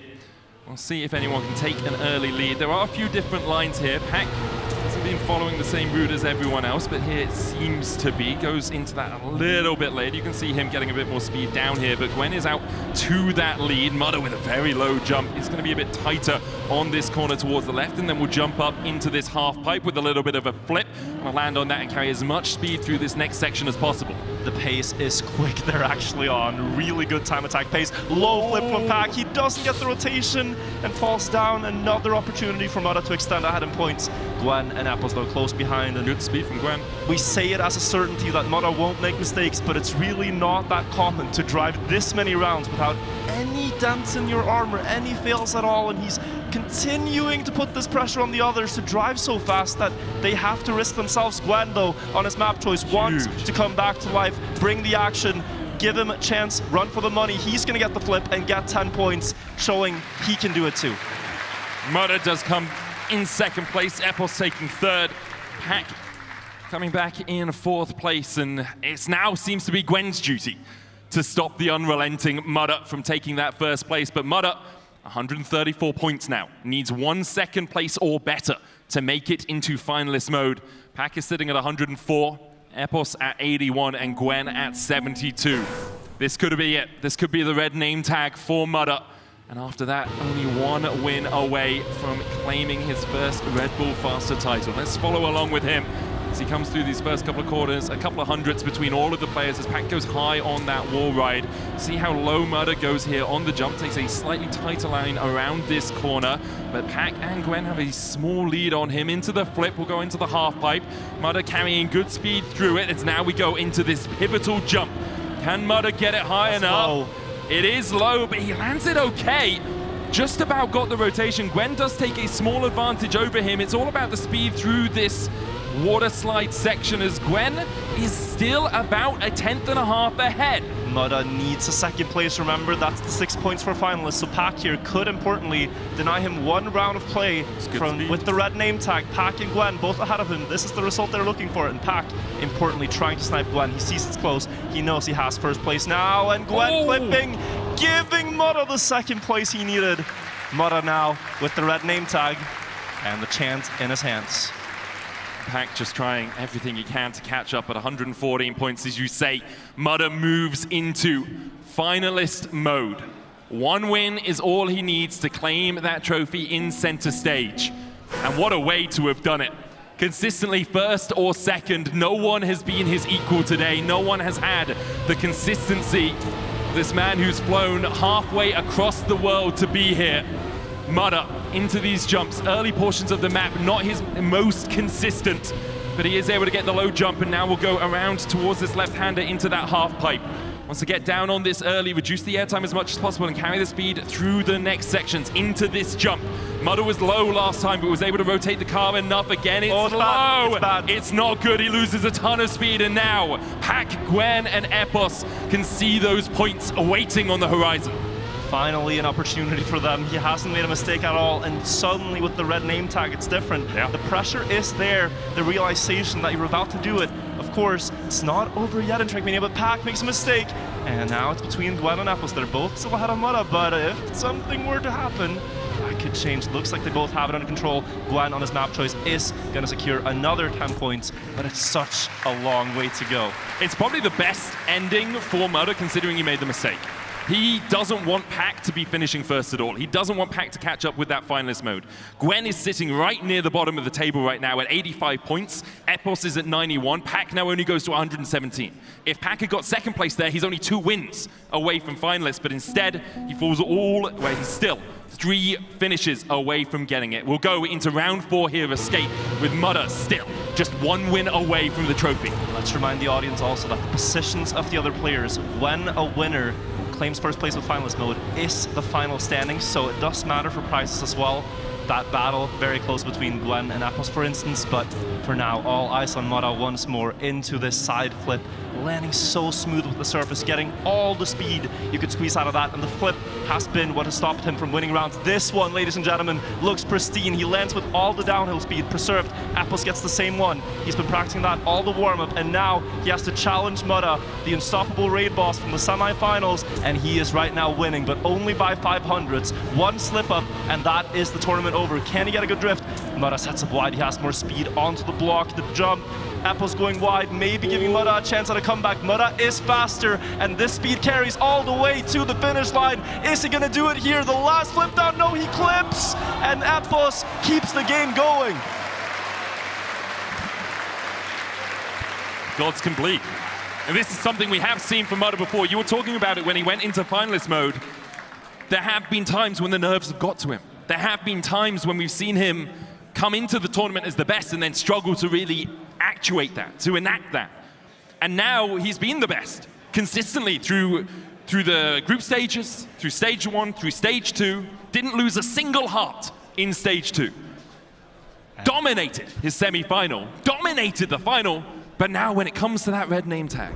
Yeah, I mean, the pressure's been added now. Yeah. It's a couple of rounds where maybe you should have had it, but it didn't work out. One thing that plays in Mudda's favor here is that this didn't happen on his map pick, but now they're starting Soapbox, and before the match, this is the map Mudda picked in the position he did, because he thought this is when he's going to close it out. So these next 4 chances are critical for Mudda to execute on. He thought it would end on the 6th map, and it very well could. We said the same about Skate, though. And I think the final has lasted probably 2 rounds longer than we expected it to do when we went into Skate. As you say, Soapbox, a really interesting map. This corner that Mudda is doing right now is so pivotal. You want to get back onto this booster as quickly as possible. Don't clip as well, obviously. That loses you a ton of time. And most of this map is done with engine off. So you really need to preserve as much momentum as you can through these corners. Yeah, it's especially the sharp corners, like here, this hairpin turn. When you straighten that, oh, a little bit of shakiness here. In the practice room yesterday, we saw Mudda drive a 107.7 back-to-back, 2 runs in a row, which made some of the French players say he's a monster. I overheard this. So this is a very good map for Mudda, but we're seeing a little bit of signs that it's not exactly how it should be. Yeah, a little bit of hesitation. A few of those jitters can really cause a lot of issues. But Mudder, once again, looking for that prize, looking for that first place. He'll take a small lead to kick things off, but everyone basically within a hand's breadth of each other. To the left-hander over this jump through the fog. That does nothing, but it looks pretty cool as we go into the right-hand drift. We've already lost one. Epos clips the side. Couldn't get his soapbox through the derby, and now into this high wall ride, trying to maintain as much speed as possible. This also a very tricky situation as Pack clips onto the asphalt, gets onto the turbo. Pack has a small lead as we move into this left-hand drift. Pack is on an incredible run, and it is only 0.2 ahead of Mudder. Gwen there too, they are battling back, but here the steering wheel is so good in this exact part. As you enter the grass now, you can do a no slide by gently moving the steering wheel. Pack Keeps a little bit more speed than Pack, and you can see he's pulling back, and this is going to hold to the drift. They equalize in speed here. Pack gets a better line. He extends the lead by about a 1/10. Still anyone's game. We're going into the last 2 turns to soapbox. Can Pack hold on and give himself a chance at finalist, or will Mudder snipe it away here? Less wet tires for Mudder. It's gonna be a better drift. The gap might be enough for Pack to hold on, and he will. He defends first place, but it had to be done with a tournament record by Pack. Just incredible time. A 107.8 from Pack is amazing as he gets 10 points and sets himself up for one more round to get towards that finalist. He's at 131, Epos is at 105, and Gwen is at 91 now. This is a really good map for Pack 2, a really good map for Epos 2. I mean, they're all in the grand final for a reason. Can Pack get one more win here and give himself a chance at the title? And for Mudder, now you're into your fourth round of finalists. And you have to think those nerves are eating at you a little bit. We saw Epos falling out relatively early on last time. Mudder with a good inside line to get onto that booster a little bit earlier. High wall ride as well as he tries to take as much speed through this next section. This is the costly turn. This can really define your race as Epos clips again. Mudder now in the lead, a 10th ahead of Gwen, as he looks to try and accelerate away. Gwen trying to catch up. Pack 2 tenths behind, and it's all on Gwen. All on the Frenchman to stop the Thunder from down under from claiming his prize. But Mudder sees it in his eyes. He can taste that trophy already. No slide through the corner. Good speed for him as well. He has to make a mistake if anyone's going to catch him now. But you feel it is all done and dusted. You feel that it is all written in the history books. Mudder looking for his first ever Red Bull Faster Championship. Last year he came oh so close, but this year he will not be denied as Mudder claims the championship. Your Red Bull Faster champion, Mudder. And what a journey it's been for Mudder. So many tournaments where he's been so good, and finally he gets the breakthrough and the first major win. Incredibly deserved. Huge from him. Commiserations, of course, to all the other racers, but could it have been anyone else? Until he hit finalists, I do not think he placed lower than second, and Mudder rightfully stands atop the podium in the game. Wirtual will go up to him and will hear from him and see him lift the oh so great prize. What a performance all round from Mudder. He's taking a second to breathe it in, understandably so. But in a moment, he will be crowned your champion. He will be the Red Bull 2026 winner as we see him just getting ready on the stage with Wirtual and Heku. I believe we are ready to hand it over to him, so I'm going to let him do the talking. Wirtual, Heku, and Mudder, take it away. Ladies and gentlemen, we're here with the champion Mudder, of course, a happy sight. Mudder, can you tell us a little bit about how this felt? A huge redemption after last year's heartbreak, that's for sure. And yeah, very, very happy with how I played the entire tournament. And my goal from the beginning, like stage 1, dominant. Stage 2, dominant. I wanted the same for stage 3, and I'm very satisfied. Absolutely incredible scenes, Mudder. And you have the crowd rooting behind you here. This is your first major tournament win, and so we're gonna make our way now over to the trophy. If you can please join me. And a drum roll from the crowd. Ladies and gentlemen, your champion, Mudder!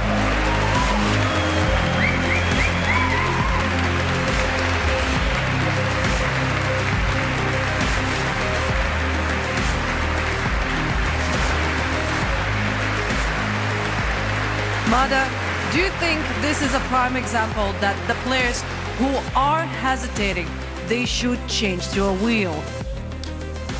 I mean, feel free to try, but mind you, it's going to be an ego check for a while. Any maybe like final words that you would want to say to your community? Because you know, like there's a lot of people who are supporting you. You are making different content. Would you want to say something to them? Absolutely, something I've been preaching for a while now, and that is, in a world where we're constantly stimulated, constantly on our phones, things popping up all the time, please, like, take 20 minutes a day and just breathe. Be kind to yourself. It's so important.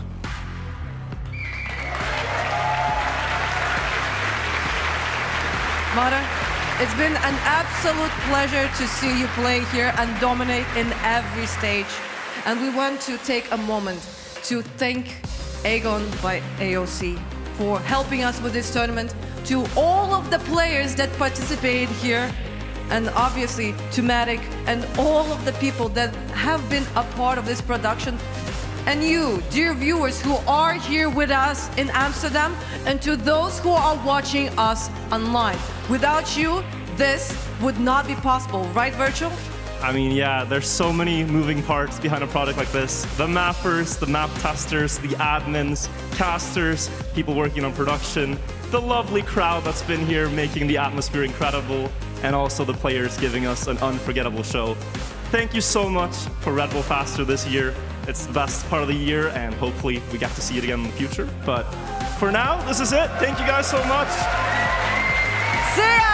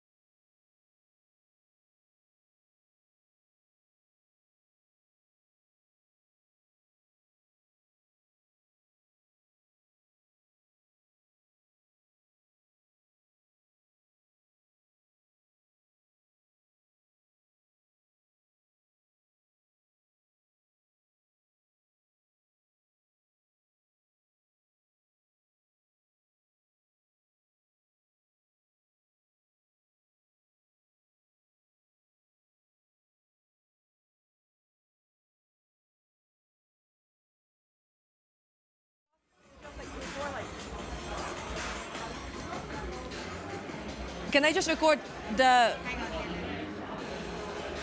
Welcome to Red Bull Faster.